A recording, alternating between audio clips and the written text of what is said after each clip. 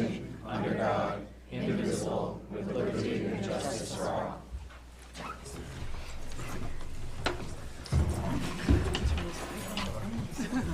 Could you go to the top of that, please? Yes. All right, so in full disclosure, Charlie is online today, and I have put together a system working with Google Chat from our district account so that he can let me know when he would like to comment or have questions, and I will have the full transcript of that added to the public minutes. So I don't expect a conversation. It's more of a raising hand kind of thing. It's just going to be more immediate than waiting for Alex to say, oh, Charlie's here, yeah. Which you would do great. All right, so I'm going to get all this up. Are there any changes to the agenda from the board? I have one. As we have this conversation that we're about to have, I would like to ask the board to reconsider the budget development calendar. Would you mind terribly putting that up real quick as a reminder to where that is? Okay. Also, on the budget development calendar, it shows, and if you're watching online, if you're watching in the audience, this is where to find that. You're going to the district, school board, you're going to calendars, and you're going to budget development calendar is the third one. Yeah, that's, I know that there's other ways to get to it. There's one. So currently today is December 6th. And we have, when we created this calendar back in the spring, we had planned for today to be the budget finalization day when we set the warrant articles. I believe that information that has recently come in from the state makes this conversation need to be delayed for finalization. And I would like the board in action items as a consent agenda item. I would like in action items to add a possible extension of this time for budget finalization, meaning not expect today to be our warrant article finalization or budget finalization. I think the conversations we're going to start today will need much more going back by the admin to discuss, and so my hope is that the board will agree to postpone the finalization until January 5th with having more time. We have another budget meeting December 16th, I believe it is. Give me a second. Another school board meeting that's a regular school board meeting. Give me 1 second. Is it the 15th? Yeah. Okay. But that's not a budget meeting. It's not a budget meeting, but I'm thinking that we're probably going to have to continue this conversation Good. with a finalization date of January 5th. So that would give a month to really consider and keep talking about what we're about to talk about now. So that doesn't need to happen right now. I'm just saying that as an agenda item to consider for later, okay? Next on the agenda.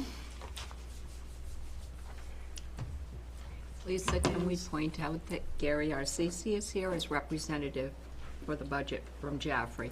Thank you. Are you here for Ringe? Yep, so Tom Konis, are you here for budget, for RING, for budget advisory? Just as, is there any RING representative for the budget advisory? Claudia, no? I don't believe so. I did it for several years. Okay, so would you consider And that? the other two did not want to do it, so I said you should do it. I appreciate, And I'm here as yeah. a citizen to educate myself. How's that? I Okay. appreciate that. I appreciate that. So The no other two formal did not budget wanna go. representation from RING again. Okay, we're good. We have concerned citizens. Okay, good to know. All right, superintendent's report, please. Sure. So what I'd like to do is go into superintendent's report, just some general things, and then go right into budget discussion and so forth. And then I know that we have, as part of that budget conversation, I have asked the principals to provide some information regarding enrollment, class size, things of that nature. That's going to take some time, and we'll go from there. So the first thing, while I pull this up here, my presentation out of all that is the shortest, from a slideshow standpoint anyway, maybe not from a conversation standpoint. Let me just present this. Well, that's not working right now, that's fine, I'll just pull it up this way. So we had an article in the paper. I wrote that article just so that people are aware. Every year, although when I Google my name or put my name into the ledger, the most recent one didn't show up, but that's fine. This kind of points out to what we have been talking about. We've often had state of the district conversations. I write articles for the ledger talking about what's going on in our schools, what to expect and so forth. And so got a lot of good responses from the most recent one, which would have been this past Tuesday. If you haven't read it, please, think about doing so. You can go back online and do that. Talking about some recent developments with the elementary schools and their support for local communities, their food banks, and around the holiday season, about co-curricular activities, athletics, and so forth. And basically, what I tried to do was create a through line all the way from pre-K all the way through 12 to show the threads that are happening all the way through the system. 10 years ago, 12 years ago, there were no through lines that you could actually say were intentionally designed all the way through the system to get results and also help kids with their growth all the way through in specific areas. One of those areas, as an example, was our STEM programming, an area that the new Ed 306s has identified as something that's important. We were already well ahead of that curve, like every other aspect of just about of the Ed 306s. Again, our high school is being asked right now to go help other high schools. I'll leave those schools nameless in how to implement a lot of the competency-based, proficiency-based education experiences, which involve grading, which involve flexibility of schedules, etc. So things that we've been working on for the past 6 to 8 years, redesigning, making more efficient, reducing, again, more efficient. We've been able to legitimately become the 2025 School of Excellence within this state, an award that does not go out every single year because the criteria is not always met across the board and across the state. In doing so, we did that being nearly the bottom in both the middle school and the high school in per pupil funding across the state. We probably are the bottom of the per pupil funding this year. That's a couple years old at this point in time, that data, but due to our cuts from last year. Now, the other things that I highlighted were, here's some things that were going on, here's some things that were happening right here and now, and then there are some items that we're looking for in the future. These items that I put in there were items that we talked about here at this board level, and if people want to go back and look at presentations or video footage over the last month and a half, you can find all that information. No need to go too far. And a lot of that information, while I did not talk about open enrollment at all in that article, because I did not think that was the purpose of what I wanted to do there, but was just to be able to talk about, for instance, we have 8 AP courses right now within the high school, but as we look forward, without raising the number of FTEs within our school, because we have created efficiencies across the middle and high school, and we have teachers who are dedicated and have continued to improve their own learning, we have the ability to increase that number of AP courses to at least 6 more next year, giving us 14. There's a trade-off. You trade honors courses for AP courses, in a sense. That's kind of the idea of how you do that. Making this system even more desirable for someone who is interested in their academic learning to come here. And some of those offerings, such as African American history, which we believe is a very important topic to be having in our schools. One other school in the state of New Hampshire has that. We would be very proud to be, yet again, one of the only schools to offer something that other places don't offer. And so we have that on the books. We mentioned that along with some science and some other social studies and math. Science and math were probably 4 out of the 6 that we would be adding or planning to add should we have the infrastructure to be able to do so next year. Certainly if that infrastructure is tampered with, then that maybe have to be reconsidered. So the another item that we talked about in there, and it was just kind of a brief explanation, was the inquiries, our partnership with Franklin Pierce University. This is a unique partnership that no other school has. No other schools in the area experience some of the programming that we experience here for free. It's not for free because we do have the Jaffrey Ringe Education Foundation that has been regularly supporting of the programs that we do. The Inquiry Scholars Program that was most recently done with Franklin Pierce University's Dr. Tom Bennett, who's a long-standing Rotarian as well, has also, there's a lot of movement and a lot of connections here. Lives in Ringe and helps our school over a long period of time with educational inquiry. And so we did that, had about 20 learners from Jaffrey Grade School go to Franklin Pierce this past week, along with, they started last year, Franklin Pierce in collaboration with Ringe Memorial School started the Writing Nest. And the Writing Nest was an after-school program that doubled or maybe even tripled in the number of learners who took part of that this year. They also presented their stories that they wrote, the podcast that they developed at the college a couple weeks ago, and some video footage as well. So if you went to this showcase that happened at I think it's Petrocelli, anyway, the hall that they use for presentations over at Franklin Pierce University, we had approximately 80 to 90 parents there. Then on top of that, the 40 learners, 20 college students who worked with these individuals, some of the professors, some of our teachers as well. I was there for a portion of that. And then they give out, because the Jaffrey Ringe Education Foundation supports this programming, they give book certificates for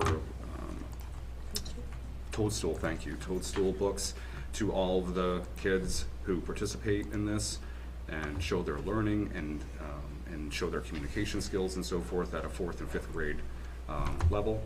And then they also provide lunch afterwards for everyone who came, which is a very generous donation to this cause.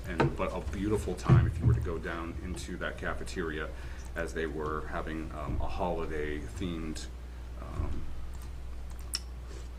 dinner, I guess you could say, that we took up an entire arena in there, and it was good to see kids eating with their parents, eating with their teachers, eating with the college students and so forth in this environment. It was a celebration of learning, a celebration of community, a celebration of partnership. That was amazing. So thank you to Franklin Pierce University, a great partner in our community. Thank you to the Jaffrey Ringe Education Foundation for making that possible. And thank you to certainly our staff and the students, as well as the college students over at Franklin Pierce University for making this. It takes a lot of coordination to do that, and it's important. I'm proud to say that because this has been successful, we are expanding that programming so that it flip-flops in the spring. So the Writing Nest will now, for the first time, go over to Jaffrey Grade School in the spring, and the Inquiry Scholars will go back to, I think there was some Inquiry Scholars at one point years and years ago, but back to Ringe Memorial School. So that is exciting.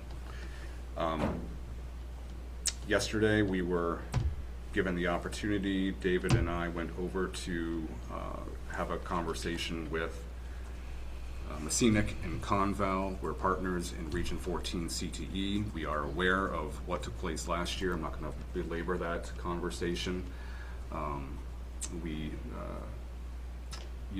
As a result, our status in the CTE area has changed or is changing.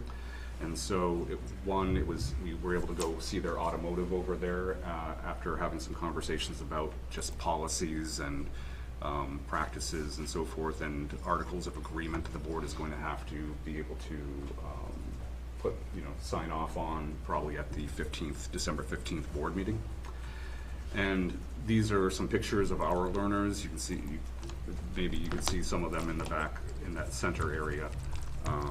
and they were really excited. This is some of the hands-on learning opportunities that they get to have. These are, this is the learning opportunity for automotive. They go over to, we have several individuals who go over there and are learning in this capacity. They're also learning how to weld, and that gives them an opportunity to go into other CTE courses down the road. We have individuals who also go over to Conval to do similar types of projects, these and learning experiences, whether it be careers in education or photography or manufacturing. They are able to go over in that area. I know that Conval is talking about continuing to increase their offerings in the sciences and the health sciences and so forth, and they have the space to be able to do that. They have their own conversations that they need to have around space and so forth, but that's up to them. But our kids have access to those programs. Our kids no longer have access to any of those programs here, and no individuals are coming and sending their kids here at this point in time. Those revenues are gone, but we have an opportunity to pivot, and maybe, as Christine suggested, down the road we start to look at, get ourselves in a good spot, get stabilized, and then start to look at what we can offer and to expand the offerings in this area, as we know that this region of the state offers the fewest CTE offerings, and in the region, certainly in southern New Hampshire, and maybe throughout the entire state. So it's important to note here, because of the Articles of Agreement,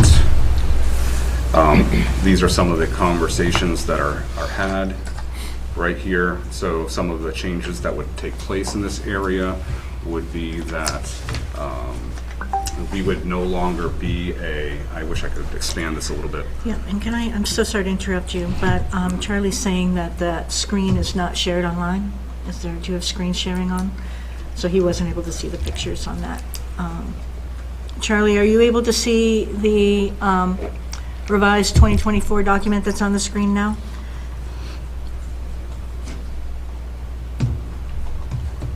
I'm sorry to interrupt you. Alex, what are you seeing? Are you? I got it up here. Okay, looks like we're good. Okay. Okay.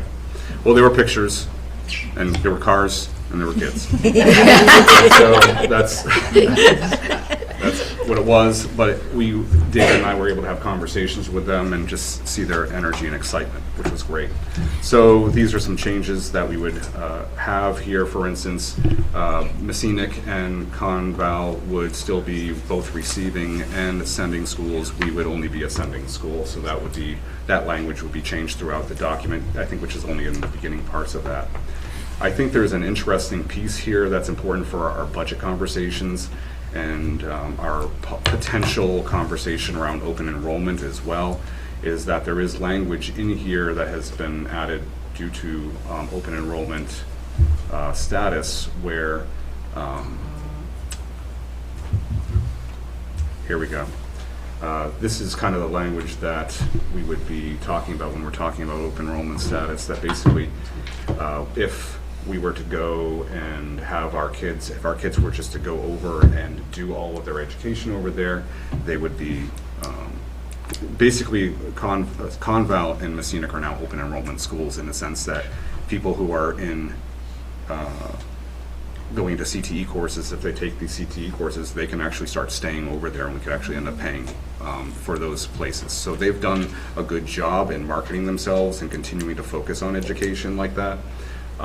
But this right here is the kind of the idea of what open enrollment could be if we were to go look at that way.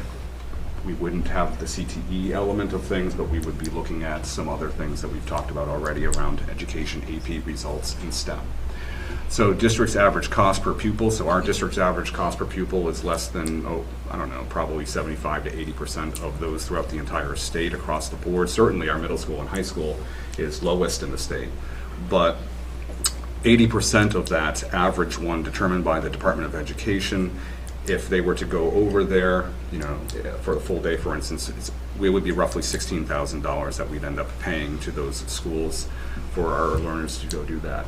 I'll show you a little bit of what that looks like when it comes to EFAs and things like that in just a little while. But that's the idea. So understand that this is here, this is now, this is a concept, it already exists within our region, through the lens of CTE. I've spent an enormous amount of time in the last 2 years dealing and delving into CTE, lobbying the government and so forth for funds for this district and finding out exactly what needs to happen in order to improve things in the area. So in that time frame of being parts of those state committees and so forth, we also find that New Hampshire doesn't fund CTE very well. Not like a Delaware that ensures every kid has access to CTE, and every single one of their SAUs actually, except for one, has that. They spend $90 million on CTE every year. We spend about 8 in the state of New Hampshire, but maybe 9. And so that niche there, our kids, we by law need to be able to provide them that education, which also involves transportation as well. We need to do that. So we'll take a look at that. Going on with this, I talked about EFAs. This is hard to see because I got this information yesterday, so I cut and paste this into a slide. If I can get this to present, I could enlarge. Oh, there we go.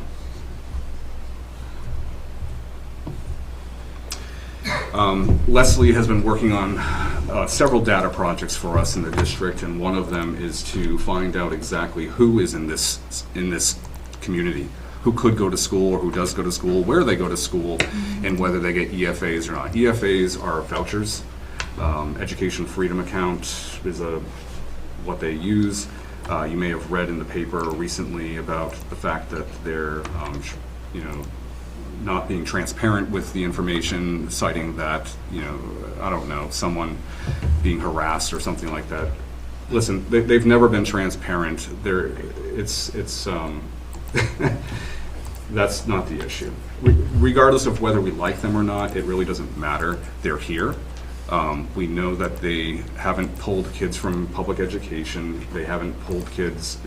Most of the EFAs, especially in our area, have been from individuals who already were either sending their kids to private schools or were homeschooled and are using it that way. And that's fine, right? People have choice, and there's no issue with that. In a sense, that's a tax break. I think that's an important way of looking at that there, through the course of years, we've heard individuals from the community say, listen, I don't even send my children to these schools. I pay taxes for these schools, and then I pay on top of that to send them to, let's say, Heritage Christian, right? Because we have a number of individuals who in the region who go to that school, and maybe it costs, I don't know what the cost is there, but maybe it's $6,000, maybe it's $8,000, maybe it's $5,000, I'm not sure. But in EFA, those individuals now have access to EFAs to be able to pay that money toward those programs that they have or had already been going or wanted to go to. And so you consider that these individuals in our communities right now have that tax break if they want. And so we can maybe their reasoning for not wanting to support the schools before because they were double paying, maybe that is different at this point in time. I don't know. But this is a breakdown of about 14 individuals right now that we are not taking money from. EFA students are not homeschooled students anymore. That is not what they are categorized as. They can be individuals who go to private schools. They can be individuals who are homeschooled. But out of these 14 who receive EFAs, they participate in 17 sports registration. Some of the athletes do more than one. And so we haven't done the policy yet. We haven't come up with a cost for EFAs as they play, but I'm just letting you know that there's some revenue opportunities here as we talk about the whole concept of open enrollment, that if these 17 players were to be charged, which they should be if they're receiving those freedom accounts, because that's what it's for, and at least we'd have the knowledge of where some of that money goes anyway, to helping our school systems, that we could have charged at this point in time about $4,250. Now, that's $250 is a moderate cost. Some sports might cost a little more, some cost a little less, depending on you know, what the actual costs are. We don't have football, so, you know, that's, most of them will probably stay in this kind of smaller 250, 300, maybe 150 range. We don't know yet. And we also have 2 learners who take EFAs who are actually taking some courses here under the guise of being homeschooled. So if you're a homeschooler, if you're denoted as a homeschooler, which you are not taking an EFA, then you have complete access to everything here free, right? So you can actually be here full time, be called a homeschooler, and take all the courses. You can be here all day long, and in the evening, everything. That's how it rolls. We actually do get funding from the state when that happens. Wayne Woolridge over at Keene School District, SAU 29, years ago, helped push that through, where they were receiving, that must be like 12 years ago, 15 years ago now, where that they were finding homeschoolers were often taking the courses and the schools weren't getting any adequacy for that. So not that adequacy aid is at all even close to being adequate, but at least what little was giving, you know, they weren't getting. So now we are able to get that from homeschool people. So if you have an EFA individual, we don't get adequacy when they come.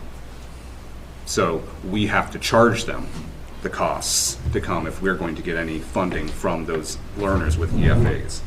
And if we take that 16,000 just as an example, divided by 5 and then multiplied by the number of courses they would have, let's say they just take, each learner takes 1 course, that would be $3,200 per course that we should be charging them.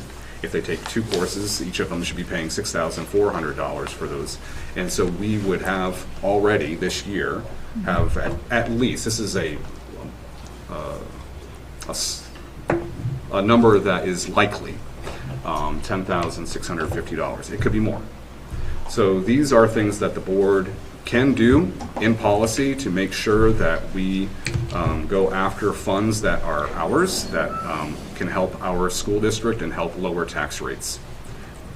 Some of this would probably be considered unanticipated revenue.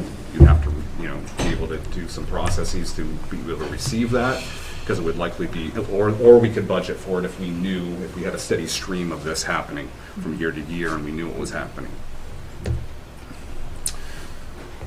As we go into today and have conversations, I think it's important that there's a story here.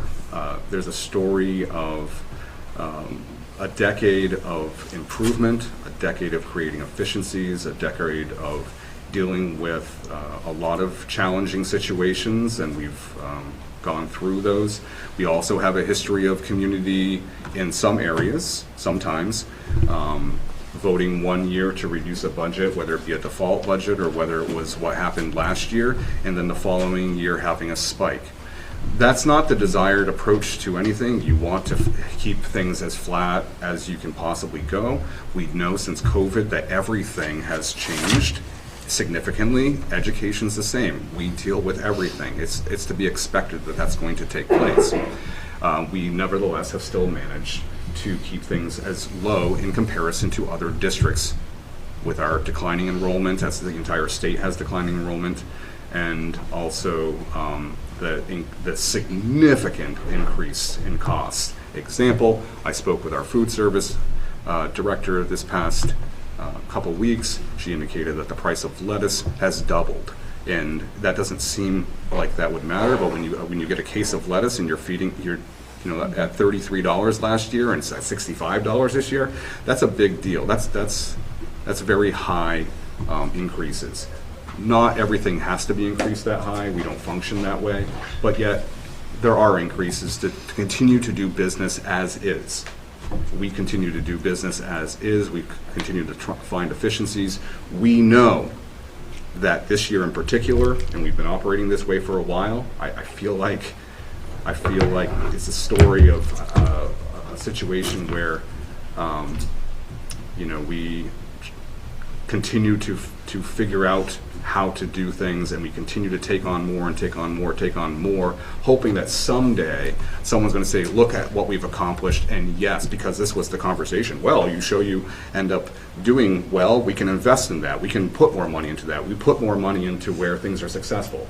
And then when you find out literally that you've started to have all this success, and it actually gets taken away the opposite direction. So at this point in time, you have to understand what the system is like. We have a system that is functioning higher than every other system in the area in many capacities, many areas. We are doing it on the backs of individuals who are doing multiple jobs across this district. It is not a sustainable model. You have exceptionally strong staff, administration across this district.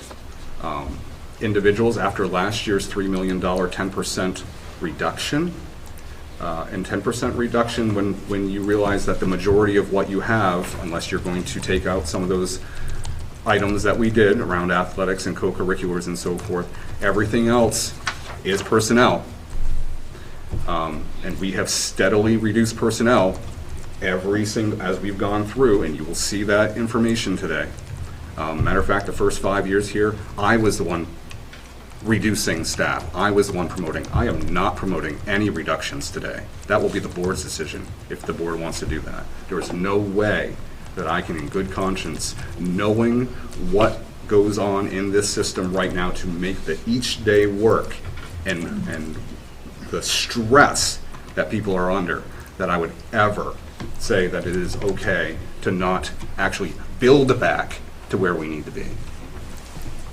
We are not functioning at a space that is sustainable. It is not okay. Now, something to think about. Last year, the taxpayers did make a statement. That's okay. They made a statement. They reduced the proposed budget by $3 million.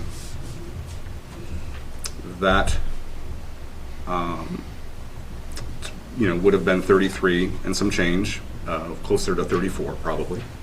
So it's now, we know that the current operating budget, the adopted budget, is $30,781,228. And that whatever we do for next year, I think it's another perspective is to say, listen,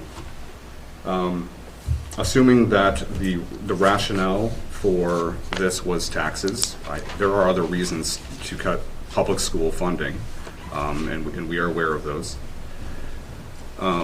Regardless, the outcome is hopefully the concept of reducing taxes. Hopefully that happened. Hopefully that at least maybe made it not go up as much. Some people we know do have a lower tax rates this year, or not to lower tax rates, sorry, paying the actual lower taxes this year based upon whatever their valuations were. That as we try to build back, and we're not asking to build back all the way, we know that's not possible. We know that's not even right to do. We've got to be fiscally conservative. That is important. That's what we've always tried to do here. That's what the community cares about, and that's what we want to do. Think of it as, yeah, we might have a tax increase next year as a result of this budget. Well, think of that over 2 years instead, rather than choosing to have a steadier tax rate, which taxes go up. We talked about this, the board talked about this last year. Taxes continue to go up, taxes continue to go up. This happens. This is the system New Hampshire has. We choose to live in this state. The system is what it is. It is not a good system. It is not a sustainable system. It does punish a certain group of individuals who own properties and so forth. It is, and the state does have the money to do things differently. This is not an unwealthy state, but, and it could choose to do things. But we, as we go forward here, thinking about this as a tax rate that really covers over 2 years is more important than saying that last year we should normalize that whatever took place, which was irresponsible. And think that, oh, that's our new baseline, that's our new idea. That is not our new baseline. I can promise you that the people who stayed in this community, and we had everyone stay, because they care about this community, they care about the kids. I don't even want to go into what it took in order to make sure that took place for one more shot. We are not at the baseline right now. This place will not function if it's gutted more. Unless the board and the community decide that they want something very different for education. There are other avenues. So this right here, and I'll end my time, is that on Monday, December 1st, I presented the default budget, which was 5.41% over the current adopted budget, and the proposed, which would be 8.3 over the current adopted budget. Thank you to Jen Horn, who went to a workshop, a legal workshop, and then followed up with the Department of Education to find out how to use some grant funds that we had. She's going to be able to utilize some of those to be able to fund retroactively at the beginning of this year. We have a 1-year type of shot with this money that she has from IDEA to pay salaries. By doing so, we can save about $175,000 this year, which I'm proposing we put that toward the school care one-time expense. So the idea, we know that the one-time expense, this is something we did not ask for, we did not want. It came upon us, we legally have to pay it. The $585,000, we've paid $139,000 out of some retainage we had last year. That's gone. So we're down to $445,000. This is in the default budget for next year. We can pay that down this year at $170,000. We probably can find another 30 pretty easily to get that to $200,000. So we're now at like a $250,000. I'm suggesting we take a risk a little bit this year, not put this in the default budget, not put this in the, which automatically takes out of the proposed budget as well. So reduce this by, it's 1.4 and some change %. So, and have a default budget of 31, almost 32, I mean, but, and then a proposed budget where you see that right there, which is still less, almost by $1 million, not quite, but by 800,000 from what we even proposed and put forward last year. Understanding that we have other topics around athletics, co-curriculars, things like that that are not in this budget, that I'm saying maybe would be good to put on a warrant article. That's going to be a board decision. I'm sure it's going to be a conversation. That's something we can do. We don't know where that extra $200,000, $250,000 this year would be. We would have to decide whether we want to do spending freezes or what we want to do to figure out. We're committing to trying to figure out how to pay that this year, given that Jen's provided us a boost to be able to at least see some light that can happen. And if we, for instance, come up short at the end of the year and we need another $50,000 or whatever like that, $50,000 coming up with that by July 15th of the following year, which is the date that we have to pay this off, is more palatable than, more than that 200,000 or so, because at the same time we have to pay off our last bill for the work that was done in here with all the lights and so forth, the bond that we had, from 2017. So that is what I can offer. There are some other areas that we're currently looking at for efficiencies. Mike Cotton has been looking at, I can't take out copier money. There's I think I put 60 or 65,000 in there. They're not functioning. So we're looking at a possible lease solution, which is what we used to do, leases. I understand that sometimes you can buy and you can save money. And we have done that. We've taken that avenue. I think keeping the budget predictable and consistent is something that we need to consider when we talk about technology and things of that nature. And we think that within our existing budget, we might be able to. We don't know yet, it's gonna be another week or two out, but we might be able to be closer to our current budgeting to be able to lease and continue that lease process throughout the year so that we have functioning technology. It might mean we have to get by with like one fewer, I should say, machine. But if they function better and they're efficient, then that should be okay. The other potential warrant articles that we're going to be talking about, athletics, co-curriculars. We talked about this several times. Rural pre-K, how that might work or might not. JRSSA, we know that we're in the middle of negotiations. We will be going to mediation. I can't say any more about that, but that's going to take some time. And then Facilities Trust Fund, we know that, I had thrown out the conversation around, which is still part of the conversation. I'm not necessarily saying, yes, let's do it.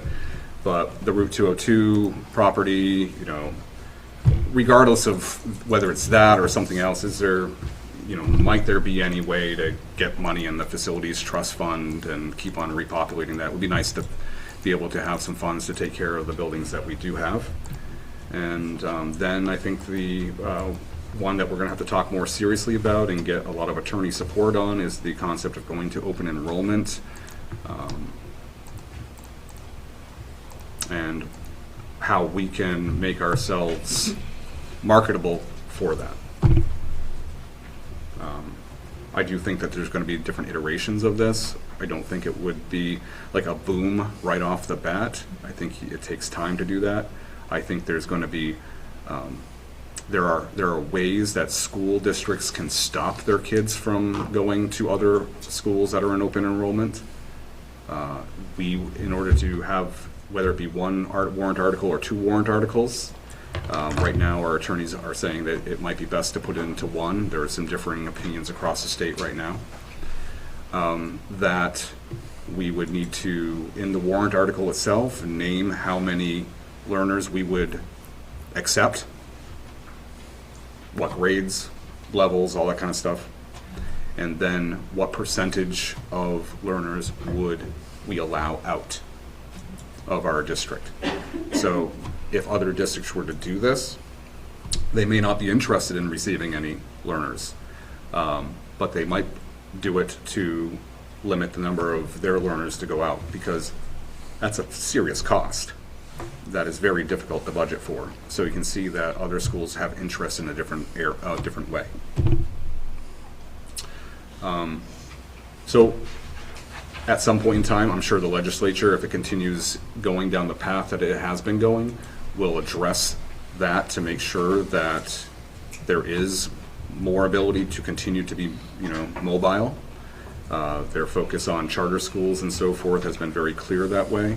Now, charter schools, we know, shown the information that they don't have, research-wise, they don't have a very good outcome when it comes to learning.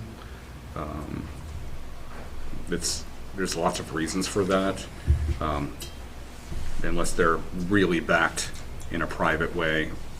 There's some models out there in Massachusetts, Nevada, places like that have, and some in New York, where they are extremely successful, but they're very, there's a formula for it, and New Hampshire hasn't used that formula. So, but in EFAs, there's no accounting for that. Money's being done in a non-transparent way. I always find that very funny. Lots of people who wanted those accuse us of not being transparent. We are very transparent. I think transparency is good, and it should be done in a way. When money is given out by the state, we should be following the money and where it's going and what it impacts. Not necessarily against it. Choice is important. Agency is important for all people. The next things that I would have here, this is just kind of a precursor, is that we do have, if we're going to today, I would imagine we have to, it's the board's duty to look at potential other areas of cutting, or increasing, but either way, it's a conversation around personnel. And at this point, we presented budgets that were below, that are non-personnel related, that are below 2 years ago. So that's not the issue. We're talking about people at this point in time, and positions. And so I have asked for the elementary principals to talk about their scenarios currently, what they're promoting, and then, you know, what are some other possibilities. You know, we did talk a little bit about class size. The board has functioned in a specific way on class size that has not changed over the past decade. Is that something to consider? And then at the high school, where the class size, and high school's different, high school, middle school's different. It's not, you know, not as clear, not as black and white as an elementary school, so that's gonna take a little bit longer. But we have to take the time to go over this information so that you can make informed decisions. So the interruption that I had real briefly was a technology issue. Yeah. So Alex, just for clarity, let's, instead of needing to go back with the screens, I think keeping the focus on what we're presenting will be more important than any board faces.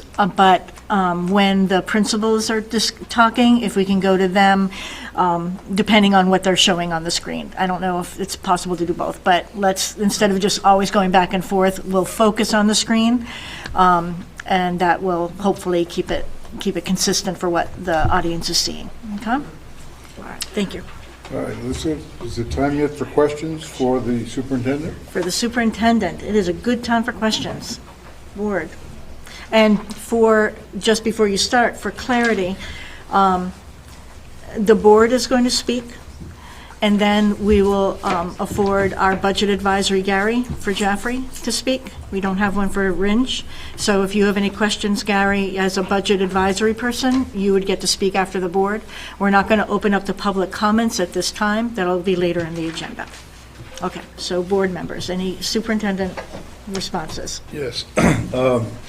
Just one comment. Ruben, you mentioned that the CTE offerings, that we were among the lowest in the state, but we're part of a three-part grouping, right, with Conval and Messinic. And now that we don't even have construction trades here, I don't see us as being among the lowest. It feels like we have zero CTE because it takes 20 to 25 minutes to get to Conval by the time you load the vehicles and drive the 10 miles or whatever it is. So we've got kind of nothing here. Same thing if you go to Messina. So I just want to make that clarification. Clarification is accurate, but I think also that we need to actually broaden that and broaden the impacts. So we also send many learners this year, because of that very issue of not having that program, to Keene. Thank goodness we had that opportunity, and they have a nice center over there. 14 of our individuals have been over there, and we have other individuals going over there for culinary arts and for cosmetology and so forth. And they do very well over there. So we send several learners there. We send learners to Milford. We send learners as far as Hudson to Elburn. So going to Milford, that's got to be a half-day trip to get over there and back. Well, and so you can see why the state has said, all right, well, if they're traveling over there, why don't they stay there? And if they stay there, that's our cost. You better not send any good basketball players then, huh? All right, so, and then I have one question. Yeah. Yes, I know you love comments about basketball players. Sorry. I'm not going Sorry, to yeah. comment. All right, so this week in the Monadnock Ledger transcript, there's a very interesting article, good article on public school enrollment being down across the state. One of the things it says is that the Jaffrey Ridge Cooperative School District dropped, from 2011 to the present, dropped from 1571 students down to 1,088, whereas our budget documents seem to indicate that our enrollment is currently like 1,300 for the 2026, 2025-26. Where does that difference come from? Yeah, so I don't really know exactly what their data is and where it came from. I mean, October 1st numbers are often different than what the actual numbers are. So that may have been, the state would go by October 1st numbers with what learners are there. We also, probably that's not including pre-K. And so we do have, we include pre-K in our numbers. The pre-K number would Yep. be included, okay. Yep. And, I mean, it seems important because our contribution from the state is apparently down $900,000, and that's based on our enrollment, Yeah. right? Is that, It is based upon our enrollment and attendance in school. So, for instance, we talked about some of the work that we've been doing around attendance in the middle high school, making sure, obviously, it's important for learning. There's no question about that, and for people's general well-being, but also it is a financial benefit to the district to have people here. And so if a learner is enrolled in a school, but they're here 80% of the time, then we get 80% of the adequacy for that learner.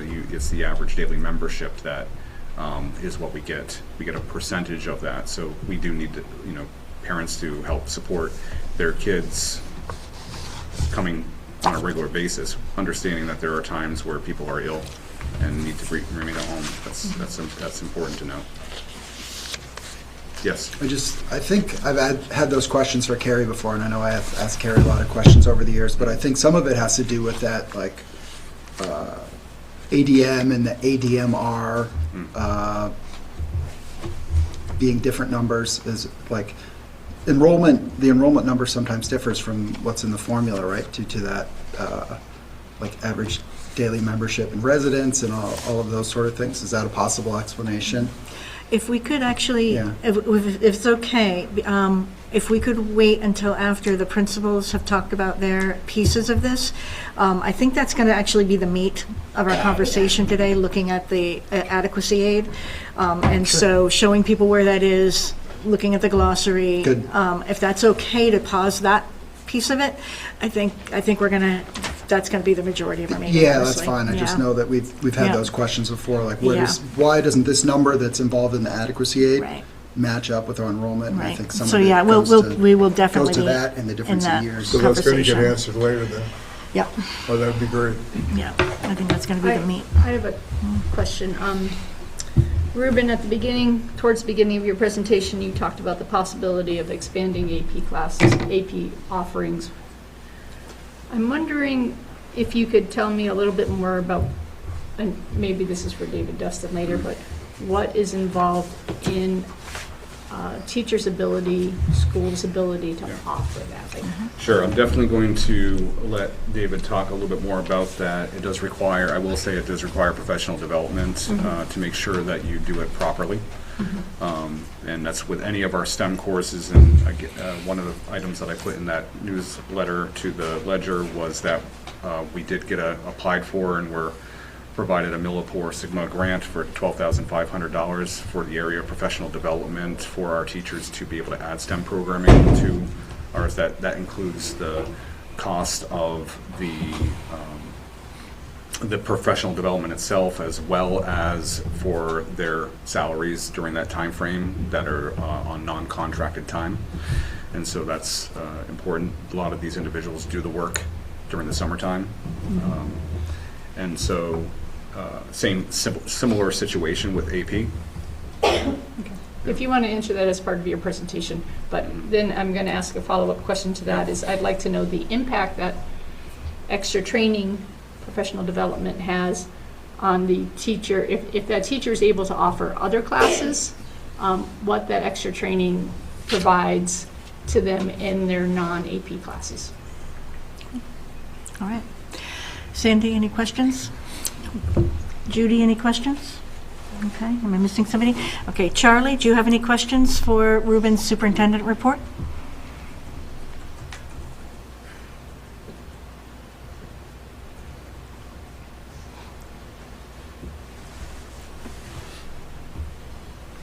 Yeah, we can't hear you, Charlie, if you're talking.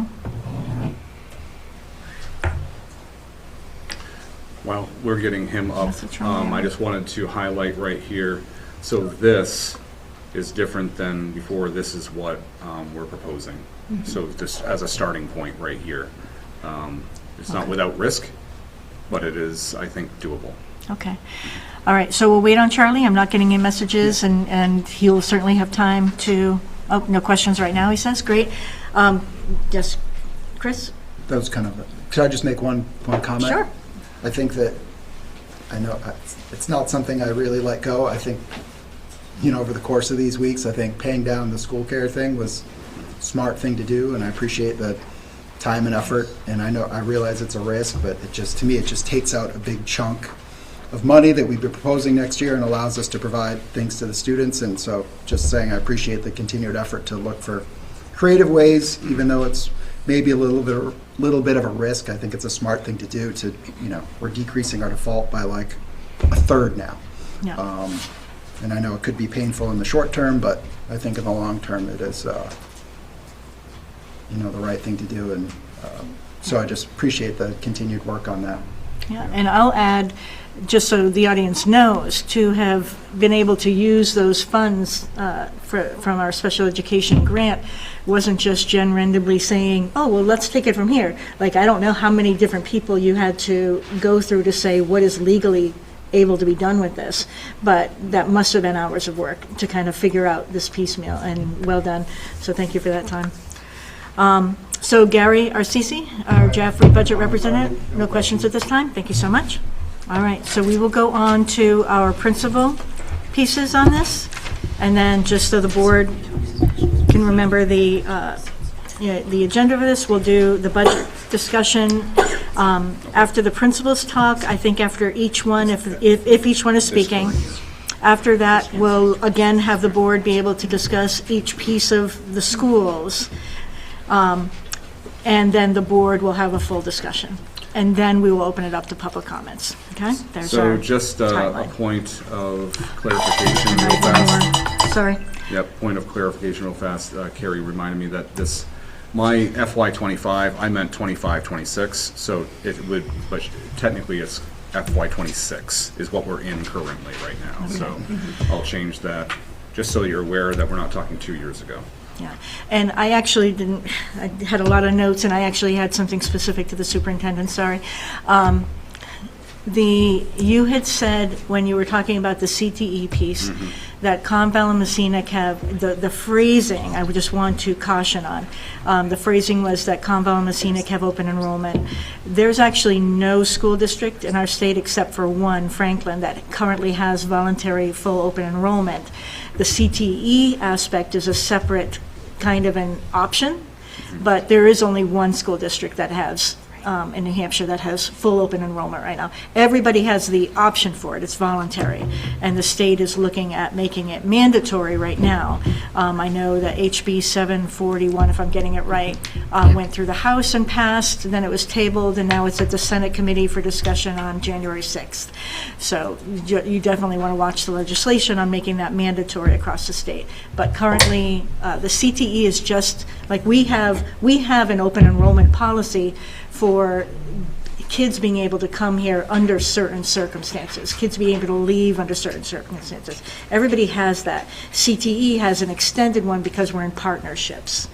But it's not the open enrollment full thing that we're looking at, possibly a warrant article. That is Right. correct, yeah. Right. We'll Just wanna have we'll that. call it limited open enrollment. Limited is open basically what it enrollment. is, for Yeah. a specific subset of individuals. Thank you, just wanted that clarification, because as we're getting into the language deeper and deeper, there's so many broad terms that actually what we're talking about is a specific thing. We're getting into mud now. All right. So, Before we take off from here, I've got another question. okay, And it is related to the proposed change here in the default budget. By subtracting the $445,000 from the default budget, we lower the default budget and create a bigger gap between that default budget and what our eventual proposed is. So just could you help me understand the reasoning for that? Yeah, actually, we don't. Because it's in the proposed budget as well. So once it's removed from the default, it's also removed from the proposed, the 445,000. So if we look back, let me just pull that up. If we look back at that, and, you know, I didn't actually, I did the math myself, Carrie, so I was doing this a little bit later last night, so I think I got it right. So Carrie will tell us about my off. But I believe, you can see right here, it should be a decrease of about 1.45%, and it goes out of both of them, yeah. A percent, I mean, so just in general, right, a percent in a $30 million budget is 300,000.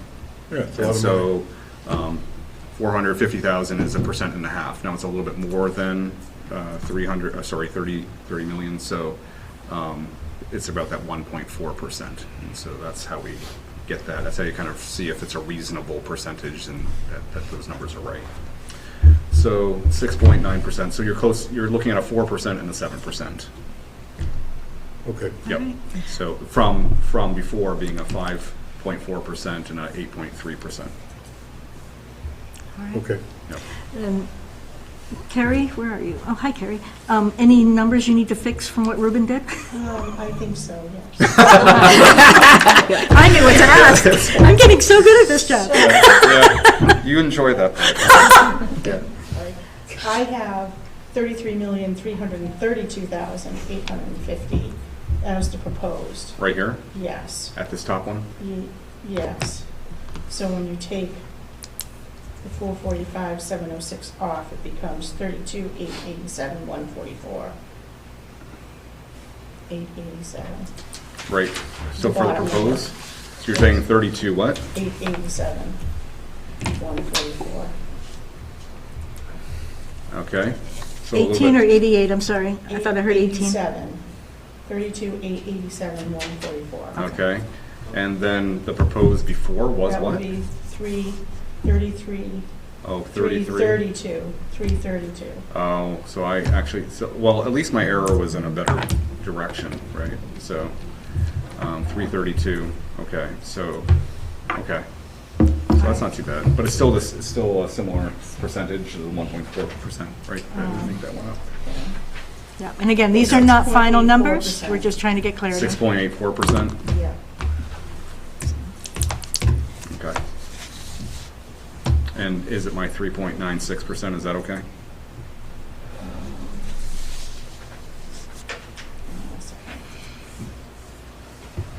I was using the PDFs, not the spreadsheet.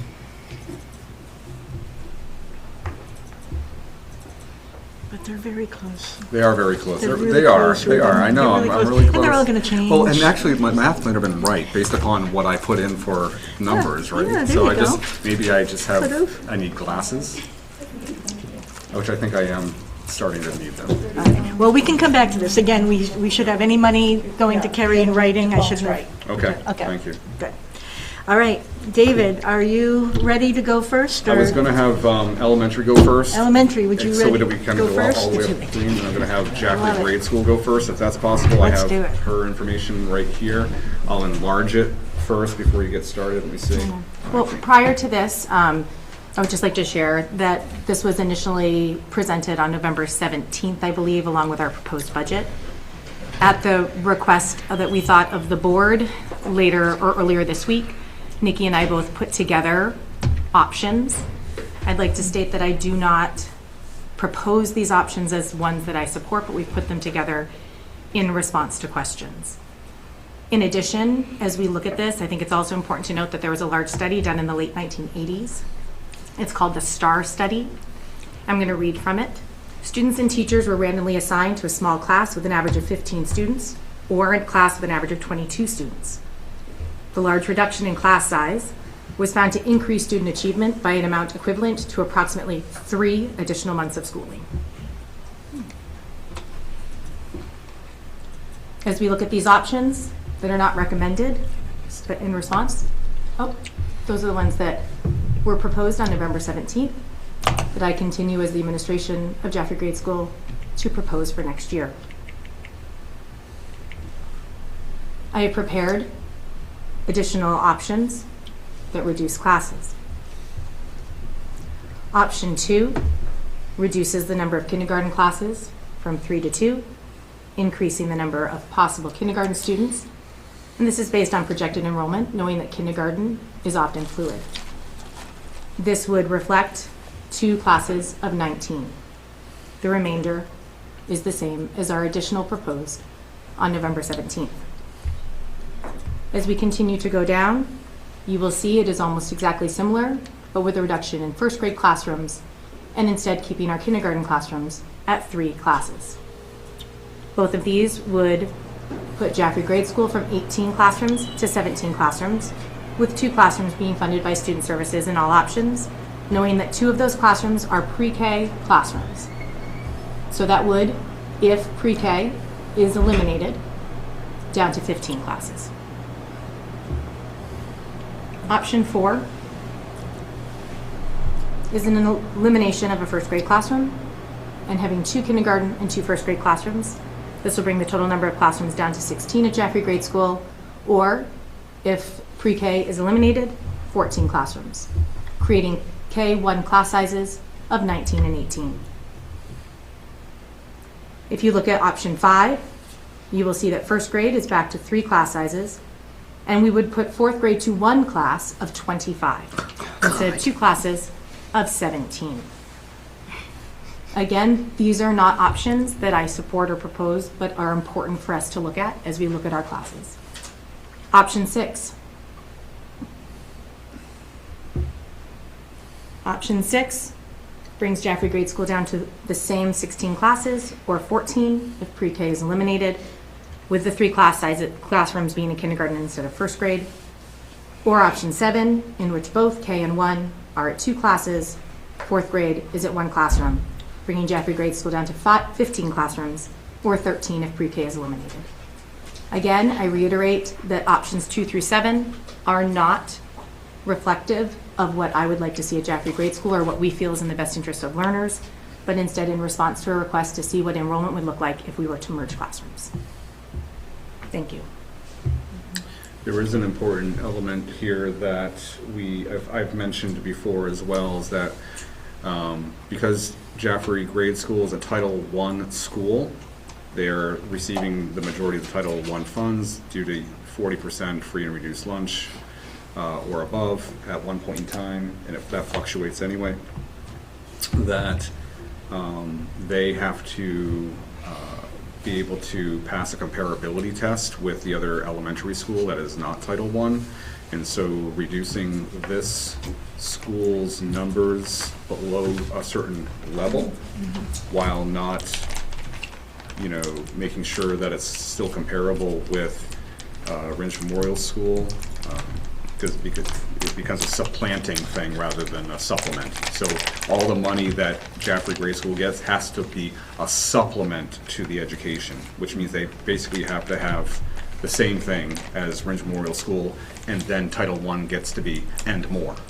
So if you drop them below what Ridge Memorial School has, then you run the risk of losing also all those, or being out of compliance with the federal government for the it depends, it fluctuates, $300,000+ annually, which pays for between 2 and 3 support teachers at the Jaffrey Grade School. So there's just another nuance there that's important to note. Deanna, can you go back to slide 1? What option? I do not control that, so. Option 1? Yeah. And will the board get a copy of this so that we can, it'd be great if we could have it now, just so we can look through numbers as we're having a conversation. Sure, I'll print these off or send it to you and send it Okay. digitally. If we take a break, for instance. Let's do that, yeah. Or I can pull this and, Yep. do something different. So we said which one? Option 1. The options were just, Option 1. had been requested, and so we have just. So option prepared 1 that. as in, like, right here? That one, our original, our proposed. Original. The one that Original. the one that administration This is one right proposing. here. Yes. Yeah.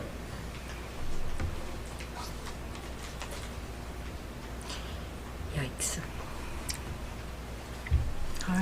Any questions specific to Joffrey Grade School? Just one more piece of information. The school board over the last decade has requested, or at least it's been the practice, that kindergarten through grade 2, preferably grade 3, would be 17 and under. And then, would prefer that grades 4 and 5 be at that 20 mark or below if possible. That's why you see 4th and 5th grade here as 13 and 12 rather than the 25, and 17 and 17 rather than 34, for instance. That's the idea there. Ruben, can I just share one more thing? Yes, yep. In regards to a request about information about our number of classes and decreasing enrollment, it's also important to note that in the 2019-2020 school year, there were 20 homeroom classrooms, and that did not include the 2 additional student service supported ones. So it would be, if we had those 2 classrooms, it would have been 22 classes, and we now have 18. So I think that it's important to note that we have decreased the number of classroom offerings by 2 or 4, depending on how you look at that, over the last 5 to 6 years. Thank And you. last year, you also lost your technology position. We did. Yeah, which was a unified arts. Yeah. Okay, thank you. Lisa, can I ask a point of order question? I know you asked Charlie a question earlier, and we weren't able to hear his response. Do we know if Charlie is online? Yes, yeah, I need to respond. He said he didn't have any questions at this time. Okay, great. Yeah, Thank so you. no, yeah, we're up. Yep. Okay. So we can go to Renge Memorial School.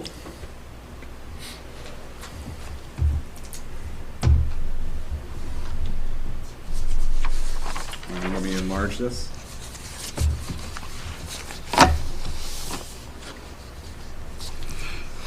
Okay. I'm going to sound a little repetitious from Deanna. The first page reflects what we shared with you in November, on November 17th, based on information that Ruben just shared with regard to class size. I would like to note that this table here is what we project and what we recommend for next year. But Ruben did just say that we like to keep the board's hope and goal is to keep K through 2 at 17, did you say, Ruben? 17 or lower? below, yeah. And The so you can conversation has see- been that the research, because there's a lot of research on class size, some of it contradicts one another. None of it contradicts Yeah. the early We're both 18, childhood. 19 Yep. proposed. Yeah, so you can see that second grade is actually proposed to be at 19 and 19 next year, which is outside of that band. The reason for making that was so that we don't add a classroom. So we were being mindful of our current fiscal situation and didn't propose an addition. We reduced a classroom last year. We were not proposing that we add it back, but as a result, our next smallest class size is second grade, so it actually puts us outside what the board has requested in the past. So just, that's sort of important to note. Thank you, Ruben, for bringing that up. If you go down, I've prepared 3 options. Again, I don't recommend, I'm not advocating or recommending any of these. I put them together at the request from the board this week since Monday's meeting to have options to look at. These are the options that we can put forward at RMS. We have a little bit less flexibility just based on our current numbers or what we project. So option 1 is the reduction of an additional classroom teacher. That would likely happen at the 4th grade level, creating classes of 23 and 23 outside of K to 2. It's our next smallest cohort of students, so we started there. Option 2 is the reduction of 2 classroom teachers. So again, staying outside of K to 2 because we know what the research says about early supports and services. We looked at 5th grade, which is currently at 50 learners in 4th grade. So we'd be looking at 5th grade of classes of 25 and 25. The final option would be to reduce 3 classroom teachers, which would put we would reduce a class at 3rd grade, putting that class around, those 2 classes around 26 and 25. We currently will have two first grade classes and two second grade classes.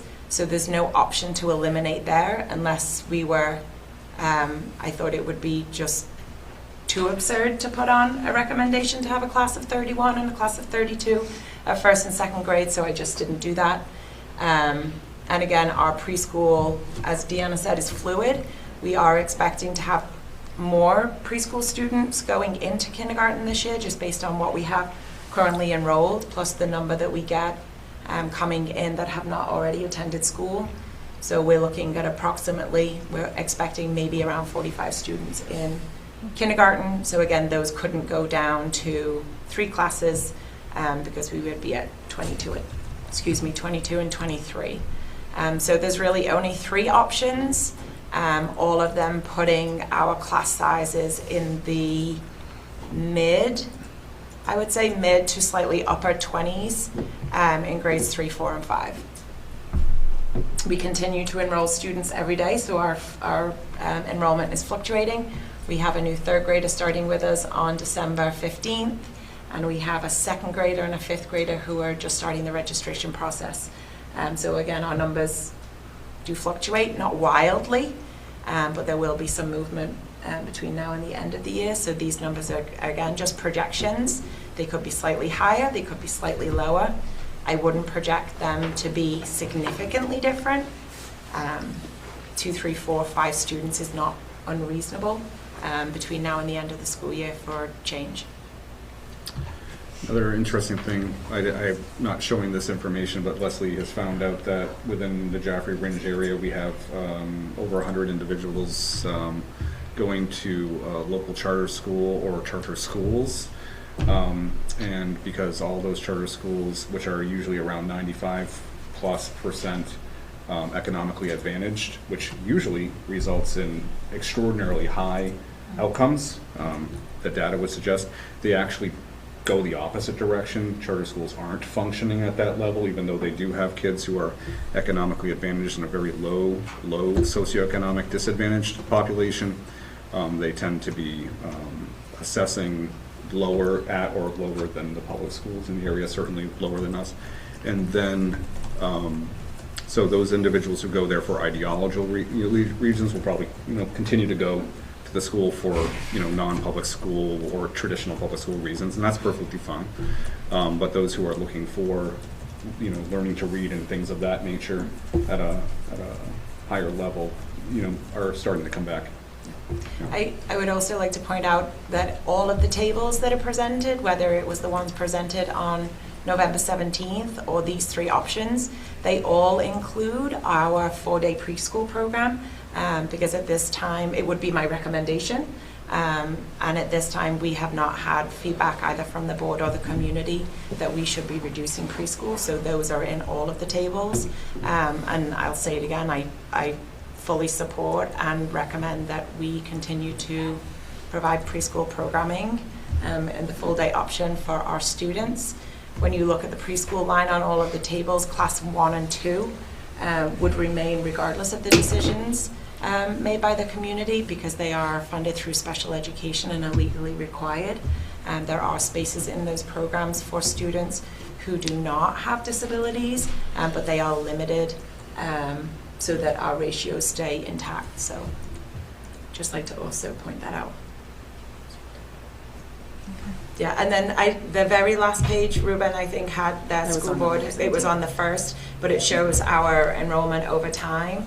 There was a big shift in enrollment at RMS as we came out of that first spring and summer of COVID into the first full year of COVID. Our population did decrease significantly, but then since then it's been pretty stable. But we have reduced classrooms since that time. You can see a spike in 2020, 2021 of number of homerooms because we were offering remote classes as well. Okay, thank you. Board, any questions for Nikki? I have one, if I can go ahead, for both Nikki and Deanna. Could you let me know if you have any cohort classes, meaning combined multi-grade? No, we do not. Well, actually, yes, I do. I have 2 classrooms that are multi-grade classrooms. Okay, which grades are they, can I ask? One can span K to 2nd grade, but currently has 2nd and 3rd grade, sorry, 1st to 3, currently has 2 to 3. And then we have a classroom that can house 3rd through 5th grade, and at this time carries 3rd graders and 4th graders and 5th graders. They also are integrated into other classrooms over the course of the day. And those So are the they are not restorative, those are the restorative are restorative classrooms that classes. we've talked about. Yeah. Yes. Okay, but not general education, or? No, they're special education classrooms. Okay. And yes, They're I what do. is called IELTS, like RMS, the traditional term that has been used historically within this district is the ILC. And so there are ILC classes, we just have a different name for them. Thank you. And ILC stands for Intensive Learning. Center. John? So just a question for Nikki and Deanna, just in terms of the decreases in enrollment. I know that there's been, decrease in birth rates, so that was pointed out in this week's ledger transcript. But we also have the educational freedom accounts and the charter schools. Do you have a sense, is it all of those things that are impacting enrollment? I know you said it's stable, but we did have a big drop in 2021, I guess it was, right? I would want to see a comparison between the birth rates in this region and the number of learners that Leslie has discovered are attending charter and private schools. I don't have that information, so I don't feel prepared to answer that, but we can certainly gather that information because I don't want to state that it's one thing when it's actually just birth rate. So I would need further information to be able to answer that question. Okay. And I would say at RMS, just anecdotally, we had a larger cohort, a large group of 5th graders move out last year into the middle school, so that can shift our numbers quite significantly. And coming out of preschool into kindergarten, our numbers are smaller this year. We had about 8 families actually leave the state, move out of state, for whatever reason they chose to move out, and that is a significant number of families. That was unusual, but that is one year, one example. Okay, thank you. Christine? Oh, I'm sorry, Chris, were you? No, you can Wait, go ahead. okay. Checking my numbers. So I guess I just have a general question. When you think about those larger classroom sizes, I think about the impact that it would have on the learners and the learners who are not identified in a special needs category but are still struggling to learn. Can you talk a little bit about those students? Like, what happens to the kid who's in 3rd grade or 4th grade and they're doing okay, but they're struggling with reading or with math? What would you imagine would happen to them if suddenly their class size is much larger? Would we need more paras? Would we need more aides? Or what happens? I mean, as reflected in, do you want to speak Can to I speak to that? of course. So actually, the CBA for the JRSSA does not allow our paras to provide instruction, and they can support instruction and provide reteaching and practice, but they do not provide initial instruction. And so the burden still falls on the classroom teacher. At RMS, we have 2 interventionists, a reading interventionist and a math interventionist, who support those teachers and learners. Greater class size means more students, which means, some things don't change. So the time the time you have to teach students during the school day doesn't change, and so education becomes less personalized. Teachers have less time to work individually with students because there are more students. It makes it more challenging for students' needs to be met in an individual way. But it also creates a challenge for teachers to create meaningful relationships with students, to create a culture and climate where they feel seen and heard and understood, so that they feel safe to take educational risks, to try new things, to push themselves. So I think that not only is the academic needs of learners inhibited by greater class size, the social emotional needs, that sense of belonging, the connection to the adult, all of those things are impacted negatively also. Multiple studies have shown that relationship and teacher instructional practice is the prominent factor in student success, but it's important to note that that cannot be fully separated from the number of learners with whom you interact on a daily basis and on a consistent basis. So when state law states that our paraprofessionals are not able to provide that direct initial instruction and that teachers have to take that on as, for a good reason, that we want to make sure that those relationships can remain intact. And many studies have shown that larger class sizes remove individual care from teachers, remove the opportunity for kids to have that safe comfort feeling to take those educational risks from which they learn the greatest. It removes their opportunity to receive deep differentiation and individualization when you start to increase those sizes bigger and bigger and bigger, and that those relationships that are at the core of the greatest success become diminished. And that means that our learners aren't receiving what they could be receiving with a slightly smaller or much smaller class size. I would like to say two other things also.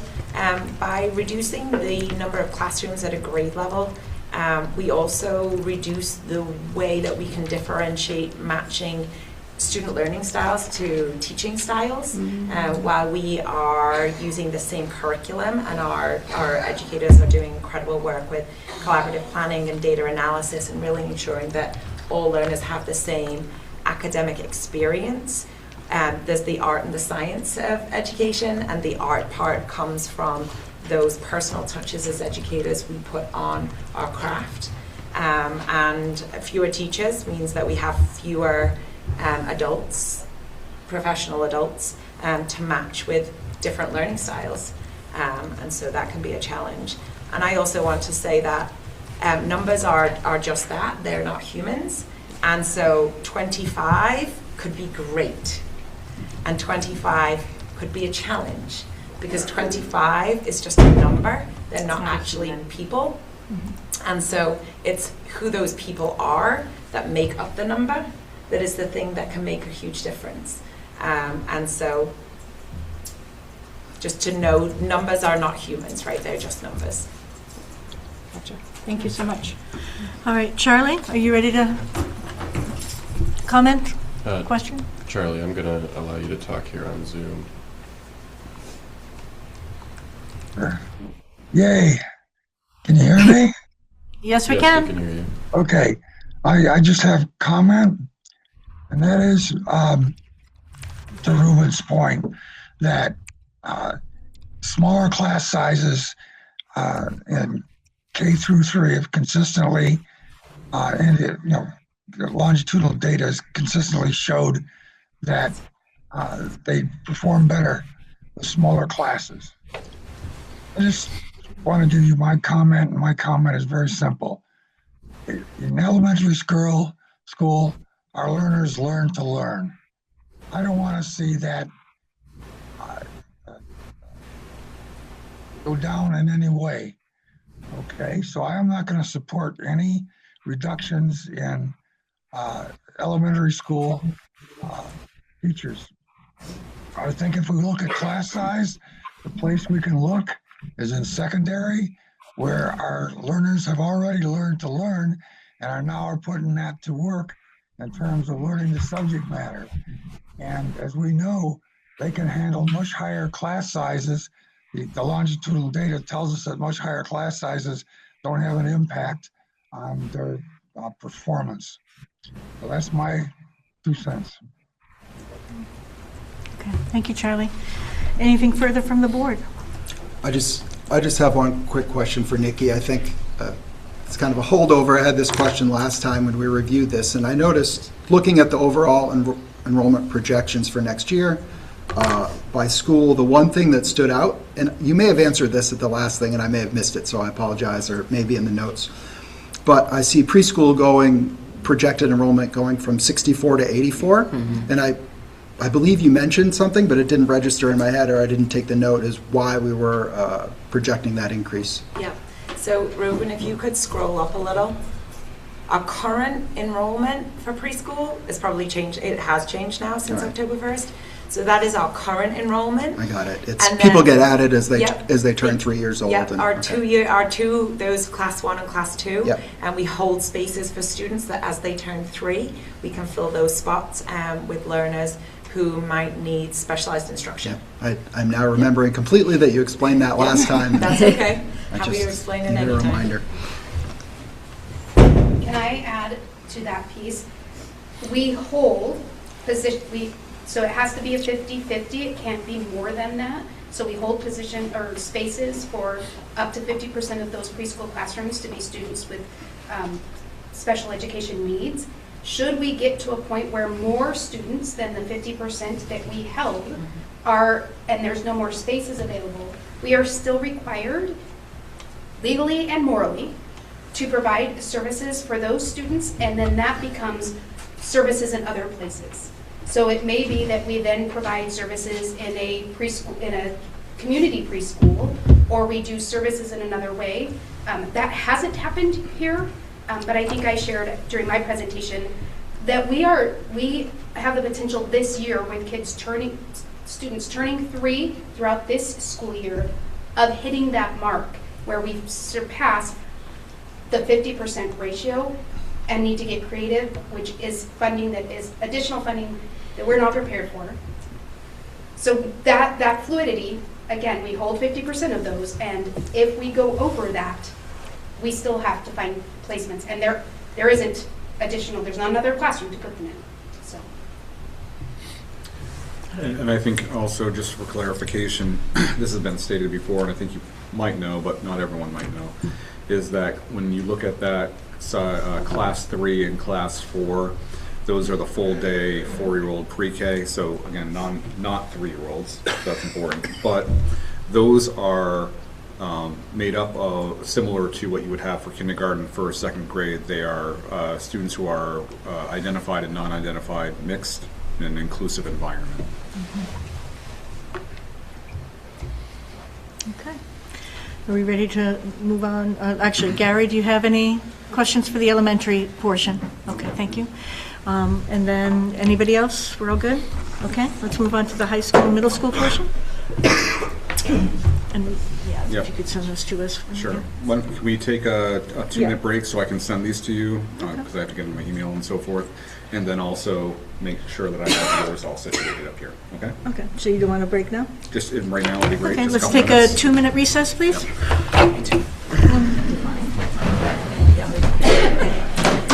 Good thing. Time for Ronald McDonald.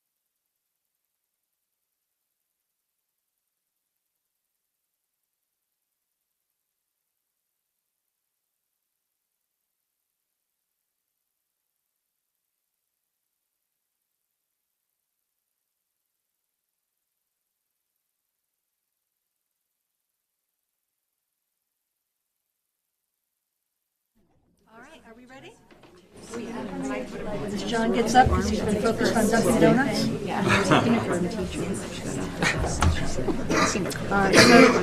Next up, we're going to hear from the Conant Middle High School class information with David Dustin. Whenever you're ready, David. Okay, so I was again asked after Monday's meeting to come up with some information about class sizes. At the secondary level, it's not the same at the elementary level in the sense that I can't just present to you, I have this number of classrooms and this number of kids, so this is what I have for my classes. There's a lot of context that goes into that. So I prepared a presentation.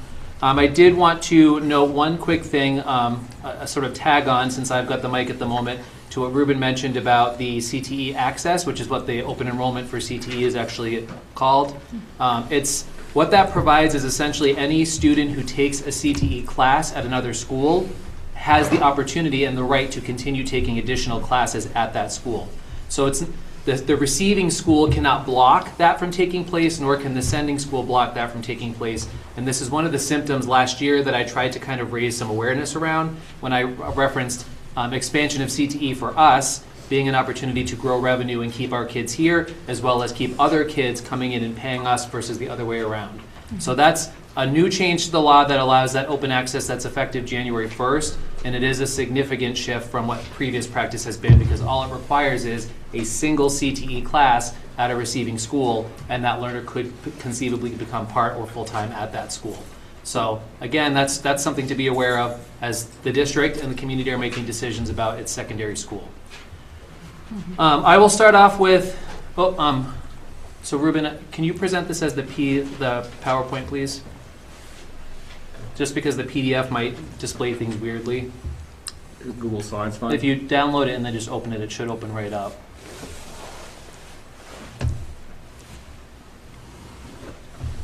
I just don't want there to be formatting, because sometimes when you PDF a PowerPoint, things glitch and overlap each other. Mm-hmm.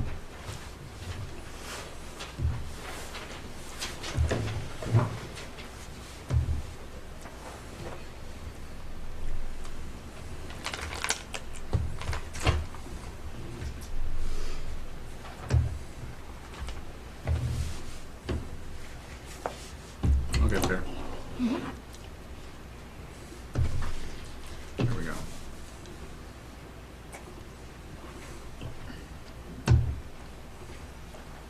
If you just hit enable editing and then present. Oh, looks like it got all messed up anyway. Interesting. I thought the formatting would do that. Do you want me to open in Google Slides? Sure, whatever.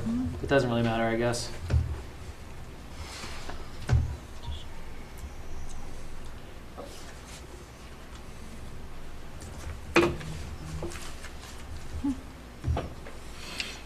Okay, well hopefully this all works the way I expect it to work. So the first slide is reflective of the middle school's core classes. This is ELA, Science, and Math. And last year I had presented when we were looking at possible cuts based on the changes to the proposed budget. I had presented what I thought might happen with middle school numbers if we made a cut to a core, and that's pretty much in lockstep with what actually happened here. Our 6th grade average core classes jumped from an average of 14 to an average of just under 20. 7th grade went up about 1.5 kids per class, and 8th grade went up about 2 kids per class. The next slide looks at the teacher count across the school. The blue bar is the 24-25 school year. The orange bar is 25-26. Please note that even though the high school ELA looks like it, and in fact has gone up by 1 person, that was a shift of the 1 person we could not hire in CTE. So you'll notice CTE was 1 last year and 0 this year. When we weren't able to hire that person, we shifted that role to try to provide some support in the world of high school English for this year. So that is not an anticipated position that we had last year. If you look across, you can see music had a decline of 1. That was cut last year. Social studies had a decline of 1/2. STEM had a decline of 1. And grade 6 had a decline of 1. So last year we eliminated 3 teaching positions in the school based on the budget cuts. These are the average class sizes from the 24-25 school year in the blue compared to this school year in the orange. And I'll explain some context around some of those numbers in just a little bit. But you can see that there was a significant increase in what's called the career cluster of classes. We have a higher freshman group So there's more kids in each of those classes. Slight dip in art and ELA, slight dip in facts, slight increase in health, pretty big decrease in math, which I'll talk about in a little bit. Music went up a bit. PE pretty much stayed stable. Science at the high school down a little bit. Social studies down a little bit. STEM down a fair chunk, and world languages up a fair chunk. So I selected a few disciplines where, is that cut off? Is the last one on that row say true crime? Yes. Yeah. Okay, perfect. So I looked at a couple of disciplines where we have multiple staff members teaching. So this is high school English. You can note the first three sections are all AP classes. We have AP Language and Composition with 10 students, AP Literature and Composition with 8, and AP Seminar with 10. So those are college level courses taught at the high school. You can note that we have some classes that go opposite those. The creative writings would fall because AP classes are 3/4 of the year, so typically those learners then take a quarter class after that. And then we've got a couple of sections of credit recovery in here, which I'll talk about a bit more in detail. We've got English 10 credit recovery, which has 10 students, and English 9 credit recovery that has 14 students. Those are reflective of the elimination of the summer programming that came with last year's budget cuts. So we have students who came close to passing a class, in this case English 9 and English 10, who were not able to do so. So we had to remove them from whatever class they would have been taking. If they didn't pass English 9, for instance, they would have to take the credit recovery instead, which not only created these kind of smaller sections, but also removed them conceivably from some of their other classes. This is math. Please note with math, we've got, if you look across the algebras, there's a 15, a 13, and a 19 in there. And then there's Algebra 1 Honors, one section of 10 and one of 19. So there's no parity between those, and I'll explain a little bit about how that happens in a later slide. We have 8th graders this year taking Algebra 1 Honors in fairly large numbers, so we did add a section of that to accommodate those 8th graders. Algebra 2, we've got a section of 17 and one of 14. And then a much smaller second semester one that currently has 4 students in there. Several of the students who were supposed to take Algebra 1 Semester 2 are now enrolled in the Keene Construction Trades class. So those students, instead of having a half-year, one block program, have a half-day, full-year program at Keene. So that was a significant reduction in the courses those students could take, as they're now spending half of their day out of our building for the entire course of the year. You'll note the geometry numbers. We've got one section of 8, so you might look at that and say that's really small, good for that teacher, except that same teacher has a section of 25 and another one of 15. So 48 students are spread across the 3 classes, but again, no ability to balance those based on some of the scheduling crunches that I'll talk about in future slides. Science. The maximum class size for a lab science class in the state of New Hampshire is 24 if your science lab is at a certain level of square footage. So classes of 18, 19 are pretty close to that upper cap anyways. But again, if you kind of look across, we've got biology CP, 1 of 7, all the way up to 1 of 16 and 1 of 19. Earth science is kind of all over the map, but pretty much clustering around those mid-15s. I want to point out we made a combination of physics CP and honors, which has 8 students in it. I'll explain about an issue that we had with some physics honors kids later on, but we were able to at least offer that with a combination. And move on to the next one. Here's social studies. Again, you can see some wild swings. We've got a civics and economics CP and honors class. We combined all of our honors and CP classes at this civics level to try to offer enough sections to get kids through. So we've got 1 of 21, a section of 12, a section of 26. So some pretty wild swings within that mix. U.S. history, pretty high for both of those courses. And then we have our AP classes at the beginning. We're offering 3 AP classes in the social studies realm this year: AP European History with 16, AP Government with 15, and AP U.S. History with 18. Art, all over the map. We've got a 3D art class of 13 at the beginning of that. You can see AP Art was only able to get 4 students into that this year. We've got some ceramics classes that are quite large at 21, which for a lab art class like that is fairly large, and one that's fairly small. Several of our middle school classes languished a little bit this year. Some are larger. And then STEM is the most interesting to look at. This is where we had a reduction in 1 staff member over this past school year, and the numbers are terrible in some of these classes. We've got middle school classes of Flight and Space with 3 students. We have a middle school class Fundamentals of Sustainable STEM. One has 7, one has 12. STEM Explorations, one has 7, one currently has 2. STEM Design and Modeling, these are all middle school classes, 1 of 5, 1 of 8. Woodworking, 2 sections, each with 4. So again, I'll explain a little bit more about that, but there's a reason why in the STEM world the middle school classes are doing terribly in terms of enrollment compared to the previous year, and woodworking in particular has a very clear narrative that, again, I'll explain with a little bit of context.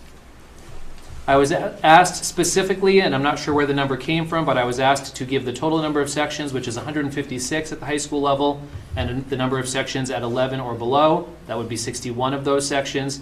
I was asked for the number of AP classes, which is 8, and the number of students enrolled in AP classes, which is 88.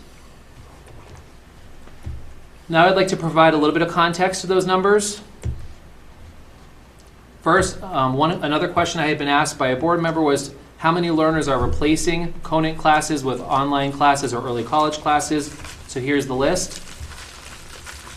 On the left, you can see the courses that students are taking either at the college online level or VLAX online, as well as in the right-hand column, the reason why they took that class. So you can see we've got 1, 2, 3 algebra, 2 class signups here, 2 honors, 1 CP. One was somebody wanting to accelerate math, the other was scheduling conflicts within our schedule. We've got a physics honors that's being taken online due to a scheduling conflict with our schedule. We've got a chemistry, arts, and marine science due to an early grad request, consumer math being taken online due to early grad request, earth and space science because of the learner is traveling to Keene for fire science, English 10 due to construction trades, English 4, which would be the equivalent of any of our fiction or nonfiction classes. We have 2, 3 of those due to taking cosmetology at Keene High School. We have somebody taking Mandarin Chinese online because of cosmetology at Keene High School. A French sign up because it couldn't fit in their schedule. Geometry, ditto, could not fit in the schedule. We've got 2 signups for physics due to scheduling conflicts. Pre-calculus due to going all the way to Milford for manufacturing. Spanish 2 due to scheduling conflicts. U.S. history because of last year's cosmetology, they couldn't fit it in and now they're a senior. Another physics 1 due to scheduling conflicts. 3 more English due to early college, and then psychology due to early college. Another thing to look at, and I think this is the most telling data point in terms of the rest of the crux of this context, is the number of first requests that we have for courses versus the number of students who actually ended up with those courses in their schedule. So when we look at AP Lit and Comp, AP Lang and Comp, that had 10 in it. There were 12 who tried to get in, so 2 kids could not squeeze that into their schedule. AP Seminar, 13 wanted it, 10 could get it. Algebra 2, 40 students asked for it, 35 were able to get in. Chemistry Honors, 21 asked to have that, 16 were able to get in. And I know that 3, 4, or 5 doesn't seem like a lot, but that's the difference in a lot of cases between a section of 11 or a section of 15. That is a lot, right? Physics, regular, there were 8 requests, 7 were able to get in. Physics honors, 5 kids requested that, 1 was able to get in. So again, we made a combination so that at least the 1 could have the class. AP United States History, 24 kids asked for it, 18 were able to make it work with their schedule. Criminal Justice, 19 wanted in, 16 got in. Lost and Found, 13 versus 10 who made it in. Westward Expansion, that's a U.S. History subcourse, 12 asked for it, 10 got it. Women's History, 28 students asked for that course as a first request, 17 got in. Intro to Cooking, 61 asked for it, 47 squeezed it in. Team Sports, 27, only 13 got in. 3D Art, that's one of those middle school art classes, 20 asked for it, 13 got it. Art and Music Exploration, 82 asked for it, 69 got in. Comic Book Art, 26 asked for it, 20 got in. Mixed Media, 12 down to 9. Yearbook, well, that was one of our lowest art classes at 4 kids in the class, 12 asked for it. That wouldn't have been on that board member's list if we were able to get all those kids in. Flight and Space, 17 asked for it, 15 got in. Fundamentals of Sustainable STEM, that's a high school class, 24 asked for it, 20 got in. STEM Exploration, 82 asked for it, 64 got in. And the worst one to look at on this list, in my opinion, because I'm already heartbroken over the loss of construction trades, 26 students wanted woodworking, 8 were able to get it into their schedule. Had we had the right staffing ratio to make this work, I wouldn't have put either of those woodworking classes on this board member's request list for 11 or below. So this brings me to a myth that is continuing to be shared, that if you have small classes at the secondary level, cut staff and you'll boost those numbers up. That is not true. The subtext of that is if you have smaller sections, you can afford to reduce staff. Here's the reality. We went to a scheduling platform called Timely this year because the previous one tied in with Alma called EdVal was completely unable to meet the scheduling needs and told us they had no idea how to help us. So we invested time resources into an AI tool called Timely. Timely promises better schedules, spend less time, get better results. We deliver over 90% of students' choices in a fraction of the time. Students first, they look at quality metrics, innovative solutions that free up your budget. This is what they promise school districts, and they deliver it. You can look across the huge range of districts they support, some more complicated overall than ours. Get the most out of your school budget is the next thing that they promised us, as they promise others. Next, please. We help schools deliver more efficient schedules so you can free up your budget to use on new priorities or address fiscal challenges. They state that they handle the hard stuff. We understand school scheduling, from common preps to inclusion classes and double blocks. We understand how complicated scheduling can be. We combine our software platform and support from our team of former educators to make sure you find the best solution for your school. This is why we went with this company after a lot of vetting. Better and easier scheduling is finally here. We learned the hard way that scheduling is challenging. Blah, blah, blah. Their mission and what they identify as the problem, struggling with the development of schedules, using clunky systems. 60 to 80% of the budget are personnel, so we try to look for ways to help you spend that, et cetera, et cetera. They specifically focus on middle and high school complex schedules using a computer AI tool. They told us that in all the scenarios they work with, their AI crunches scenarios at trillions of calculations per second. They are equipped to handle the toughest scheduling needs. They have experience with all different time configurations, and they fully expected that 90% plus of our middle and high school students would be fully scheduled by their AI. The AI had full control. It received the course requests and had full control to place sections where they would fit the most needs. And the expectation that 90% of what they call core requests would be fulfilled by AI. Just for some definition, a core request, next slide please, means the student's first request, and fully scheduled means all of the requested periods are filled in by the AI. So that was what they shared with us. We showed them our challenges. We explained where we fell short with our previous tool. We told them about what our needs were. We had several sessions of visioning, shared data with them, signed agreements with them, and this was our experience. We implemented 48 schedule runs through the Timely AI. 48. Timely could not figure out why the AI was struggling with our schedule, so they ran 8 troubleshooting runs where they did different pieces of the schedule and tweaked their AI tool to try to figure out what the barrier was. And the final run was called the hand schedule run because the AI, as you'll see on the next slide, was not able to resolve our needs. At the conclusion of the final run, 80% of our 6 through 12 students were fully scheduled. However, only 62% of their core requests were able to be met. That's 6 through 12. When you zero in on the high school, the numbers are abysmal. 69% of our students were fully scheduled by an artificial intelligence running trillions of calculations per second, and only 37% of their core requests could be scheduled by a computer. What happened? This is what the post-op of this revealed. There is a lack of flexibility based on our staffing ratios going into this year in our middle school classes, which had a heavy impact because we share a lot of staff on all of our classes. The AI could not set scenarios with our staff to meet the needs of our students. There were too few opportunities for high priority classes, which is why you have some of those core classes that are quite small, because we hand plugged those in and removed other things. And the quote from the Timely rep, "This is one of the most complicated scheduling dynamics we've had to deal with." Now, I'm not blaming Timely because it's not their fault.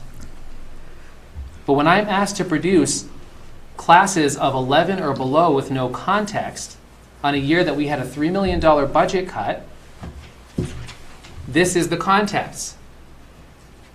Thank God I have, on the next slide, a counseling team that was able to manage some of this. Then, on top of that, we lost our construction trades teacher in June.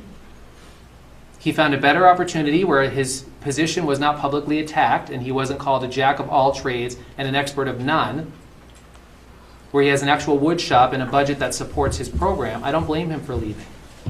But he left in June. I had 30 students. That's 10% of the high school set to take his classes. And I had to rip them out of the schedule and find places to put them. 11 of those students chose to go to Keene for half of the day for the entire year. Yeah, there's going to be holes in the schedule from that. That does not mean I don't need my staff. Additional budget cuts had impacts on all of the courses. Middle school band is a great example. We went from 2 music teachers in a school of 565 people to 1. To get our middle schoolers into band, they had to give up all sorts of things. I'm not going to tell middle school kids you don't get band because we had to make a cut. What I am going to say is I'll put a class of 10 over here to make this work. The impacts of all of this, our counseling director, who is an amazing asset to our district, spent the entire summer once again, next slide please, hand scheduling all that percentage of kids who didn't have complete schedules, and then trying to fix the issue with construction trades. We didn't even have a solution for that until August. Yes, we absolutely moved sections to accommodate squeezes and shifts, and in some cases, I looked at seniors who wanted physics, and they're seniors and it's not their fault, and said, I'm going to put a small class of physics here. Yes, I did do that, and I'm not going to apologize for doing it. The schedule dramatically shifted over the summer again, and you can see this in high fluctuations where some sections of the same course have 28 and 6. That's hand scheduling when you're trying to squeeze a schedule that doesn't really work. So the myth is wrong. The reality is that less staff does not equate to larger classes on an automatic basis. Nor does having smaller sections mean you don't need your staff. Less staff means less flexibility, and our requirements take priority. So those non-core electives are where we shrivel. Cutting more staff will shrivel more electives. It will not make the class numbers go up. The second myth that I keep hearing is that we have not accounted for declining enrollment at the middle high school, so therefore we have more room to grow. This is patently not true. In the 2017-18 school year, this is student services case managers. There were 12 case managers that year at the high school and 6 at the middle school for a total of 18. This current school year, we have 8.6 between the middle and high school with 1 vacancy. That's a 50% reduction in special education staff in a school that has had an 18% reduction in enrollment. The implications of that one data point alone are huge. Next slide, please. Jen has worked very closely with myself in this window of time, and the previous principal as well, to do better practices in some cases. One of the implications is we're integrating more students into regular ed classes and then providing them support versus the isolated pull-up models that existed previous to that time frame. This also means that within the same classes, the spread of achievement and need is much wider than it would have been in the 17-18 school year. We have made choices in some cases to have smaller sections of more intensive support for all learners than to have bigger classes and then also a lab. Examples of this is the modeling with math class, which was specifically designed to replace special education types of math with hands-on math that could support needs of all learners on a smaller scale. Math Essentials. This is learners who come in from middle school still not quite ready for algebra. It's a smaller focus on giving them algebraic thinking so they can then access the larger class without a special education lab.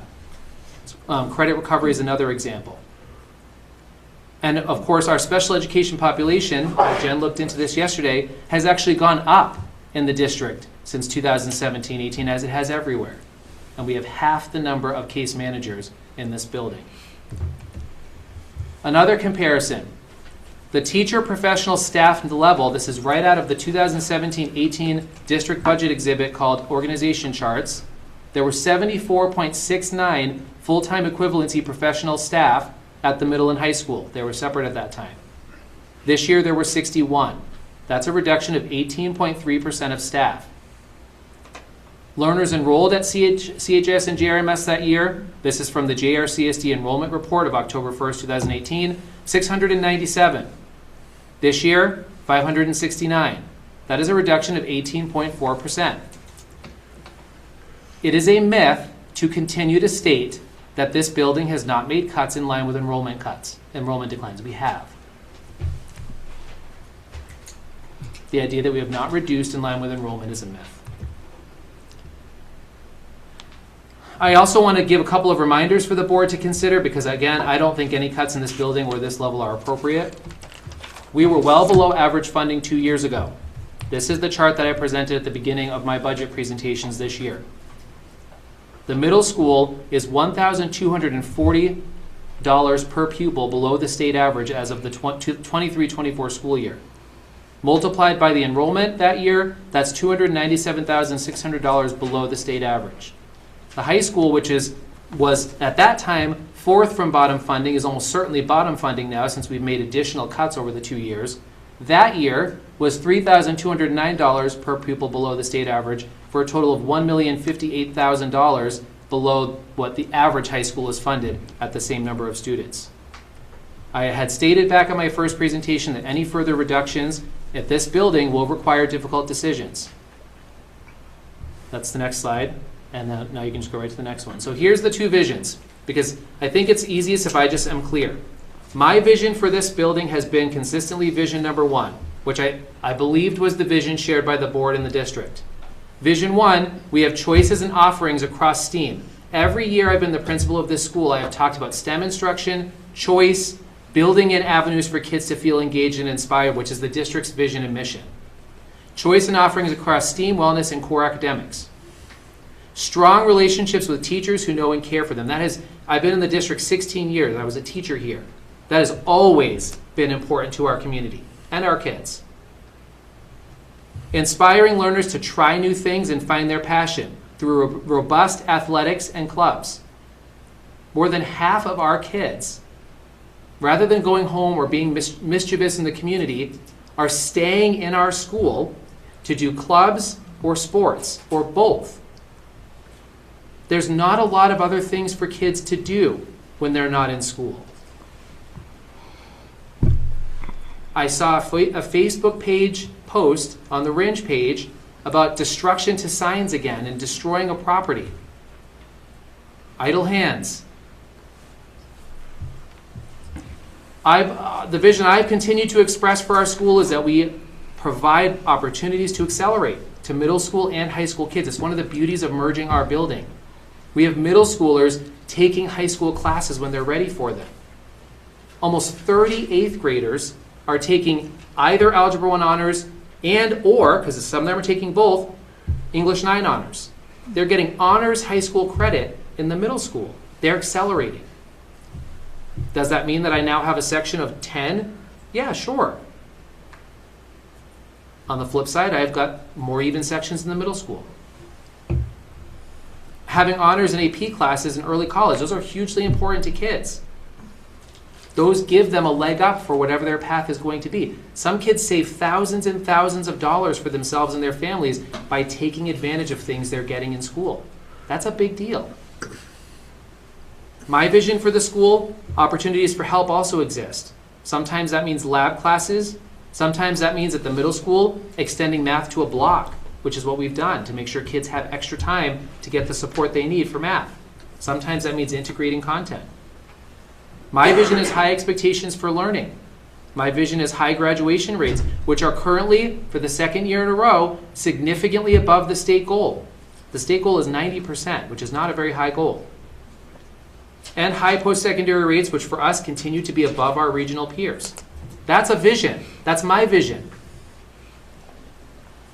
What we're running into now is we're starting to pull or bang heads with another vision that I don't share. That we focus on larger classes as the expectation and do whatever we can to get there. That vision also requires reducing options. The options that get reduced are not the state required ones. Vision 2, we could absolutely reduce credits and expectations. Sure. It's a horrible idea, but that's what we're running up against now. We could eliminate AP honors course offerings. Sure, that would boost our numbers. Most of those low numbers were AP classes at 10 or below. And we could focus on doing the minimum in the most efficient way possible. Efficient is in quotes, because I think shortchanging kids in a community is not an efficient way of doing business. It's a way to drive them off. Here's the results that we see from Vision 1, because they're already the results we're getting now. Again, I've said every presentation that I'm going to share this every time. We were the High School of Excellence last year. There were absolutely other schools in contention. We ran into them at some of the stages of doing this work. And because of the fact that we were 68 of 72 funded 2 years ago, odds are that these schools were significantly better funded than us. And yet, because of what we offer our kids, we were selected for this honor. That's what Vision 1 gets you. Our rankings and ratings regionally and in U.S. News & World Report have shot back up. That's what Vision 1 gets you. What realtors see when they're selling a property, our great schools rating, is the best one in this region now, 9 out of 10. More importantly, the number of behaviors continues to go down. That's Vision 1 at work. The days kids spend on suspension continue to go down. That's Vision 1 at work. Our major behavior categories, I'm just synthesizing now presentations I've given repeatedly. Major incidents continue to go down. That's Vision 1 at work. Graduation rates, blue bar, and post-secondary attainment, green line, continue to shoot up. That's Vision 1 at work. Look at the 2017-18 graduation rate of 84% and the post-secondary rate of 47%. And compare that to now, 98% graduated last year, 95% this year, 60% of last year's graduates went to post-secondary school, 65% from last year. That's Vision 1 at work.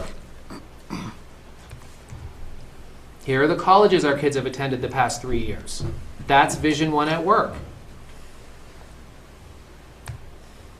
And every time that we have kids who feel supported and grounded here, they come back and stay here.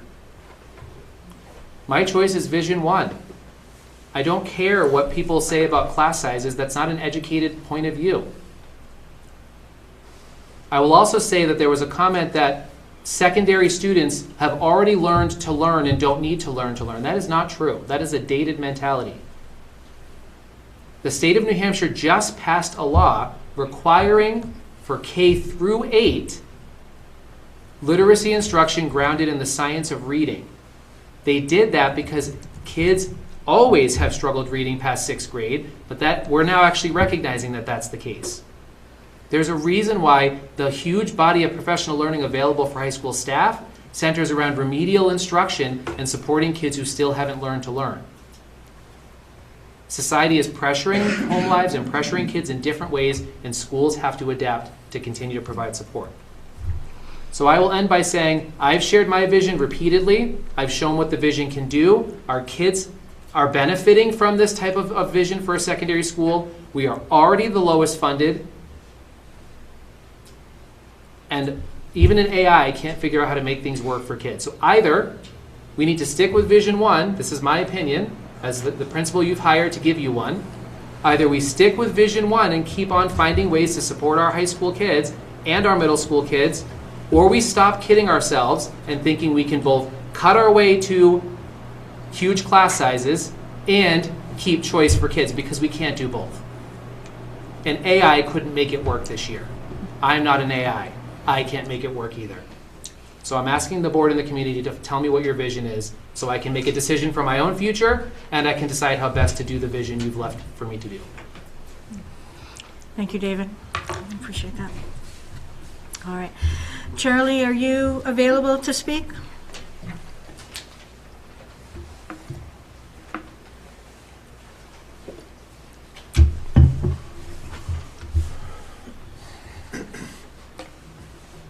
I am.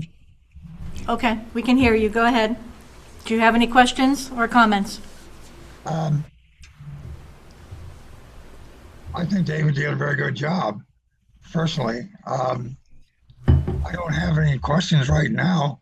My questions will be relative to when we're coming up with the final numbers. Yeah. Okay. Any other board members wish to comment? Go ahead. Yeah. So it has seemed to me for a long time that our problem is one of communication, and people speaking here today, and David, certainly what you just said is, just a great example of excellent communication. And all of our speakers today, starting with Ruben, I would like to say the same for. What I feel like I'm struggling with is how to develop a communication strategy that can get out to our community. And we know that there are people who, for whatever reason, may oppose public schools or have positions that are just too hard to change. But we also know that there's thousands of our Rindge and Jaffrey citizens who are not opposed to public schools, who maybe graduated from these schools or from similar schools in other towns. But they're looking at their property taxes, they're hearing a lot of nonsense that's repeated, misinformation, let's call it. And it's not necessarily that they're convinced, but they're confused. And, I don't think that the great schools ranking information is out there in the community. We've all heard it, those of us who come to these meetings. But a lot of our citizens, if you mention the great schools ranking, they'll be like, what was that again? How does that? Or even the U.S. News and World Report, they don't have the same understanding of the high school of excellence and how difficult it was, how competitive that it was for us to be ranked like that, nor do they understand the data that you presented before mentioning those awards or those recognitions. And the dropout rates, the graduation rates, the numbers of great schools that our kids have gone to, they don't get that. And a couple of us were talking earlier during the break about, we need like a communication strategy. We wish we had money to hire a professional to do a communication program. I don't know what to do about that, but that seems like the challenge, and we don't have much time between now and March. Right. So just as a point of, to address a couple of those things, there are individuals that we can, that many schools have been working with to do some educational videos and things like that we could, for a reasonable cost, employ. They would not be people that we would hire here as continuous workers, but someone who would come in a consultant-like individual, and their focus on education, largely anyway. The second thing is that every chance we get an opportunity, I started off with the ledger and writing that. We made sure that in that article, the great schools information and the School of Excellence information was put into that, so they would see that, those who maybe receive information a more traditional way. And then, of course, the first mailer that went out from the school district to every home, or at least it needed to go to every home, whether it got there or not, I'm not entirely sure. Sometimes the mail doesn't work that way, but would have had that information as well to everyone in paper writing. So without, yes, we used to have a communications person. Without a communications person, we are using every opportunity, obviously digitally, in writing. We literally mail it. It's hand delivered basically at the people at individual stores. And because of AI, we're able to take some of that writing after writing and go, all right, let's tweak this at a 6th grade level, so that we're talking about, I'm not saying that people can't read at a higher level than that, but it's it's easier to understand something when you don't have to just, when you're reading through something quickly, to not have to digest it over and over again to be able to understand. So we put it in at levels that we believe the majority of individuals can read. That's what the New York Times does. That's what we should probably be doing as well. So those are the strategies that we do have. We can continue to increase people, but I think that one element of communication is we have to be firm as to what our school district is going to be. David's right. What's our vision? What is it that we're going?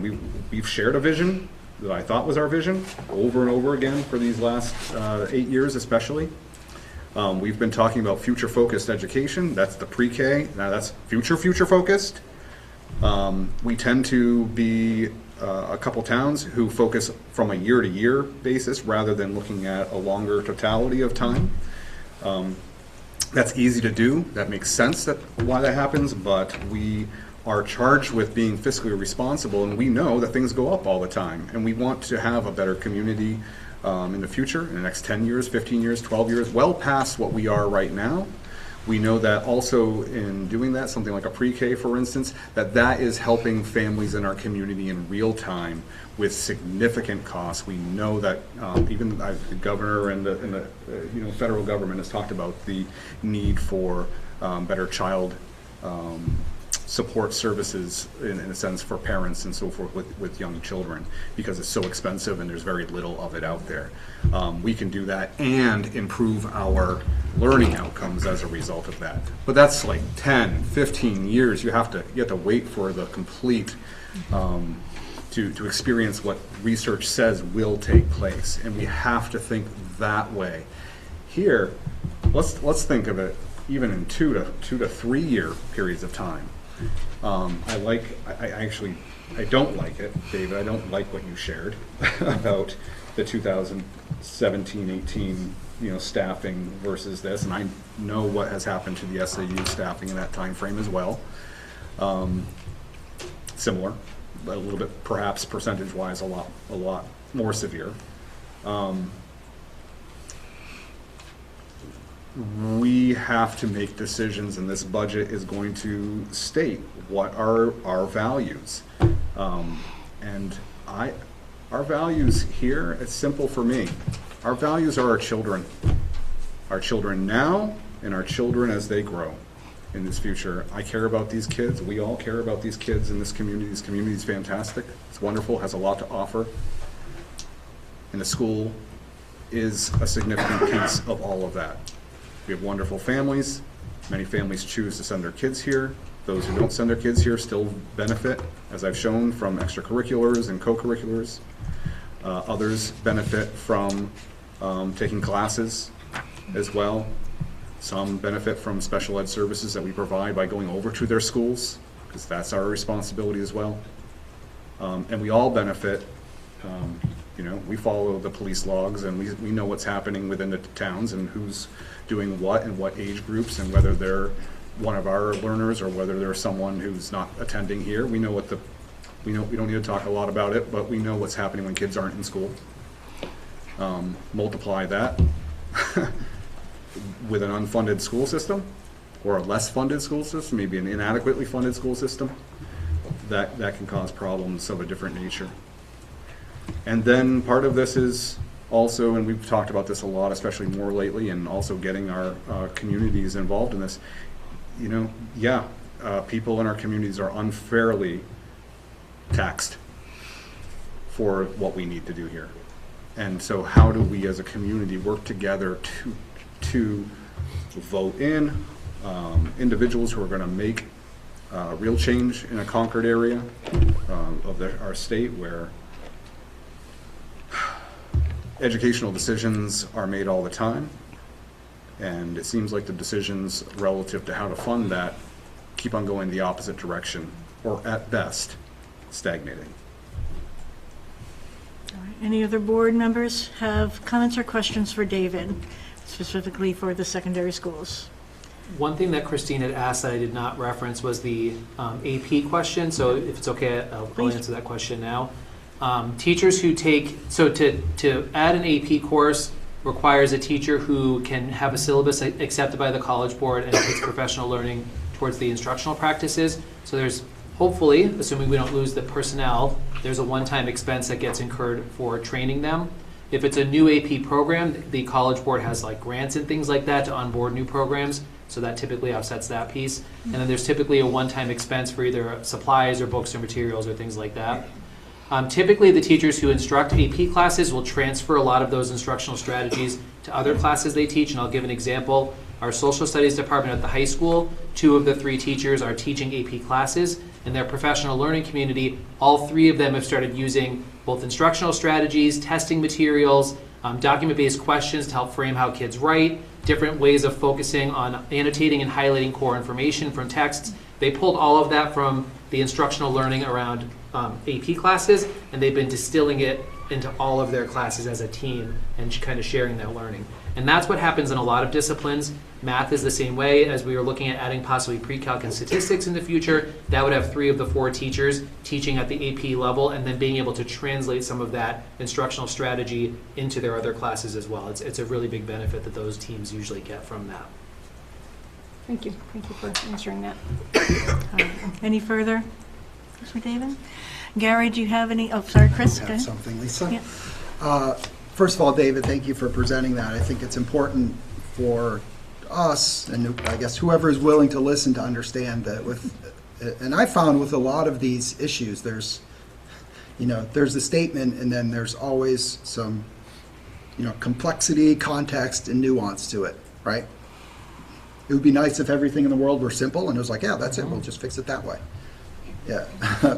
It's irresponsible to do it that way, especially when you're dealing with something as important as, kids' futures, right? You need to take the time to understand the issue, the impacts to all of this. So I appreciate you giving kind of some context to that. And I think I can speak to the reality of it, right? We've heard from David, who's the principal. I am a parent as well of students in the middle and high school, and, communicate with a lot of parents. And I can say that this is the reality that I see. I understand the complexity of scheduling, experienced it myself. I think I remember being in here this summer with Kim and David trying to figure out, like, how do we make this schedule work? And that in a lot of the, I don't want to, complaints is maybe about a frustration, I think, with parents is like, oh, we wanted to get this class, couldn't get this class. I think a lot of negative feedback I hear at that level is due to kids not being able to get the classes they want. Or, it's from the parents. The kids probably don't complain about it, but the parents maybe say to me, like, we wanted this class, we couldn't get that. And that, logically does relate to staffing, as you've shown us. And I guess I can just state that the schools are doing their best to place the students in the classes that they want, but that's been my experience. And as far as larger classrooms at the middle and high school level, I think particularly at the younger ages, they do have an impact. And I think going back to some of what Nikki said, that the number is the number, but it depends on, let's face it, there's different classrooms of kids, there's teachers with different levels of experience in managing behavior. So, to assume that, a classroom of 25 middle school kids, right, could go great with the right kids and the right teacher, or it could be, I imagine, very difficult, to say at least. So I think that's part of the challenge that people need to understand as well, that a lot of kids wouldn't thrive in that environment.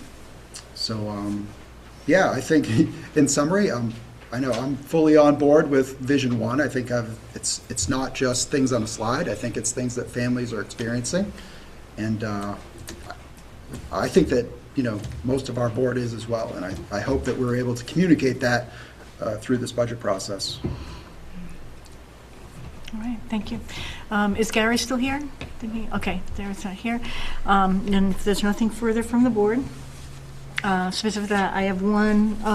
When did the majority of students actually get their schedules this year? So we did do a fly-up day in June. So everyone had a schedule in June. However, with all the changes that had to take place, they ended up getting pretty significantly revised ones mailed home over the summertime, sometime in August. So I want to say before the first day of school, everyone had them in their hands, but it was not long before the first day of school. Okay, all right, thank you for all that work with that. As we move into the next portion of the discussion, Lisa, yes, John? I'm the interrupting cow here. I apologize. I just had to react to something that Ruben said about communications and the things that we, and in particular, he has been doing. And, I think it's amazing, really, seeing that article that was in Tuesday's paper and these documents that have been coming out on a regular basis, school budget news.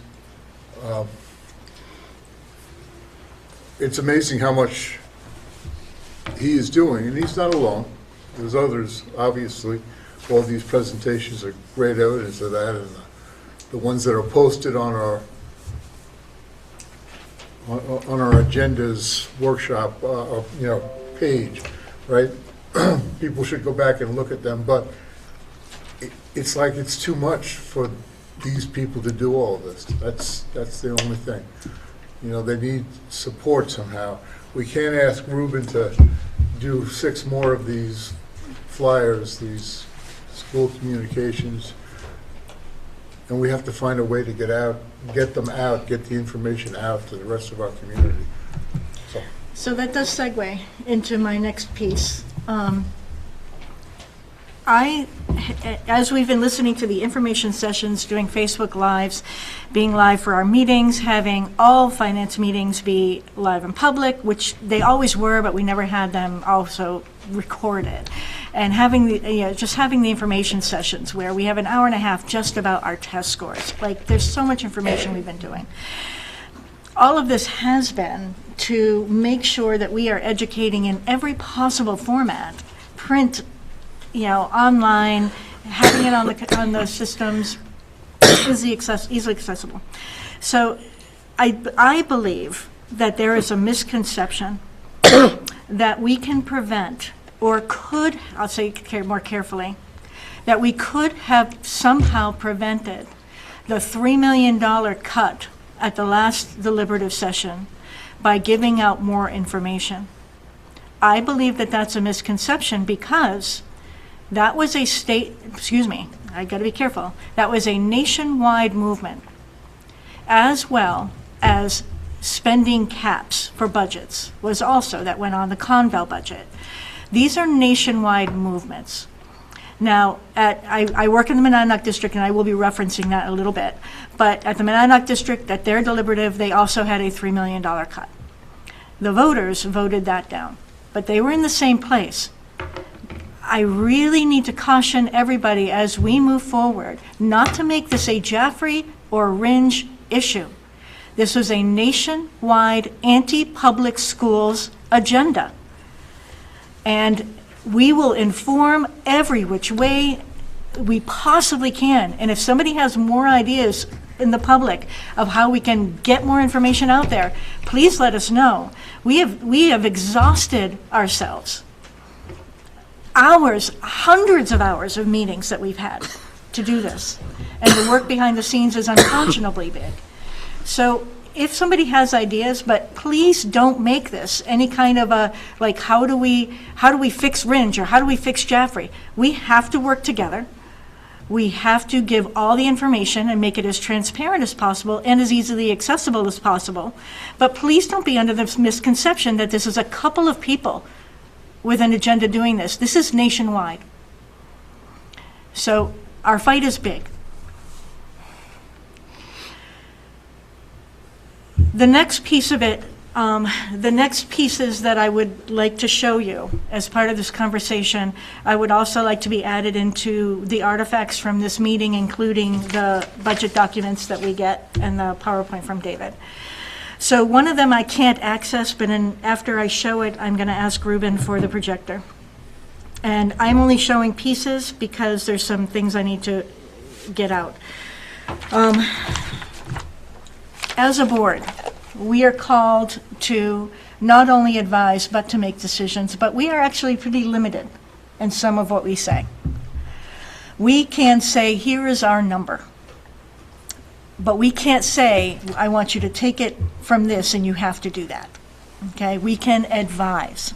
We can say, we would like you to cut this much money, or we would like you to increase this much money, and we can set that, and we can vote on that.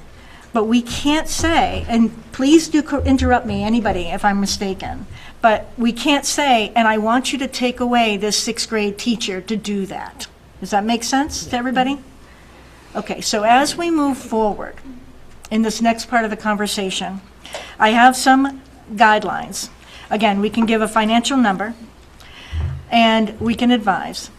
And if the board does not decide to, if the board says we have to vote tonight on this, that, or today, it feels like nighttime.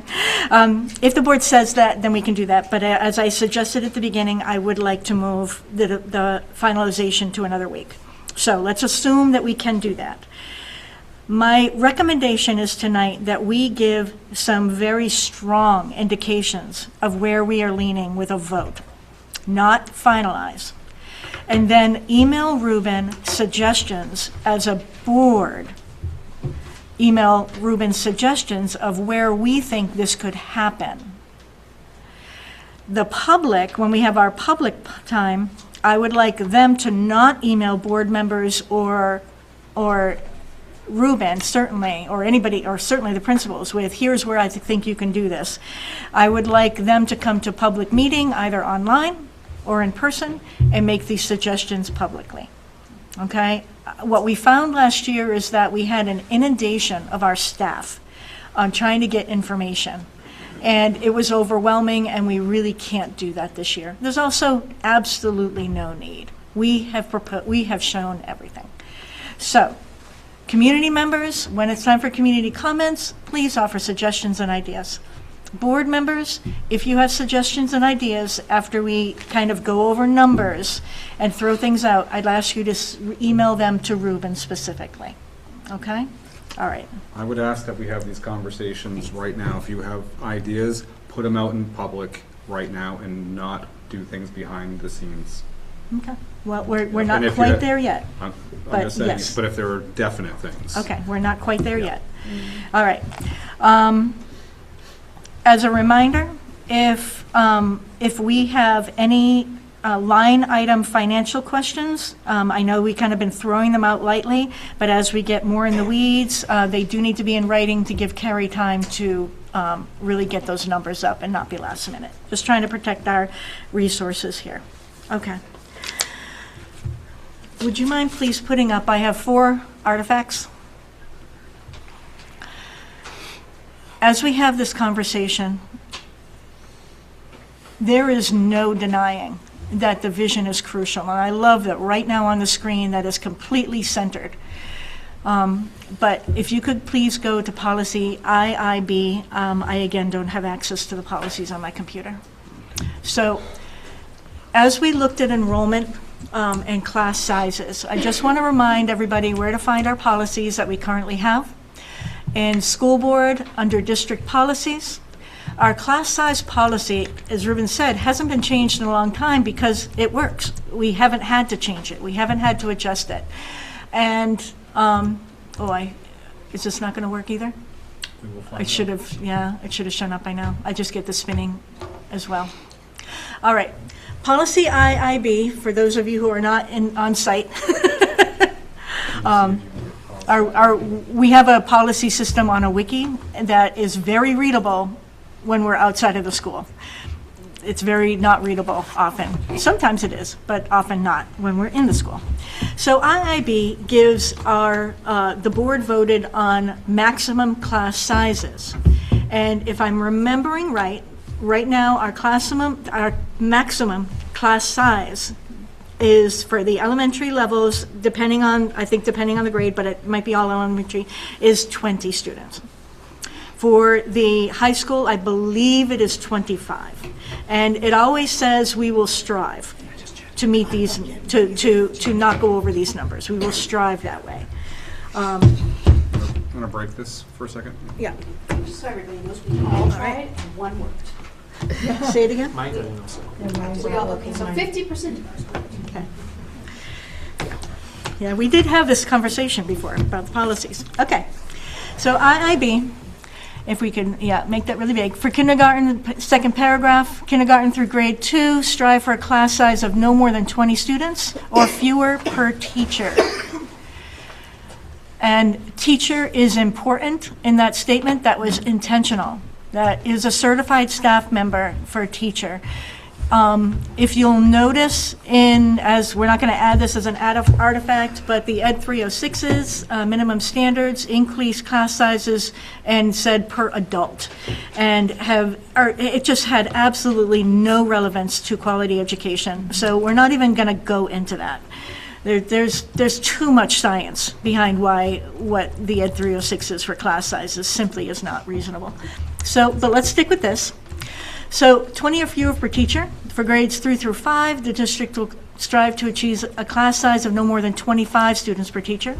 In the middle and high school, the district will strive to achieve a class size of no more than 30. As noted, our best practice has been to cap sizes as close to 16 or 17 at the elementary level and pretty much at all levels, because that organically we've gotten most success from. So this I would like to have included as an artifact, just as a link to that. Now it's my turn, sorry. All right. We were given a couple of documents or pieces of information. And one of them from our HR department is from the New England School Development Council. This is a subscription that you can pay into, which our district does, to get enrollment projections. So anyone in the public going to this site are not going to see these numbers, but I am asking for this report to be placed in our artifacts. It does say that per subscription, they can be, on the second paragraph, each district in good standing, which yet again we are, will receive an enrollment projection report, which can easily be incorporated into electronic presentations for public meetings. So I would like this to become an artifact added to our budget artifacts. In this report, is it already? Yeah, it's on the website. It is on the website already. Perfect. Okay. So in this report, it shows some details. So let me go to that, show everybody where that is on the screen now. So SAU 47, and we're going here, and we're going to school board, or are we going to, yeah, we're going to school board, and we're going to budget voting information, correct? Going to our fiscal year. Scrolling down, and we are going to Right there. our exhibits. Yes? Enrollment projection report. Nope, Underneath. we're going up. No, you were right. Sorry, I was right. Okay, Right I was there. talking it out. Enrollment projection. Enrollment report, number projection 5 report. Down there. Everybody got that? Okay. All right, perfect. Thank you. I didn't see that it was on there. So this is an important document to show where our district is leading. This has our historic enrollment, but I'm going to scroll down to a projection report. So this is historic. Okay, this is where we are now. And again, I think that there's some fluidity a little bit in the numbers, because John, you had noted this place says this much, this says this much. Now we're seeing 1,001, which a lot of those projections don't include, like they won't include preschool. They won't, yeah, there's things that might not be included. So all of these numbers have a fluidity. What I'm showing you is patterns. If we go to projected enrollment, and I'm going to stay with this section right here. For the next 10 years, it's showing by the enrollment projections for New Hampshire. This is all in comparisons. It's showing a steady decline in enrollments. All of these numbers are important to view in light of the next artifact that I want to show you. So, the education.newhampshire.gov, in their media reports, sent out a press release on November 14th that sounded kind of exciting on the surface. And I qualify this quickly because I went to the New Hampshire School Board Association Delegate Convention in October, and it was touted at the podium that New Hampshire with Kelly Ayotte is giving more money than ever for schools, especially for special education, but they were very, very excited because now they're giving more money than ever. Certainly nowhere near the minimum standard that the courts is saying this is what you have to do. But it was really touted that New Hampshire is going to get funded. So this letter was sent from the Commissioner on Education, the new commissioner, and they released their student enrollment data for the fall, showing a continued decline in student enrollment through the past several decades. And it gives the details on that. And if you scroll down, New Hampshire's, this paragraph is important. New Hampshire's public schools are navigating a continued decline in student enrollment, said Commissioner of Education Caitlin D. Davis. These shifts may require school districts to make thoughtful adjustments. This doesn't feel like a thoughtful adjustment right now, I will tell you that right now. As they work to prepare and finalize their budgets in March for the next school year, the department will continue to support school leaders as they respond to enrollment changes and work with their taxpayers to understand the impacts of these changes on local budgets. Here is why I am verklempt. So they talk about an adequacy formula. The state grant per pupil is approximately $7,100 averaging. With Claremont, please remember that, Claremont, who has had their issues this year, slated to receive an estimated $13,500 per pupil. Berlin receiving $14,000, Newport $14,000, Franklin $12,000 per pupil, and Manchester $11,000. Each year on November 15th, the Education Department releases state adequacy aid estimates to help districts prepare their budgets for the following year. New Hampshire education funding by the numbers per pupil estimated state adequacy is at an all-time high. Isn't that exciting? With an average of $71,332 and a more than 30% increase over the last 10 years. The state also invested a record $49.9 million in special education, more than 130% increase from 10 years ago. Next year's overall state adequacy funding estimates reflect the continued trend of declining student enrollment statewide, a lower percentage of students eligible for free and reduced lunch, and higher property values. So I read this week. And because, again, I was startled, because on Monday night at our board meeting, Chris said we're losing about $900,000 from state aid. Well, how can that be if we're at an all-time high? And believe me, when deliberative session, are we going to hear that over and over again? If you look at, this has been a week. If you look again at the New Hampshire Department of Education, state adequate education aid,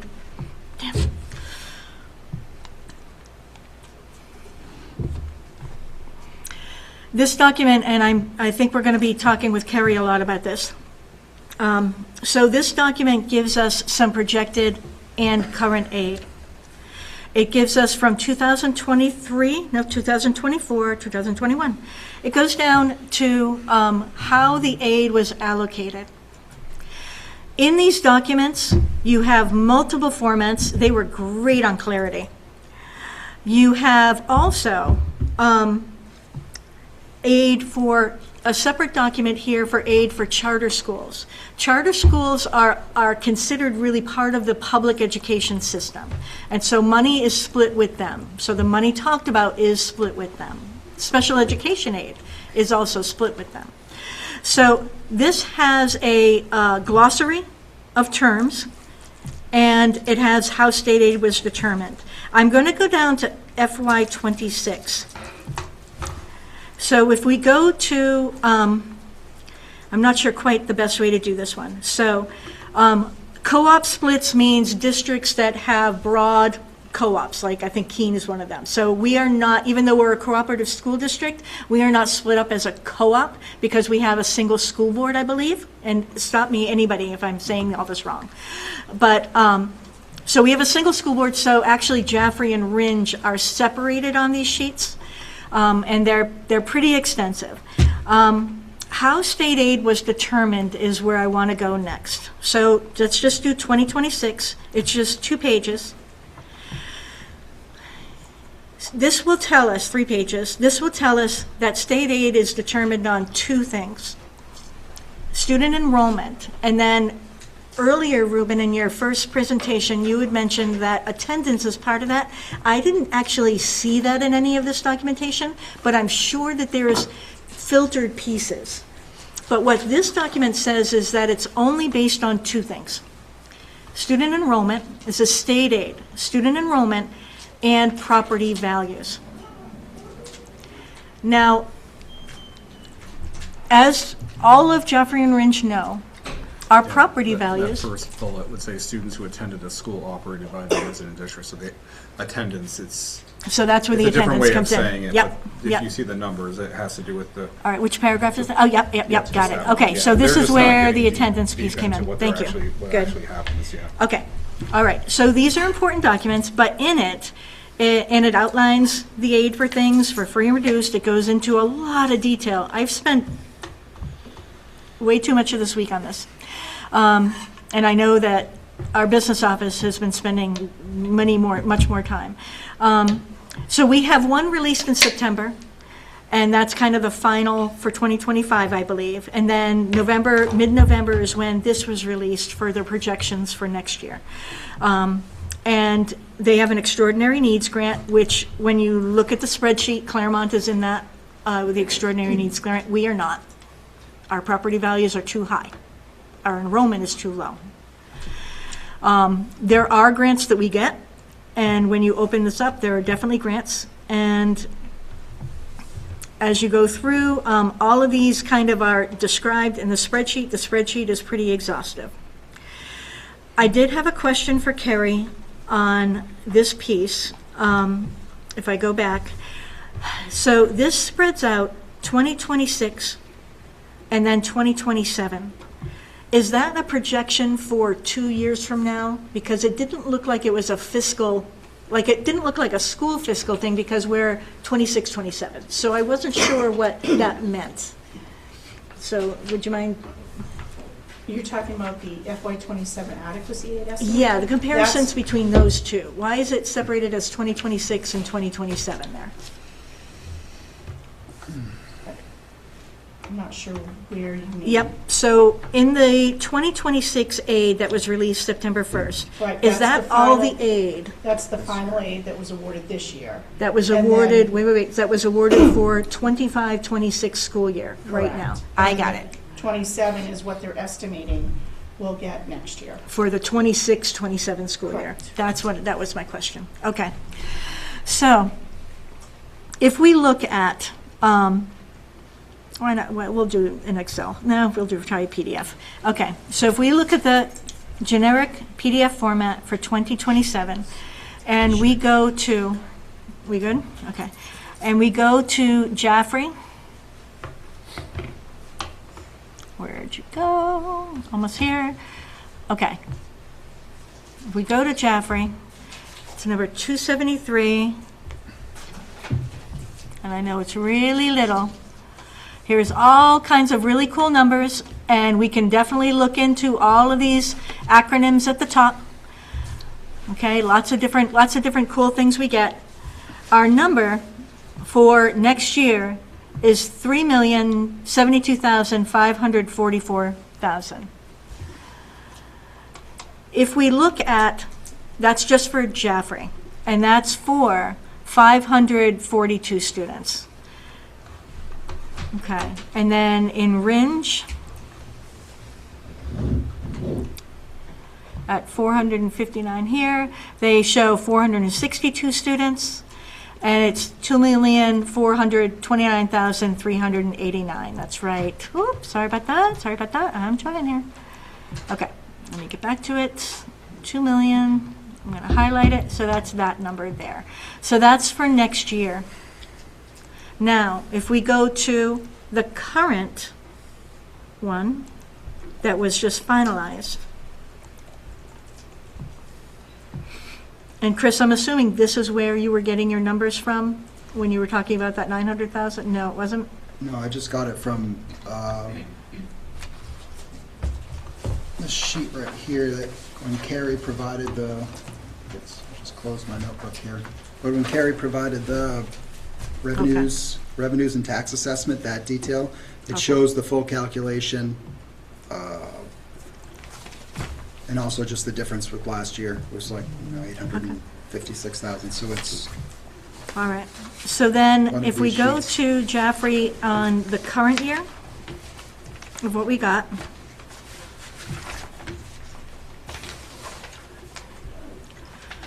The total number is 4,164,000. So if you remember, the previous number was 3 million something. This year we were allocated 4 million something, and Ringe was allocated. We got this.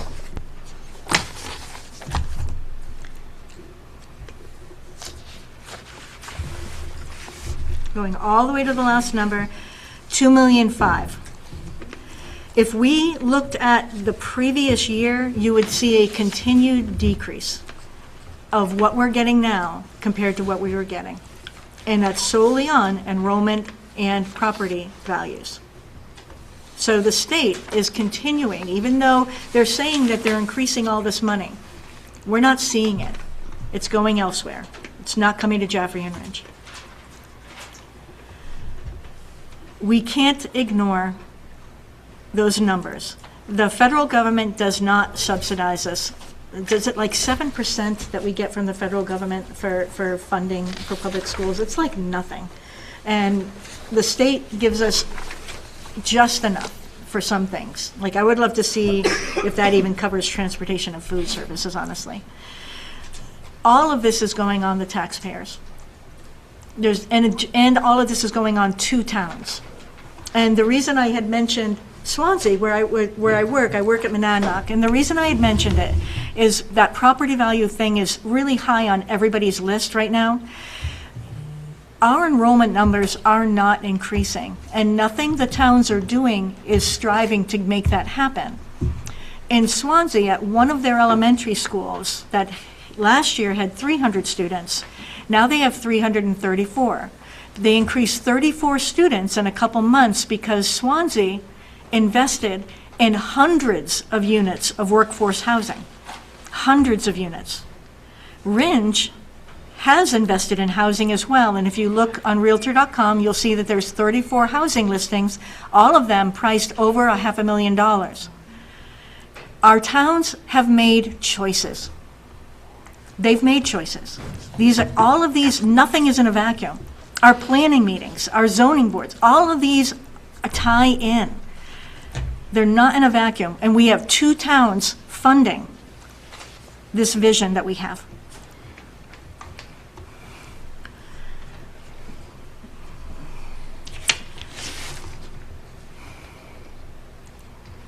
I don't see, and I am sorry to use this quote this way.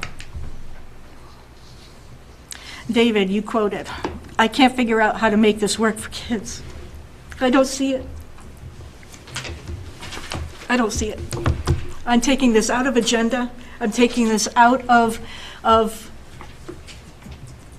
attacks. Not one thing in the adequacy aid talked about test scores relating to any of this. I'm taking it out of the picture, people. I don't see this working without a huge shift in our models. I have made some suggestions to Ruben, because as I was going through this, I needed somebody to bounce like, is this real? And I do have model shifts that I thought about. that if you want to say anything, you can, you don't have to, because honestly, what the board needs to do is give a number. And whether that number is a financial, borrowed it here, or whether it is a cut this many people, or keep everything the same, that's what the board has to do.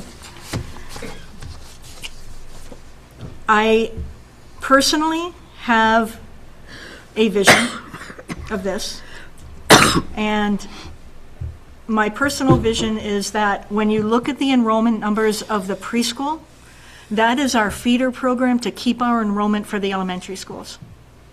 When you look at the preschool and you realize that from what Jen Horn said at the student services, that we have fewer need for paraprofessionals in our younger grades, fewer need for staff, because our preschool program is supporting those early childhood programs.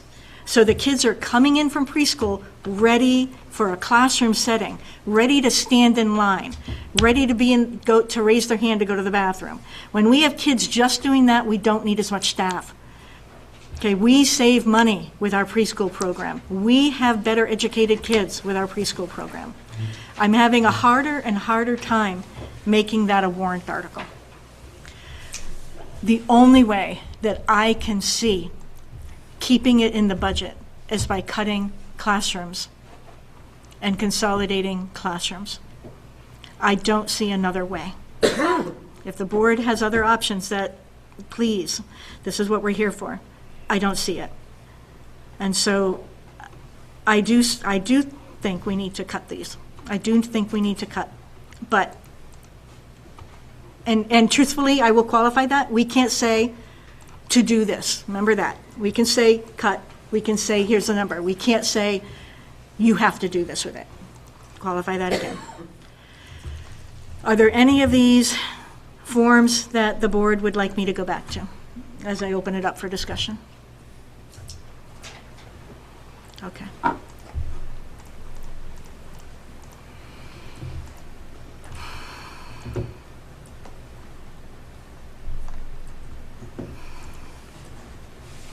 Is there anybody on the board who would also, for everything that we've talked about, elementary, middle, high school, enrollments, money, is there anybody on the board that wishes to continue? We can do this. Honestly, if nobody wants to go forward, we literally could look at, and we should, Ruben, could you put up your original document saying this is the proposed and this is the default? Let's stick with that right now. Yeah, let me just pull that. John. So first of all, thank you for going through all of this data and doing what you can to present it to us. It's all very germane to what's happening in all of our school districts, and it's kind of ironic that our enrollment has dipped, even though we've got pre-K, and pre-K is not being counted as part of enrollment. It's not counting, yeah. As far as cutting, I'm sure I'm a minority in this, but I think that we should follow the pattern that we did back on August 4th when we reinstated a number of critical items, including our athletics and activities, co-curriculars, but also our pre-K. And, I would like to see athletics, co-curriculars, and pre-K as a warrant article, as a single warrant article. They're obviously separate items, but separate items can be included in the same warrant article. We see our towns do that. I do think we're a community that really understands the importance of athletics and co-curriculars. And I say a community, I mean both of our communities, I think will get behind trying to preserve those. I think that pre-K is a tougher sell, mostly because our community doesn't understand that in the same way. I think the data is out there about the importance of pre-K, and you've been talking about it, and how that saves us money in the long run. It produces kindergarten students who are ready to learn and who don't present as big a burden on our teachers and our schools. But we can't expect our community to understand that in the same way, not at this point. So, my proposal would be to combine pre-K and athletics co-curriculars in the same warrant article myself. That's just how and that way we wouldn't have to cut our budget. As you mentioned, we can't tell our principals which classes or which positions to cut. But if we cut their budget, we obviously put them in the situation of having to make those decisions. So I wouldn't propose a cut that forced them to cut positions. So I'll be the devil's advocate on that, because I was pretty vocal at the last meeting in saying, yeah, I think the sports and the pre-K should be on a warrant article.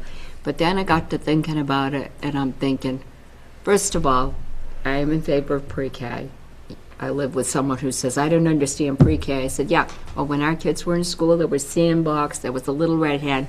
There were pre-K schools. There aren't any now. So this is it. The pre-K is part of it. I'm a little bit concerned after giving it some thought this week that we put those in the warrant article, and God forbid those things pass, but the budget doesn't. What are we left?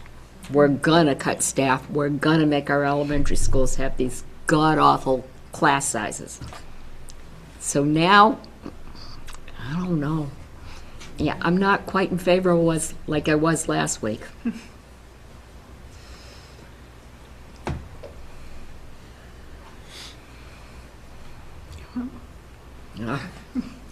Judy, I'll ask for your input. As someone who joined the board last year thinking, oh wow, why don't they just cut the budgets? Now I'm far more educated about the intricacies of how everything interacts. And Can you just 1 second, because you're in a position with the mic the furthest away. Yeah, and I'll ask you, Judy, if you wouldn't mind just raising your voice a little, because we're not amplified. So Sure, just- okay. Yeah, and thank you so much. Okay, I just want to say, I joined the board last year when I thought, oh wow, why can't they just, shave back their budget? It's expensive. And after working with this board and the school staff and the teachers, I realized that they have definitely cut their budgets to the bone. And anything we cut from this point forward is going to hurt too much. And I totally agree with the fact we need the full day pre-K, because the kids nowadays aren't getting the sort of social interaction that they used to get, and they need to be with other kids in a structured environment so that they're ready to go to kindergarten. So I'm pretty much in agreement with everyone else. I don't see how we can cut anything, because they have all been as thrifty as possible, and we don't have a spare dime, but making class sizes bigger or cutting extracurriculars in sports, we can't do it. So I don't know. Thank you, Judy. Yeah. All right, Christine? So at our last school board meeting, our colleague Charlie spoke so firmly about the need to invest, right? We need to invest in our school so that we can go to open enrollment and start earning some extra revenue and also improve the outcome for our learners who live in our district. And I am 100% on board with what Charlie said at that school meeting. We need to invest. We do not need to cut. If we cut, people will leave our community. If we cut class size, if we increase class sizes and other school districts go to open enrollment, what's going to happen? We're going to end up paying their higher tuition?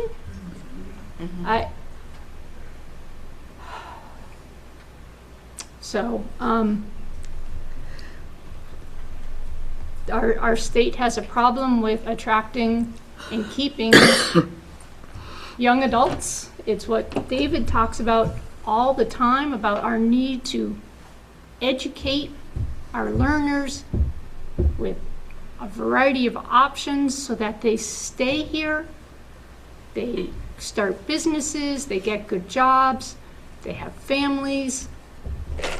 Our state is in a population crisis, and the public schools feel that crisis. Our property taxes definitely bear that cost. But I am with what Charlie said at our last school board meeting, which is that we need to invest. So I do not propose cutting. I don't really know if it matters where we put pre-K or co-curriculars. I know for a fact that our learners that are enrolled in our school, or learners who are enrolled in other education options, need those things in our community. I believe and have faith in the adults in our community that they see the value in that and they will vote for it. That's my statement. Chris? Yeah, I think these are, well, first of all, I think I stand today where I stood, a month ago, where we started, when we started these discussions, and it was, I knew this would be difficult, but I think what I said then and what I'll say now is that my baseline is and I knew this would be difficult, but I'll say like my bottom line is that we're able to maintain what we have today, right? So to me, all of those things that we cut and brought back, all of the people that we have, I see no justification to cut it further, right? So that's, to me, my baseline. The other things that we're thinking about adding, to me, I'm still, open for discussion. I know there's just, it probably amounts to a few other positions. I'm not saying I'm opposed to it, but we're willing to certainly talk about it as we kind of add up those budget numbers. I know there's a few of those, but, I kind of stand today where I stood a month ago. I think that it's going to be hard, but we should strive, even in this difficult environment, which we can't control, right? We can't control all this stuff, to maintain what we have today, and realizing this is going to be a process, hopefully, that we can keep building. But we're not going to, I'd like to, get back to where we are plus some for next year, but being realistic, that might not be possible. But to me, that's my baseline, is to maintain it. And these decisions are hard, yeah. But when we talk about, cutting, and to me, what I'm hearing, and people can correct me if I'm wrong, is that we're talking about cutting due to the cost, right? I'm not hearing people say it would be educationally advantageous to cut. And that makes it a bit easier for me, because when I hear that conversation, luckily, as you know, Lisa, I know your pride and joy is the policies, and we do have, policy BCA, which is our, sadly I have to use my glasses, but our board member code of ethics. And that says, the board's first concern is the educational welfare of our students. Members of the Jaffrey Ridge Cooperative School Board will strive to improve public education and endeavor to all of these things. So looking at our tough decisions, and I often refer to this, it's like, is my first concern, I know we have a lot of other concerns, but the first concern, according to our code of ethics, when we run for school board that we sign up for, is that the first concern is the educational welfare of the students. Of course, we have to balance that with everything else, but I think we should be asking ourselves, when we're making these decisions, is our first concern the educational welfare of the students? And if not, well, I mean, that's a decision every board member has to wrestle with, but to me, we're, bound to a code of ethics. And also, something that is difficult. I know a lot of us in our positions, we hear a lot of feedback from people. They have their opinions, but, point 3 here says, render all decisions based on the available facts and my independent judgment, and refuse to surrender that judgment to individuals or special interest groups. And I know that's hard sometimes, right? There's some groups that have their opinions, and I certainly am willing to listen to everything, but ultimately, at the end of the day, when I go to bed at night, it's my independent judgment, and, that makes things easier. So I'll just ask, when we're talking about these cuts, one, is it in the best interest of our students? Answer that honestly. And two, is that your opinion based on all of this information that we heard today? Or is it the opinion of, other people that have different interests? So that makes it easier for me to say, absolutely, no, I don't support the cuts. I remain today where I was. Bring everything back. To me, the warrant article thing, I think we need to have further discussion on that. But I think that's about it. Okay. Charlie, asking for your input? Yes. I'll try and keep it simple. One, this is for Ruben. Ruben, my bottom line number is that I can support is $32,310,995. Could you please text that to me in the chat? Because remember, this is going into the public record. If you could message me that. Sure. Okay. It's actually the number I had before minus the $445,706 insurance. Okay. Okay. So it's basically the Saturday number that I'm using. Okay. Okay. I'll text it to you. Thank you. My advice to Ruben relative to that number is, enrollment does count, that we've lost enough aid next year due to declining enrollment to pay for 7, 8 teachers' salary and benefits. So I'm not suggesting riffing 7 or 8 people, but I don't want to add more. So we need to figure out how to redeploy our resources to accommodate our needs next year. Number 3 is regarding the warrant articles, and my input there is to let the people decide. If they don't want PK and they don't want co-curricular and athletics, that's up to them.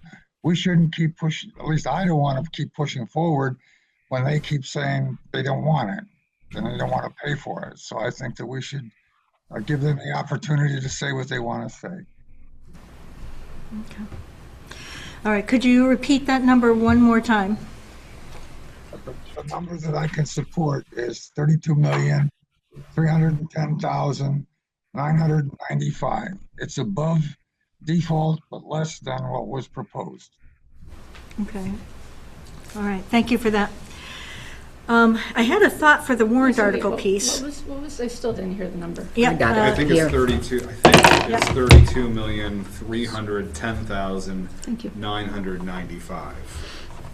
It's a little muffled. It was tough to hear, but Yeah, I got it. Okay. Okay. It's about $550,000 less than the proposed up there.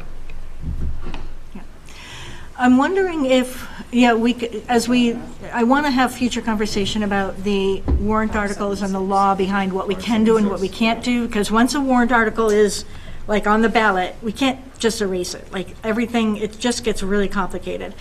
But I'm wondering what if we put the athletics and the preschool into the proposed, adding in that $1 million, so it'd be 33, whatever.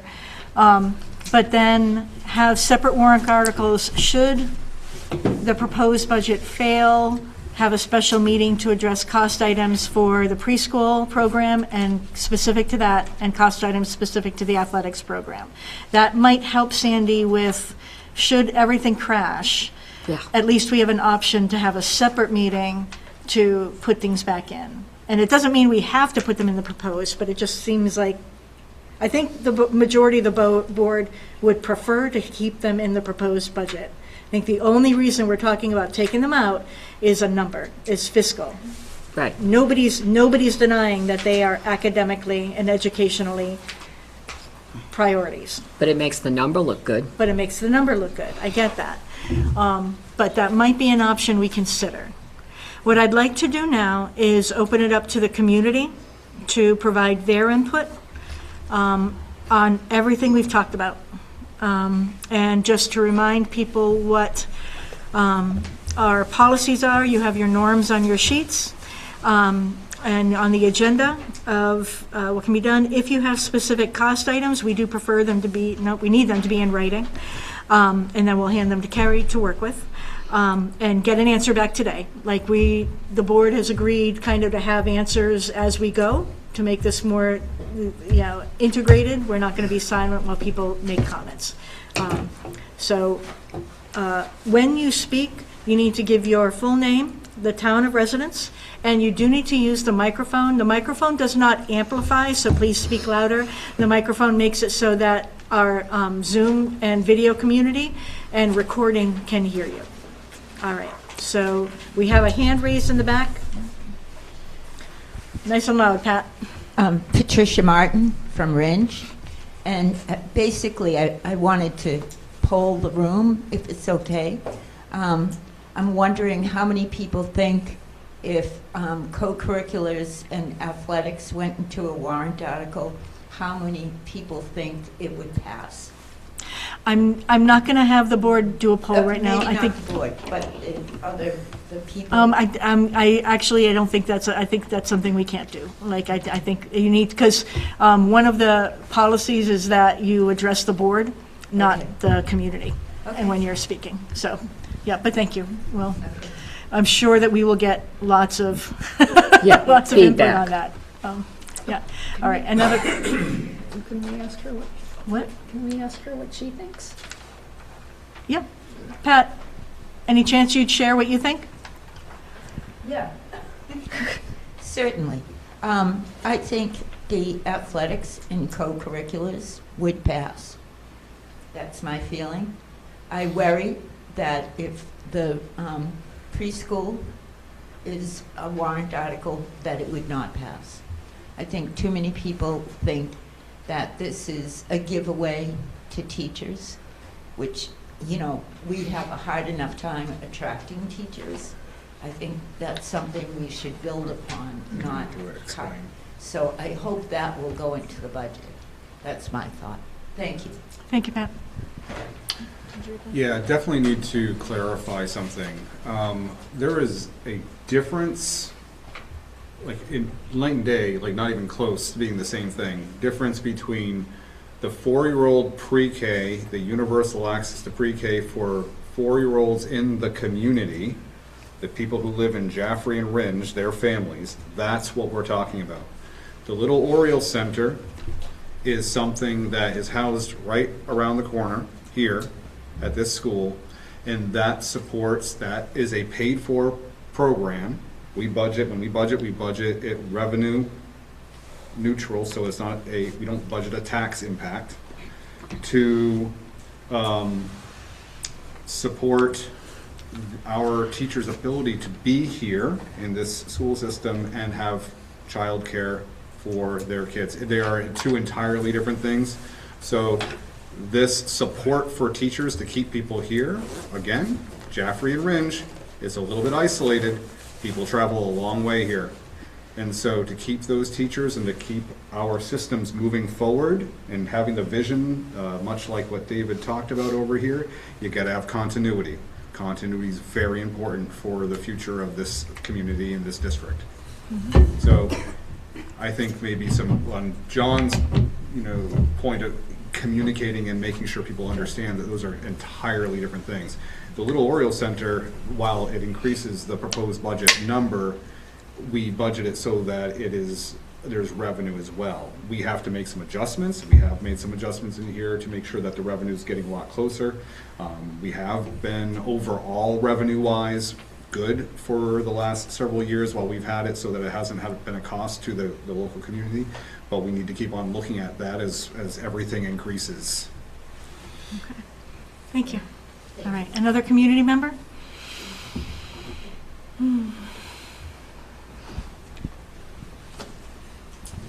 Carlene Walter from Ringe. This is just a clarification on something, this is more curiosity based on what you had just said about the Little Orioles. How many children are enrolled in that program? And are they, if they're coming from outside of the community, if they chose to continue in the school district, would the monies follow them from wherever they're coming from? So you bring up, those are two good questions, and the second one's very insightful. So yes, as we go to an open enrollment world, if they were to continue in the school district, then we would be able to, as an open enrollment school, as long as we're following the rules of the other communities and so forth, or whatever New Hampshire lands on, we would draw their tuition in, yes. It could be a feeder program from a financial standpoint to the district.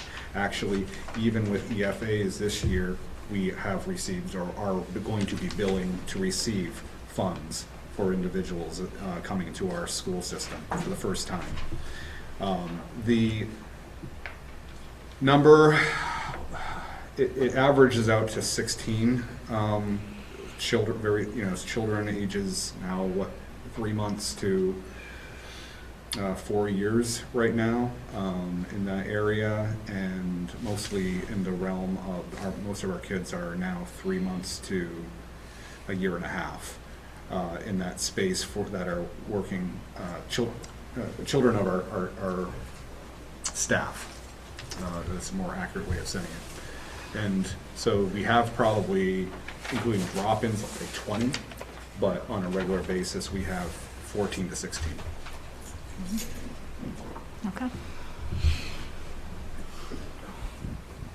Just to follow up on that question. Claudia, could you, remember, it's not an amplifier, but you are, it's just going to the Zoom, but if you could give us your name and town. Oh, Claudia Stewart Ringe.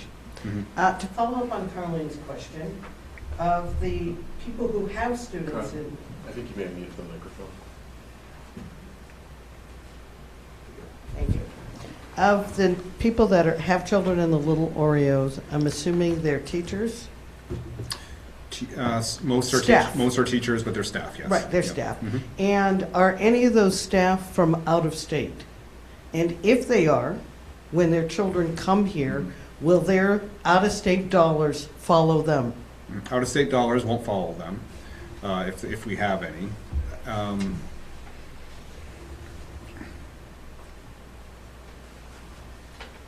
The majority, maybe all, but I'm safe to say the majority of them are New Hampshire teachers.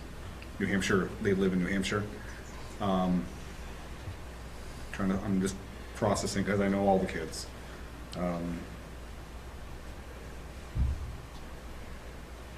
There could be one from Massachusetts, one parent sending their kids in here who live in Massachusetts. Yeah. But that may not mean that they want their child going to this school, because they'll want their child having friends in the school system they're in. Just now. Yeah.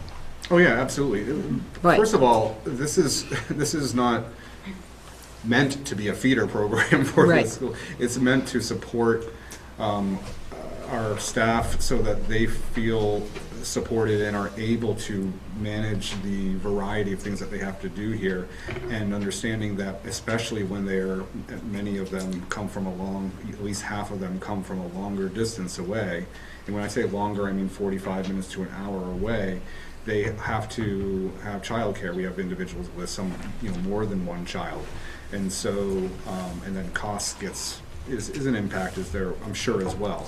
We have to talk to every individual to find out what their reasoning is, but making it so that this job is doable. They love this community, they love the people that they work with, they love our kids. They're here and want to be here. Some have been forced, have been to grapple. We know within the last several years, last year was a tough one. And that helps people stay. And there were other things that we had to do to make sure that people want to be here. they need to be supported. All right, further community? Is there anybody on the online community? Oh, okay, and then Tom? Yep. Yeah, good. Is this on? Yes. Tom Coney's from Ridge also. I kind of came here to catch up, like you all know, most of you know anyway. I volunteered to do this 2 years ago as a citizen, and last year I did it as a selectman. This year the select board didn't choose anybody to come here because I opted to step out. So I came here to educate myself. And I'm sitting here saying I shouldn't say a thing, to be very honest with you. And I'm not here to criticize. I think everybody here is working really hard, and it's obvious, to try to make this budget work, if you will. But I see essentially the same numbers coming out as last year, and move to try to make the default kind of marry that. So I'm kind of speaking observations here more than specific items. So I sort of agree with Charlie, let the voters decide on the sports. Probably would agree with Pat. But a couple of things have kind of stood out to me in this discussion, that we're talking about cuts, and my background in business or manufacturing, you could become, you could be a world-class company, just like maybe we're a world-class school district.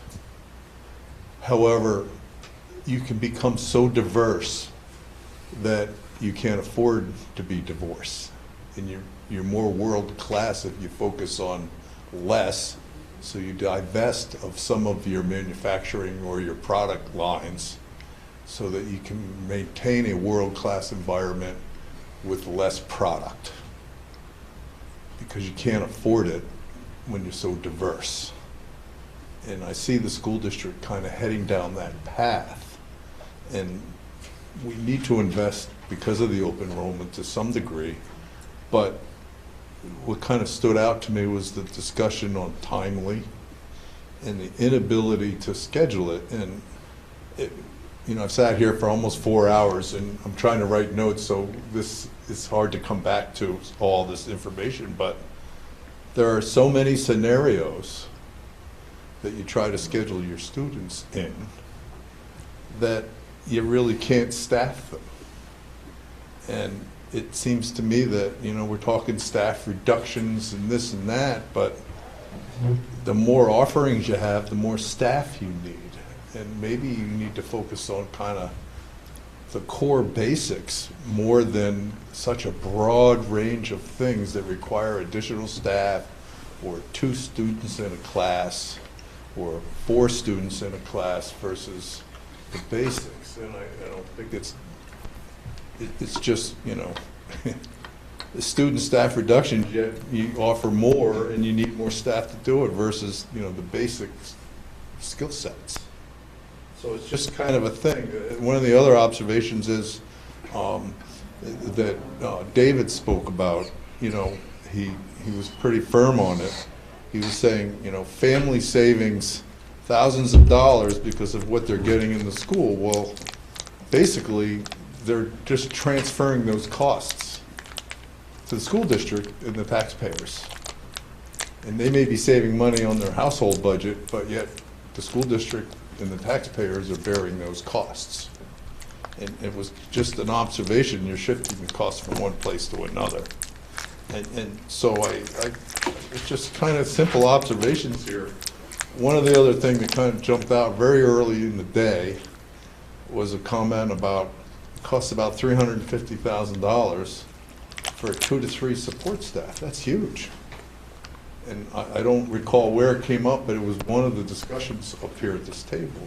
Mm-hmm. So I think it's just, we need to maybe look back instead of saying, how do we cut positions? How do we adjust our product line to maybe a smaller product line where we can maintain all this good staff and yet be world-class at the basic product line?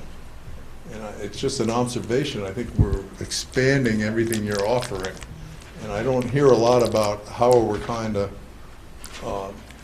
trying to save money by being more efficient. And yeah, cutting class sizes and all that is efficiency, but you're losing, you know, proficient staff and things like that. I don't, maybe you need to reduce your offerings and maintain the staff instead of trying to cut staff.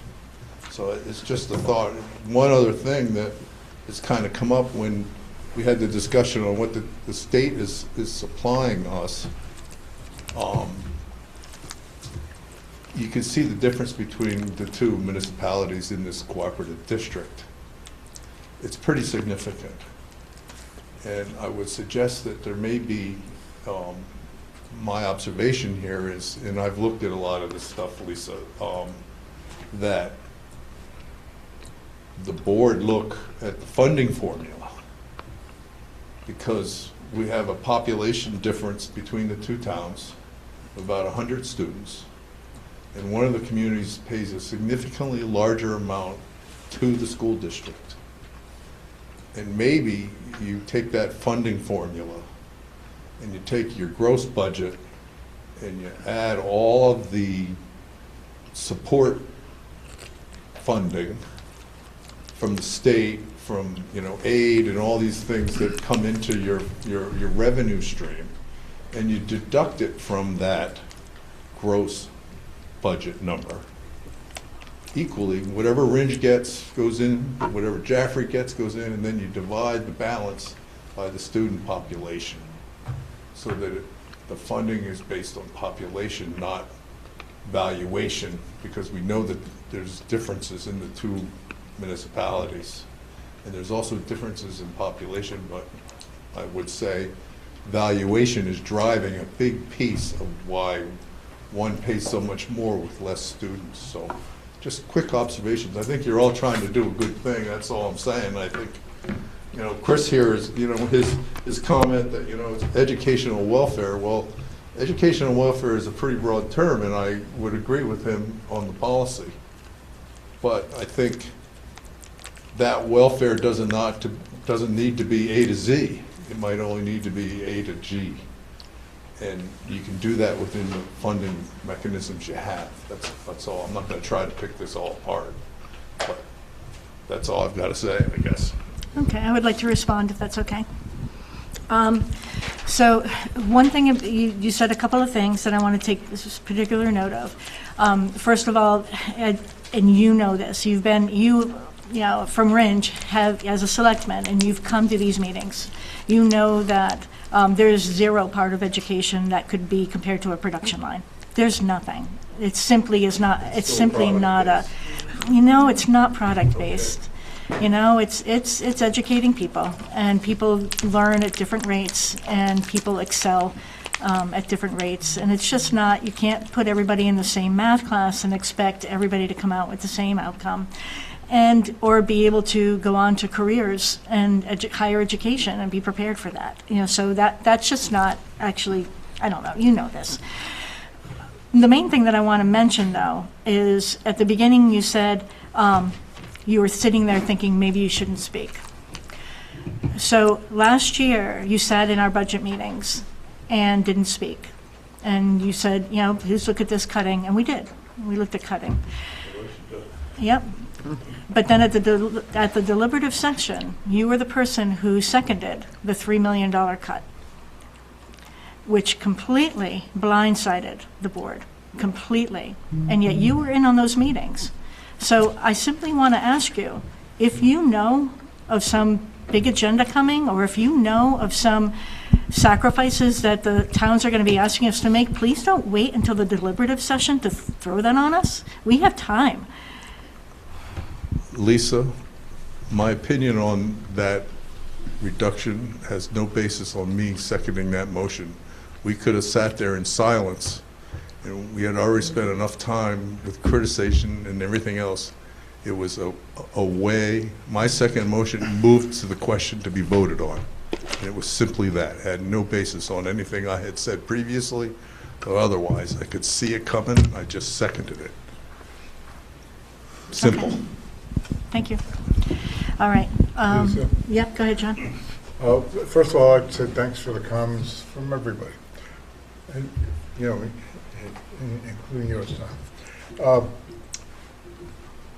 One of the things that has been mentioned here today, but I don't think most of us really understand them enough, is changes that the state has made this past year in the educational and graduation requirements. And it's interesting because it goes exactly the opposite of what you're suggesting, which was, you know, to kind of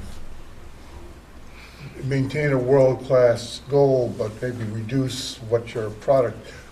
I get that, but the state is doing the exact opposite to us with this, what we call Ed 306, or what they call Ed 306, but that's become the shorthand that we work with. They're requiring us to add several new positions for this coming year, because they want to make, and when I say they, the legislature in their wisdom wants us to make sure that we're providing certain types of civics education, business education, and is it technology education? Yeah. So they're saying that every school has to have, you know, business teachers, technology teachers, and I think it's civics as well. Programs. If you don't have those, you got to hire them. So here we are, you know, dealing with enrollment decreases and therefore funding decreases, and yet the state is saying, hey, we want you to add more teachers because we think it's important that students know more about the Constitution and more about technology, et cetera. So again, I think a lot of people have heard that, but I'm not sure it really has sunk in a little, you know. It's unfunded mandates. So. Yep, and those are at the high school level. Yeah. And so it's like, okay, where are we finding these guys? All right, Chris. Yeah, just quickly. I do appreciate your comments, Tom. I think it's important to come and have these discussions, you know, in public.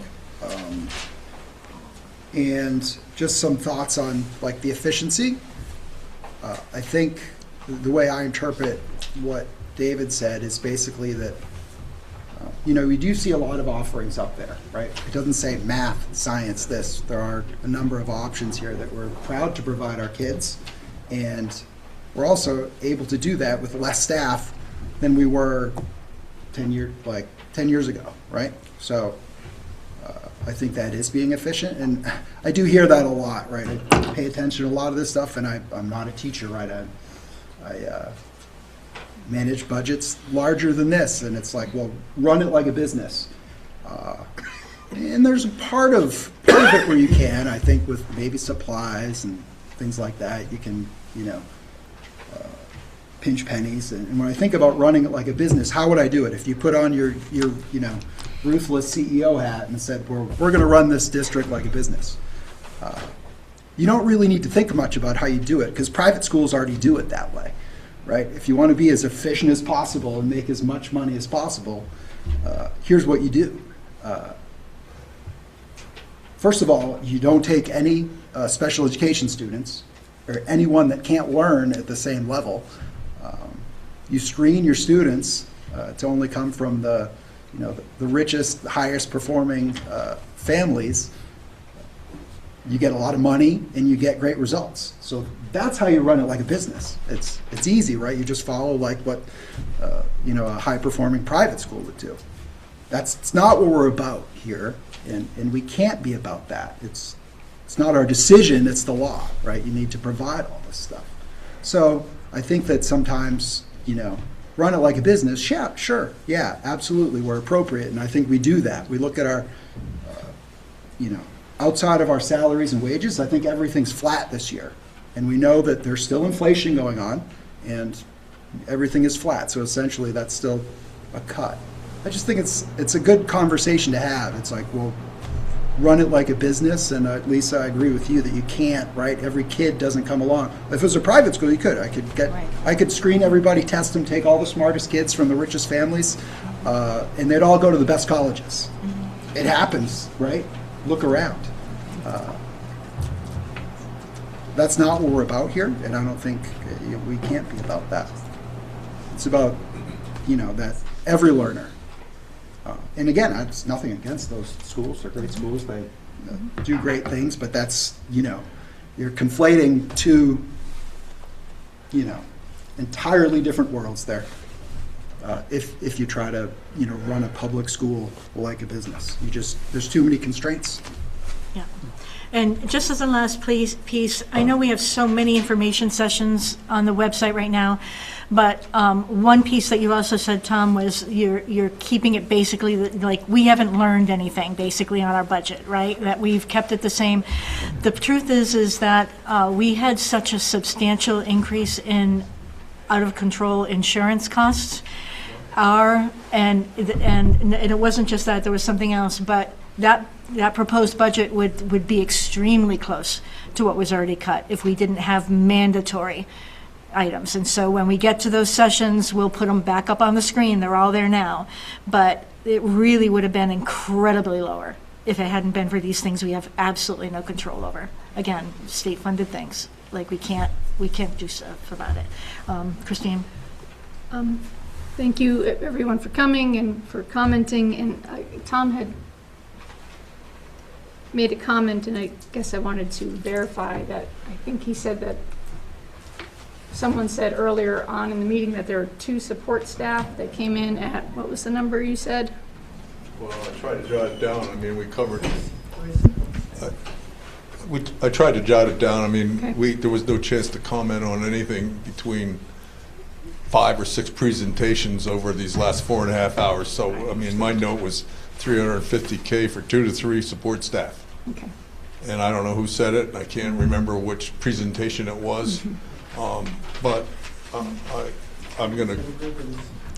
It might have been, that might have been the IDEA grant. So the special ed funding is a little bit of a different thing. We have a number of grants. It was Title I. Title I. Title I. Yeah. And so traditionally, the $300,000+ grant paid for, there's several things it pays for besides teachers.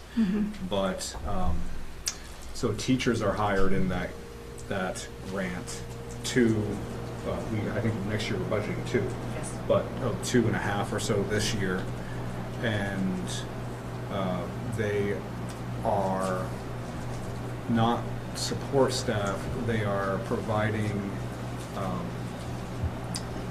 supplemental support to kids, meaning additional targeted education.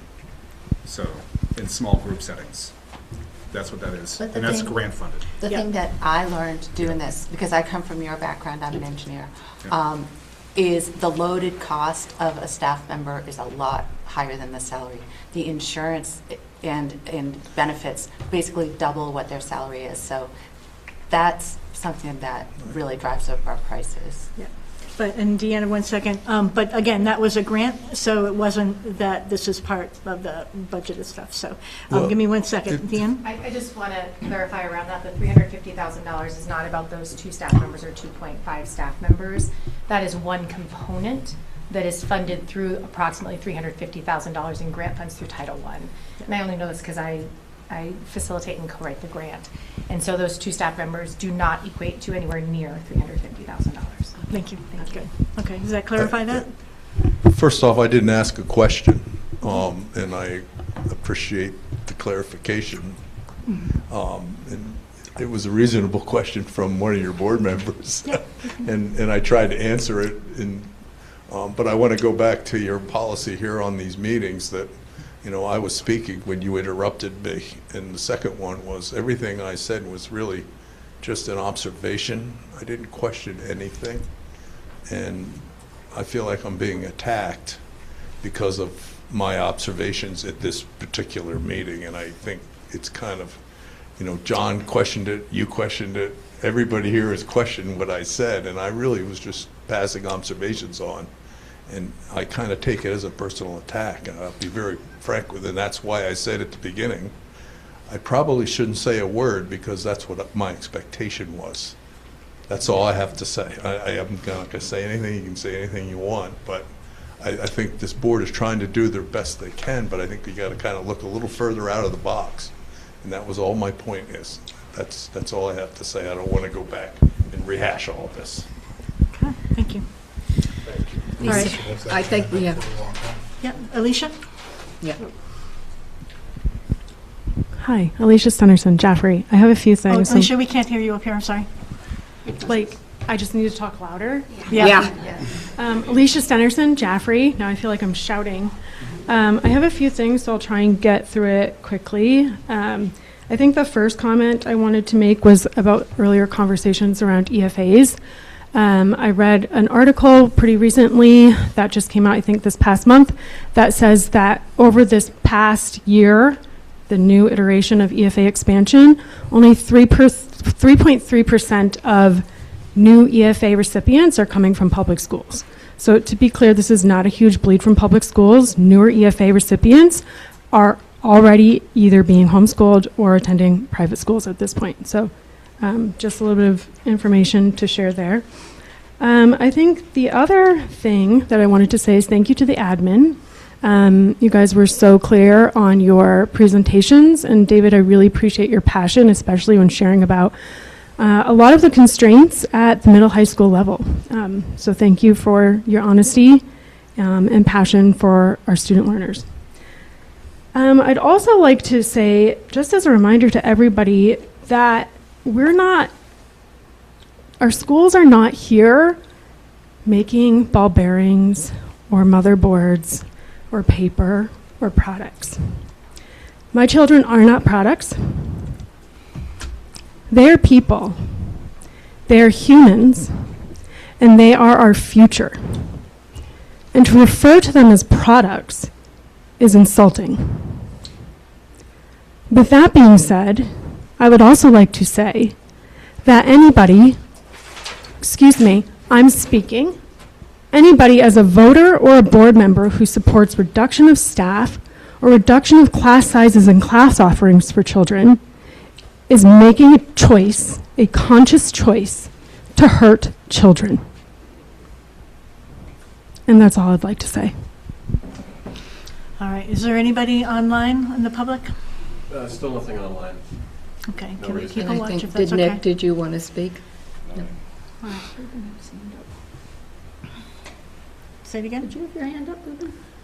Oh, I was just going to say that I appreciate you providing the information you did, so that, because that one $300,000 comment, my goal was just to make sure it was clarified as to what was, because I couldn't understand what was said, and I was the one who made the comment. So I wanted to make sure, so thank you, Deanna especially. We know that also, something that we talked about here is that a lot of that fund helps with our homeless, or what's called McKinney-Vento, our homeless population. We certainly, that does not cover everything. We have a lot more that we have to take out of our budget, but that is also something that we use Title I for, Yep, and which is a population that's growing in the region. And that's, when Tom had made that comment, I just wanted to clarify and understand it better myself. Sure. All right. So I think what we want to do now is poll the board and see direction for the rest of this meeting and for the next meeting. My feeling, and so we'll start here, my feeling is that warrant article and open enrollment should be on our December 15th agenda. Can I have a poll of the board for pushing warrant article finalization to basically to the January 6th, but to continue the conversation of both of those things until December 15th, or do we feel ready to talk warrant articles now? Let's start with that one first. Move it to another date. Move it to another date. John? Yes, I'd be in favor of moving it to our next school board meeting. Okay. Yeah. Christine? I am in favor as well, in particular because the open enrollment piece is so complicated. I wouldn't even know what a warrant article would look like at this point, so. Okay. Yeah. Sandra? Yeah, I want to give more thought to what we want to do with the warrant articles. Next meeting would be fine. Okay. Chris? I guess I'm wondering what do you propose we talk about for the rest of the day today? Are you Oh, saying- there's more. We're going to do warrant articles first. So do we want to postpone the final, today was supposed to be finalization of budget and warrant articles. First, we're going to talk warrant articles. Are you prepared to finalize warrant articles, or are you good to move on and move it to another date? Are you asking if we end the meeting now? Nope. And move to another meeting? not. Unfortunately not. Why not? I'm assuming you're not ready to finalize a warrant article right now. Finalized? No, I mean, how could Okay. we? Charlie, are you in agreement? I'm Yes. simply polling the board. Okay, so we will put warrant articles. I'd also like to include open enrollment discussion and get as much documentation and research on that background for December 15th. We'll plan to have the finalization of warrant articles on January 6th. Is the board okay with that? Okay, because I think it's going to be big Does that stuff. meet the state deadlines and all that we need to Yes. do? So,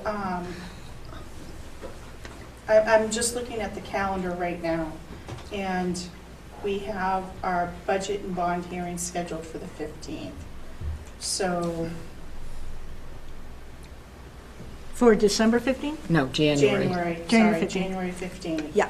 Is when our budget hearing is scheduled to be held. All I'm concerned about is the time to get documentation prepared in advance for that if we wait until the 5th. Typically, we know what we're going to do prior to like the Christmas break, so that all that time can be spent making sure we prepare the warrant articles. They have to go to legal for review prior to the budget hearing to make sure the language is correct. And then at the budget hearing is when they get voted on by the board. Like, any changes get made during the budget hearing for those warrant articles, but there's work in advance that needs to be done to make sure everything's the way it's supposed to be for that meeting. That's my only concern. Okay. I think with that in mind, is the board, and I believe I know the answers to this, but is the board suggesting any warrant articles that we have not discussed over our last meetings? Anybody had a warrant article they wanted to propose outside of what we've been discussing? And one of the meetings had that document of these are like 5 areas that we're looking at for warrant articles. Open enrollment was one, also the facilities, but I'll talk about that in a minute. But my suggestion is that we ask Ruben to put together suggested language for the warrant articles as we looked at, so that we can have those, so that once we finalize numbers, it can just be a plug and paste, and decisions on whether we do that. Does that make sense? Yeah. Okay. And part of that will be warrant articles so that we can have special meetings. Exactly, if that language can happen, yeah, what this would look like. So the next piece that Chris has mentioned as well, let's talk the budget numbers. So if we could put that previous proposed and default, I think it is very important that we decide today what we want to do in case, if we want to cut, if we want to keep these numbers. These numbers are without athletics and without pre-K. And we can decide later to put those in. I'm not saying we're finalizing a number set in stone. I'm saying I would like the board to give the admin an exact number to go from, and then they can build the warrant articles off of that. So, does that make sense? Anybody in disagreement with that? Okay, and do people feel ready to do that?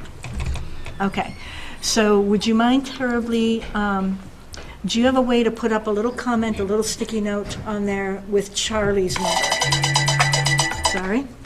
With Charlie's number.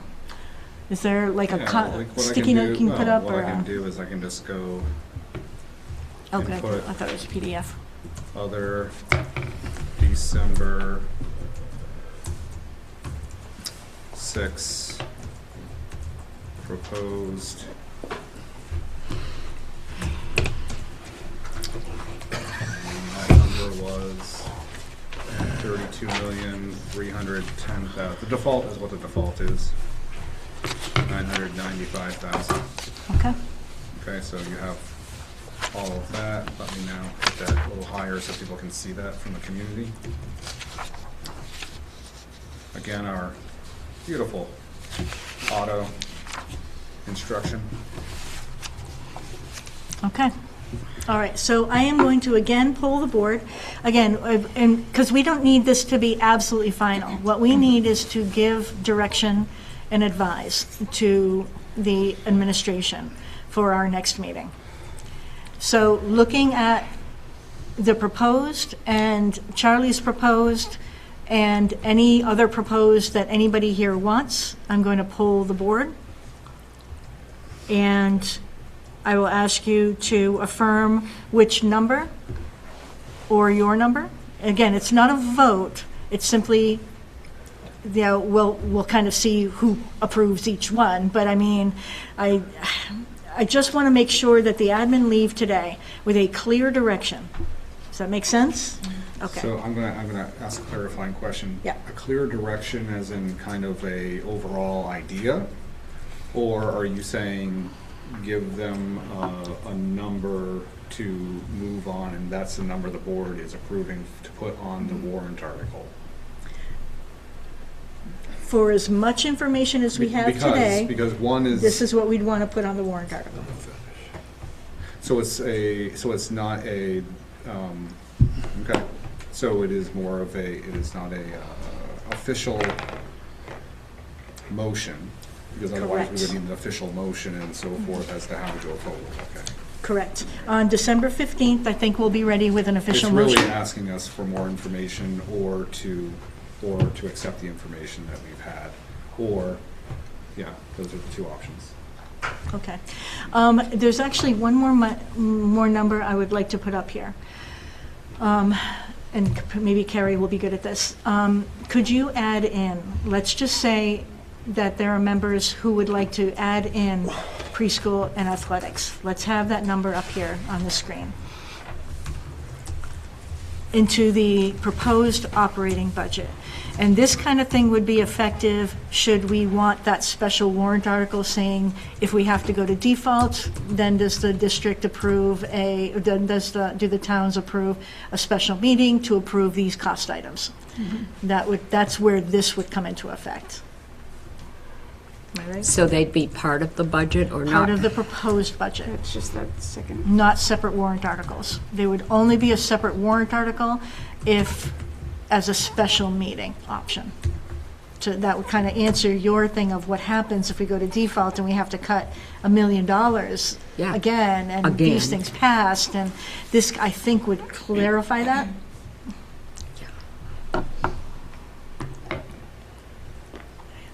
And I know I keep saying athletics, I mean co-curriculars, yeah. Are we going to add it to Charlie's budget or the other proposed budget? Say it again, Judy? Are we going to add the pre-K and extracurriculars to Charlie's proposed budget? No, let's just stick with, Charlie's is really close to the proposed. Okay. Why don't we just stick with Ruben's proposed? Because again, we're not giving an exact final number. So yeah, that's a really good question. So I'm going to ask Ruben and Carrie to add co-curriculars and preschool numbers to Ruben's proposed number, not to Charlie's. But it'll be like, here is our separation on this. Again, this is more of a poll to advise. This is not a vote to, this is what's going on in the budget. Okay, I'd like to get Ruben, well, what was the proposed after you removed the school care? Yeah, well, I'll put that right up. Yeah, I'm just, are you doing the calculation? Because I can do the calculation. I just didn't know if you appreciate getting that. Let us know if you want number any so of we these can- in writing. No, it's all right. So I'm going to put it all in writing. So calculator. All right, Chris? We have, I guess a clarifying question for Charlie, who's listening out there somewhere, but maybe you can give it to him.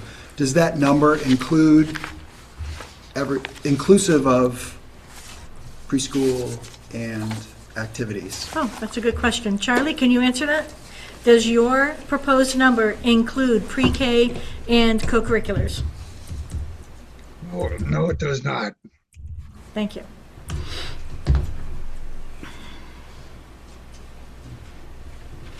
Yeah, that's what I got. Okay. 10.46%. Can you read that number to me again? I'm sorry, once I start typing. Yep.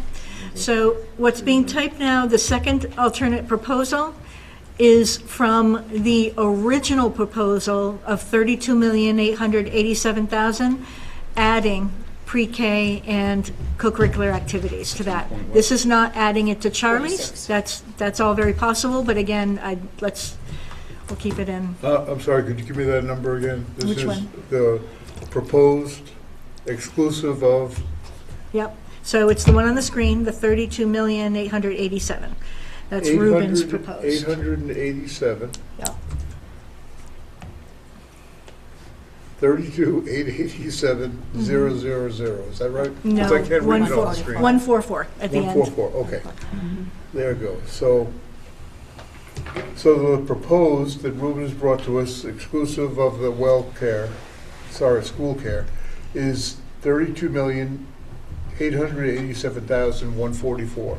Correct. And now we're talking about adding to that the $1,114,000 that would cover pre-K and co-curriculars. Correct. Okay, thank you. That number becomes $34,719 at a 10.46% increase To the to Ruben's 26, proposed, it's to the an 2026 adopted budget. Yeah, Got it. yeah. Okay. Can you big screen these numbers? Yeah. It's, I know, it's present. fun. Yep, nope, it's fine. I should just do it from the system. Is that big enough? Yep. All right, so it is possible, if you wouldn't mind, and actually, no, do it right now, but we can include pre-K and activities into Charlie's December 6th proposal. That's a possibility. We absolutely can do that. So really, right now, there are four numbers on the screen. Does anybody have another change to these numbers?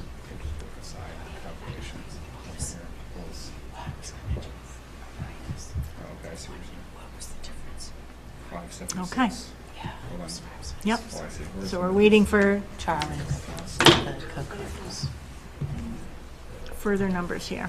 Yep, she's just doing it so that she gave you all your percents and stuff. Okay. like that. Okay. Lisa, while we're waiting, can you ask Charlie where he came up with his proposed number? Sure. Yeah. Charlie, would you mind letting us know where you came with your proposed number? Yes, basically, I eliminated any new hiring. He eliminated any new Hiring. hirings? From what? From the choices that were given to us, so we, In the proposed, there are choices relative to the additional monies being added. All right, Okay. and I basically said that we need to freeze our staff because, we're losing a lot of revenue. Okay. Do you mind if I ask another clarifying question of that, Charlie? Under our choices, it lists like the French teacher, the librarian, things that are not funded but present in our system this year. Does it not include those positions that, again, we added back in, so are you proposing taking them back out? Or I guess the funding for them back out?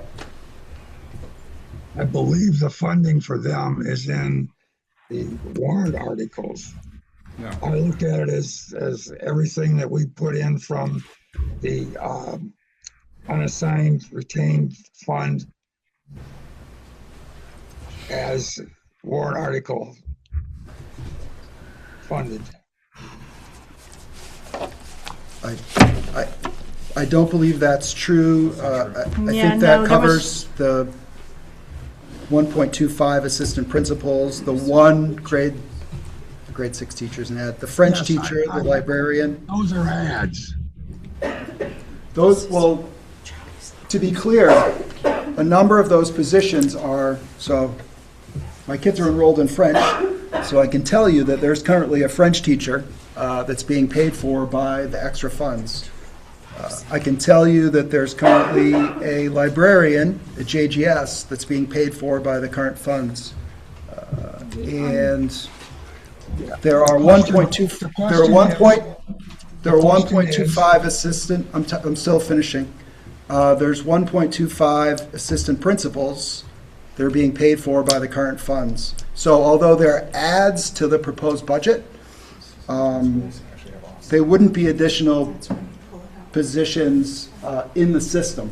And actually, just for clarification as well, if you look at our choices, but then you look at the negations, like what we're choosing on the opposite side, that actually is budget neutral for the assistant principals. It's just because of positions that were shifted, the money was there. Those positions are currently there, the money's there for them, they're not an addition of funds. So again, I just want to be sure the numbers are based on, what we understand. But the ones that. The French teacher, the librarian. The French teacher, the librarian, yes. The grade 6 teacher, I think, is And the grade 6 teacher is the addition that we did not put back in. That would be new, even though we know that one was the pivotal.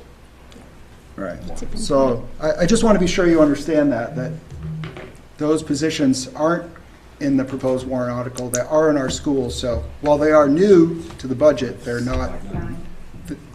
They would be cuts if we didn't propose them. Out of the school board decision to transfer the unassigned retained fund. Is that how they're funded today? Correct. If they're funded that way, then they are not in my number.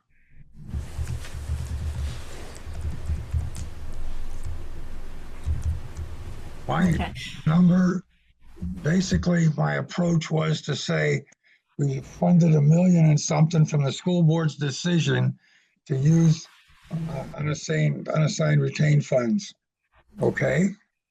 I was leaving that decision up to warrant articles. Allow the taxpayers to vote on what they wanted. So the answer to your question, Chris, is no, they were not in my number. Okay. Yeah, and just as a reminder that the board can give numbers, and we can advise on what to do with those numbers. We cannot say here, we cannot definitively say, and make sure you put this position back. Like, that's not in our. Absolutely. The number is a bottom line number, but then the school board, after the budget is approved, can allocate that to any line item they want. Yeah. I clearly understand that. That was my advice. Okay, was not to fund new positions, but the board can choose to do that. All right, my concern is that my number is based on certain assumptions, and those are the assumptions that I will support. Thank you, Charlie. I really appreciate it. That's very helpful to have the data. Okay. So I think what I want to do, again, we're not voting as this is what's going to go on the warrant article. We are giving direction. And we have basically an A, B, C, and a D. The A would be the 32,880, I'm losing it. 32,887,144. Yes, so that would be the first. Remembering there is risk involved in that number already. Oh, yep, all of it. And then the next would be Charlie's proposed number. 32,310,995. Second alternate includes pre-K and activities. So this will be the proposed that is up above at the 0.84%. In addition, with the pre-K and activities, that would be $34,719. And then the third alternate proposed, which would be the one that Charlie was suggesting, along with the pre-K and activities, and that's 33,424,570. Okay. And I would propose another alternative. Okay. Which would be for the budget exclusive of pre-K and co-curriculars. The proposed budget, I would propose to reduce by $1,300 to $32,885,844. And my reason for that is it would bring our total, if we are going to include pre-K and co-curriculars, to $33,999,000. Keeping it under 34 million. Keep it under 34 million, that's right. Okay. So this fourth one is 32 what? 33 million. It would be to reduce your 32,887,000 to 32,885,844. Okay. Do you want that fifth alternative with that along with the pre-K and activities, or just understanding that that's the case? You're talking about in terms of my vote? I mean, Do you want him to include that number? I'm just going to do it. Yeah. Yep, just do it. Okay. All right, so we have some proposals on the screen board. Again, we are simply polling to give, to advise on direction, but this is telling us what you guys want on warrant articles as well, and giving direction on that, because if we say include the higher numbers that include pre-K and activities, then that is sending that message. We can also, when you are polled, you can say include pre-K and not activities, or include activities and not pre-K, and put one of them on a warrant article. We have that choice. So I am going to poll each of you and ask for each of your guidance on this. This is not a vote. This is telling our admin and community this is the direction we're hoping to go in. We are looking for a kind of majority conversation in this, and then on December 15th, we'll come back and they'll have prepared warrant articles to the effect that we've been working on. And we'll talk about open enrollment then. All right, who would like to go first? Shall we go alphabetically? Thank you for laughing at that. All right, Charlie, I am going to start with you. What's your guidance? I'm going to stick with my number. All right. Okay. Good. Chris? Can I pass for now? Okay. Sandra? Charlie's the number included pre-K and activities, or no? No. Charlie's number does not include pre-K or activities. Next to it, in the bold, is the pre-K and activities. All right. Is anybody else ready to say? I'm prepared to say that I would like to go with the proposed school district budget of $32,887,144. I am against the cut of $500,000 because we know that we have to create new programs to meet the minimum requirements, and to do that with a $500,000 cut would be difficult, to say the least, and would have a pretty significant impact on our learners and would most likely lead to the reduction in staff.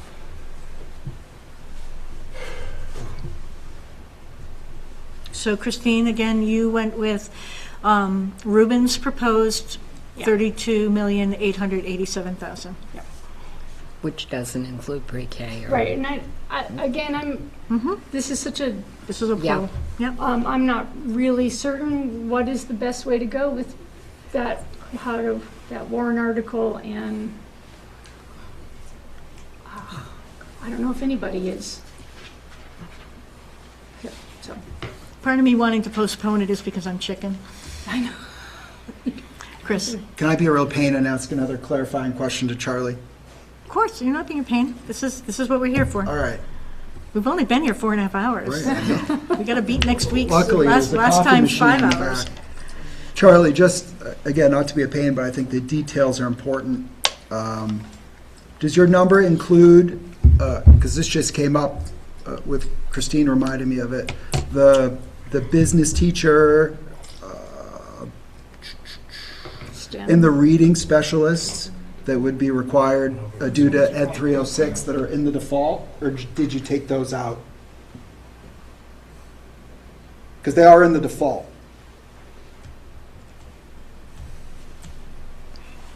In their new positions. Yes, I took those out because they are in the default, but that just because they're justified but into the default doesn't mean that we need to hire people to do the job, okay? I think that the standards say there's a job that we have to do. There are certain things that we have to teach. It doesn't say we have to hire people to do them. It says that we can do it with internal resources. Now, I think that we need to do our due diligence because we received a $900,000 revenue cut of addressing that. And one of the ways of addressing that is instead of riffing people, is to not hire people. And that's the approach that I think we can take because that's where our biggest costs are is in salaries and benefits. And if we don't address it now, we're going to certainly have to address it later. So I'm sorry, but that's where I'm at. No, it's just important because when we tell, there are the things that are under our choices, but again, those were in the default. So I just wanted to be clear that's another cut of 2 positions from the default in the proposed. All right. Just will have an impact on what I decide here. And I will just say that we've done our due diligence. Okay. Well, what does that mean, Ruben? Could you just elaborate a little bit? I guess Just simply put, we're in a situation where we are, and we all know this, we're in a situation where we are wearing people out, and there are new things that need to come into place. There are some things that the board wants to do to build infrastructure for the future.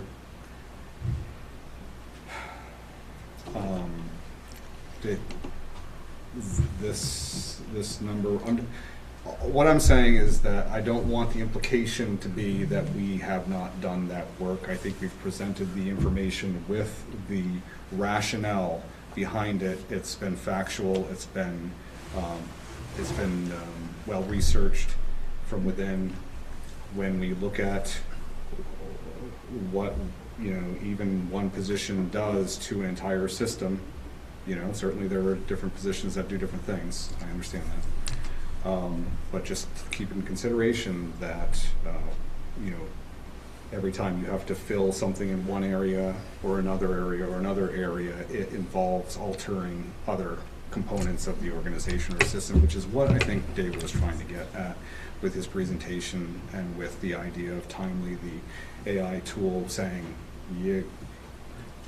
what you've always been able to offer was, with what you have as staff personnel and so forth, and because of the efficiencies that you've had over the years with bringing your schools together, and then utilizing staff who have they're maxed, they're maxed already. To say that they have another way, an avenue of finding how to, I'll diversify myself even more. That's awfully nice of them to do that. That our staff have a lot of options. I think we need to understand the market that we're in as well. Well, thank you for that additional clarification. Yeah. All right. Judy? Ruben's original budget, the original proposed budget with the pre-K and the sports and extracurriculars on a warrant article. Okay, so Judy's poll is for the second alternate proposal which is Ruben's proposal of 32 million? I think what you said was you wanted them on the warrant articles, right? I want them on the warrant article. Oh, so you just the want Rubens 32 and then you want? Yeah, 32,887. Okay. Yeah, that Yep. one. All And right, then thank the you. other things on warrant. Okay, so Rubens. So the three people have answered and all have different numbers. Yeah, I know. But it's not a vote, it's a sense of what are we trying to do? Exactly. Yep. Yeah. All right. Joan, do you have a number? Yes, and I just would like to, well, I'm fine with Ruben's number or with a number that's a few $100s cheaper to keep it at 33 million instead of 34, but I'm good with those numbers. I would, at this point, and I'm going to keep thinking about it, but I still would like to keep the two items in question, the co-curriculars and the pre-K, as a warrant article. Personally, I'd like to learn more about what our options are for having another vote, should that fail. And I just would like to say that the additional clarification that's come from our principals and our superintendent is important to me, because I think our community has to choose whether we want option A or we want option B, you know? I mean, there is an option B, which is to let our schools still continue to exist, but to slide backwards, decrease in reputation, and What is the 10.46 as a community do for the member, tax rate? I want to see us go with option A, so. And it's going to be a battle, So no matter what we do. Rubens, So, yeah. Rubens number and Rubens keep number. keep preschool and athletics as a warrant Yeah. article. Yep. Okay? All right, Sandra? I kind of feel it's unfortunate. Chris hit this on the head. I'm looking at the percentages, and what do I think the voters are going to vote for? It's not really what I want, but I think you got to go with Ruben's number and the sports and the pre-K as warrant articles. But I'm nervous. I'm nervous those two things will pass and the budget won't. And then what do? Then we are forced to cut positions. Yeah. Chris?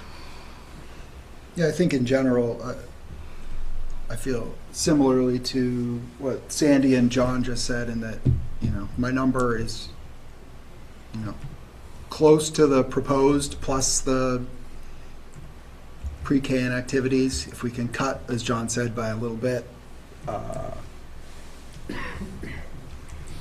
you know, that's fine. And I don't, you know, I'll say I'm undecided. I know when we first started this process, I said athletics needs to be in the budget. I still, you know, I'd say I'm still open to a discussion once I fully understand like what the implications would be. I think I need to think more about it. But overall, I'm not going to ask anybody to go back and like figure out how to, you know, cut 5 more positions. I think I'm satisfied with what we have here. I think for the pre-K and athletics, I think one thing in the interim, there may have been some changes made or some detail. If we could get that information between now and then, I know we looked at it at the presentation, but just to understand those detailed numbers and where they come from.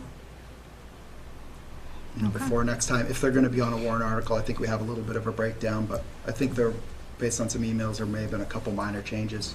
I'll give you, just because I think it's important that you have hard numbers, if it's okay, this won't take long. Yeah. The 3 principals gave you information, gave you data and so forth, so Charlie's number, not looking at our proposed or you know, whatever the spreadsheets are and stuff like that, but just knowing how the reduction in force process goes, okay? So a $576,000 reduction, and this may choose you to want to keep that, like do that reduction, or it may choose, you know, confirm that you don't want to do it or you want to do something in between. Because the way the reduction in force goes, it typically means your lowest paid staff is, or your newer staff, typically lowest paid, not always, is going to be the first to be chosen to have to find, another role somewhere else. And so that ends up being about 6.5, a little bit more than 6.5 FTEs. If you're talking about teachers, you're talking about, you can throw a mix in there and reduce that FTE a little bit, or increase the number of FTEs, full-time employments, if you had like support staff involved, just like custodians and so forth. Like we are not putting back in a grounds person, a custodian, and all of that. So around, on average, it's going to be about 6.5 people is what it would end up being for that reduction. All right. And because this is not our final numbers, if it were, I would go with the majority, but it's not. So I will say that my preference is to use Charlie's number for different reasons. I would like pre-K put back in, which brings it closer to Ruben's number. So basically I want Ruben's number, but if I had my druthers, I would put pre-K back into the budget. What that would mean is consolidating roles, cutting positions to do that. So I realize that. I don't think we can ignore the enrollment numbers. And I think this is some way to recoup, I don't know. Anyways, again, so I think the board has given the admin the okay to move ahead and present what they can for warrant articles using Ruben's proposed budget of $32,887,144. We'll look at that closer. Again, that's not a formal vote, but that is the bottom line of what the board has pretty much put forward. Okay? All right. We are ready to continue with the remainder of our agenda. Next is the consent agenda. The only thing on it are some nominations for coaching and a stipend list. Is there a motion to accept the consent agenda? I move we accept the consent agenda as presented. Thank you, Sandy. Is there a second? I'll second. Second. Thank you, Christine. All in favor? Aye. Do we need to do roll call? Charlie? Aye. Chris? Aye. Sandy? Aye. Christine? Aye. John? Aye. Judy? Aye. And Lisa says aye. Our minutes, is there a motion to accept the non-public minutes from December 1st, 2025 meeting? We're going to zip through these people. So, is there a motion to accept the minutes? I will make that motion. Thank you, Christine. Is there a second? I'll second it. Thank you, Sandy. Any discussion? All right, Charlie? Chris? Aye. Sandy? Aye. Christine? Aye. John? Aye. Judy? Aye. I say aye, passes 700. Field trip approval, Ringe Memorial School going to the Ecotarium in April. Lovely trip, one of my favorite places. Any discussion on this? Is this from Ringe or Jaffrey? This is Ringe Memorial School? So some of that funding's for the buses has come from your field trip? I'm people, actually or- looking for where the funding is coming from. Is there a notice of where the funding's coming from for that? Or this, it's $10 a student, maybe they're paying it, I don't know. Is there? Yeah, so transportation is being paid out of the funds raised by our student council last year. Okay. And then the cost of entrance is being funded through students and families. Perfect. Okay. Love it. Good. Is there a motion to accept the field trip? I will make that motion. Thank Christine. Is there a second? I'll second it. Thank you, Sandy. Any discussion? Charlie? Chris? Aye. Sandy? Aye. Christine? Aye. John? Aye. Judy? Aye. Lisa says aye, passes 700. Are there any discussion items? Any further public comments? Thank you, Alicia. Sorry, I know we're going on almost 5 hours. I did just have a... Alicia, I need your name and Sorry, town. Alicia Stenerson, Jaffrey, again. I was looking through my notes, Lisa, and when you were presenting about some of that, the data from the enrollment report, you had mentioned some of the state funding being partly on property values and partially on enrollment. I was wondering, so we had like the $900,000 decrease this year. Is that not so much that our enrollment has gone down, but that our property value has gone up? That's a good state question. All they said was this is what they compare to. Carrie, do you have any input on that? I have a summary that was provided by the state that I can share if you'd like to. It'd be great to have that artifact attic, but if you wouldn't mind putting it up. Is she marked up enough? Is she marked up enough? Can you move the mic closer to you? 'Cause I think this is.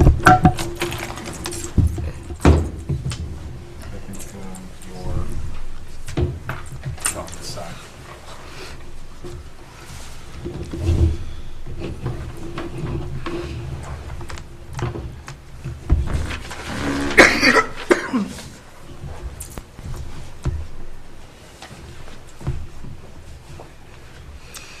Okay, so this is for the town of Jaffrey, which is seeing more of the decrease. The total decrease in state aid between the statewide education property tax and adequacy is about $857,000. Of that, the Jaffrey portion is $754,924. So when you look at this, this is this current year, and then this is what's estimated for next year. So these are your average daily membership numbers, and then this is the base aid, which is $4,351, I believe, only about $85 or $86 more than the previous year. Anyway, this column shows the decreases or increases in each of those. So you see a decrease in the ADM, you see a decrease in the base aid as a result, the decrease in the free and reduced eligibility numbers for students, and the aid that's tied to those decreases, then special ed aid, home education aid. So this is the reduction in adequate education aid, and then you have the statewide education. That's the total, right? That's the total, Of right. that, all of that. Of all of this. Yeah, mhm. And then you move down here to the statewide education property tax decrease. The significant decrease comes from the extraordinary needs grant, which is tied to property growth. So if you have a higher property growth of greater than 2%, you'll see a decrease. It's also tied to your free and reduced numbers. So if your free and reduced numbers are reducing and your property values are increasing, you're going to see a higher decrease. So I hope that helps. So the second That's Jaffrey. part of that, and the largest part of that has to do with property, yes. Right. So I'll just show Ringe, for example, too. And this is how Ringe is. And so their adequacy, same thing, 93,000 roughly, and then that's based upon student enrollment. And then below, they never had the extraordinary They're not eligible, needs right. grant. They weren't eligible in the first place, so didn't have it, so they're not losing it, or not decreasing anything. So it's, well, there was some hold harmless, you know, but not much. Well, not the last 2 years. Yeah. Oh, sorry. No, I mean, if we had The it this year, 95%, yeah, right. it's gone. I see. Yeah, Yep. yeah. There wasn't much there to begin with. So that's almost all on, well, this is almost, the Ringes is almost all on enrollment. Yeah. So Jaffrey's the opposite. Interesting. Okay. Any further public comment? Anybody online, Alex? I guess basically, another way of looking at it is that property value wise, Jaffrey's closing in on where Ringe is. And so the more, let's call it affluent, you know, you show yourselves to be, or at least what your value is, you know, property value is and so forth as a community, the less aid, the less support you get. Okay. There's no further public comments. Are all set, Alicia? All good? Okay. Then are there any board matters? John? Yes, I just wanted to point out that on the 9th of December, there's a Conant showcase. And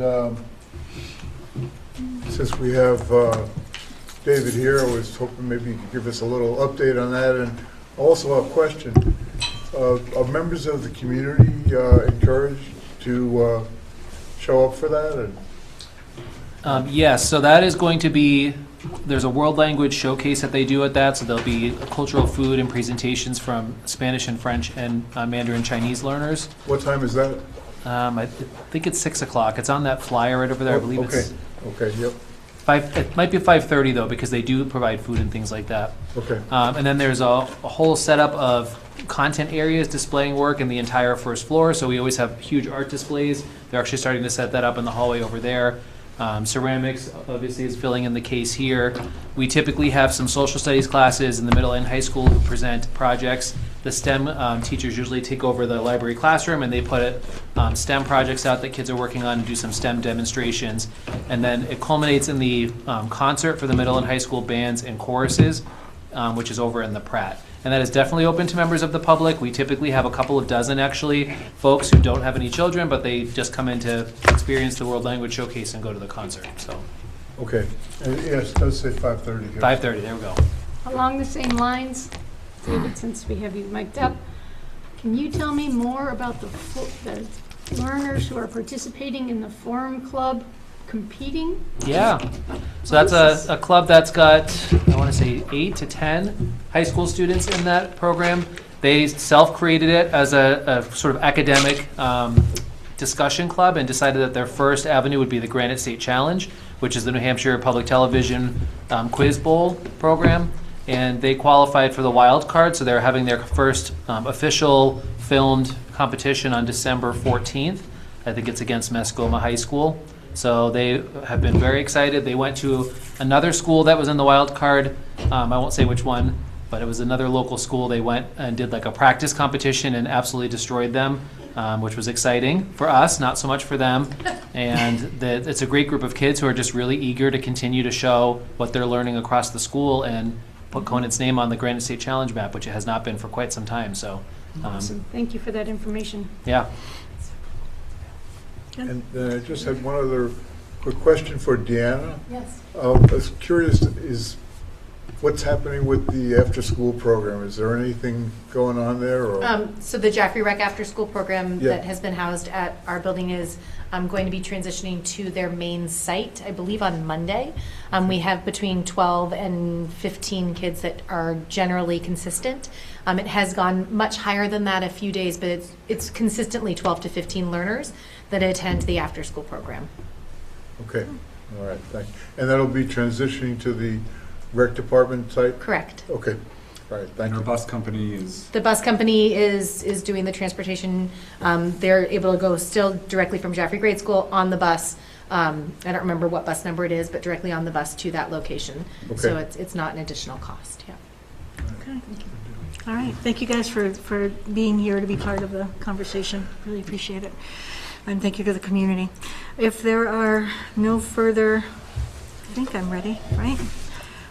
If there's nothing further, then we'll take a motion to adjourn. That would be you.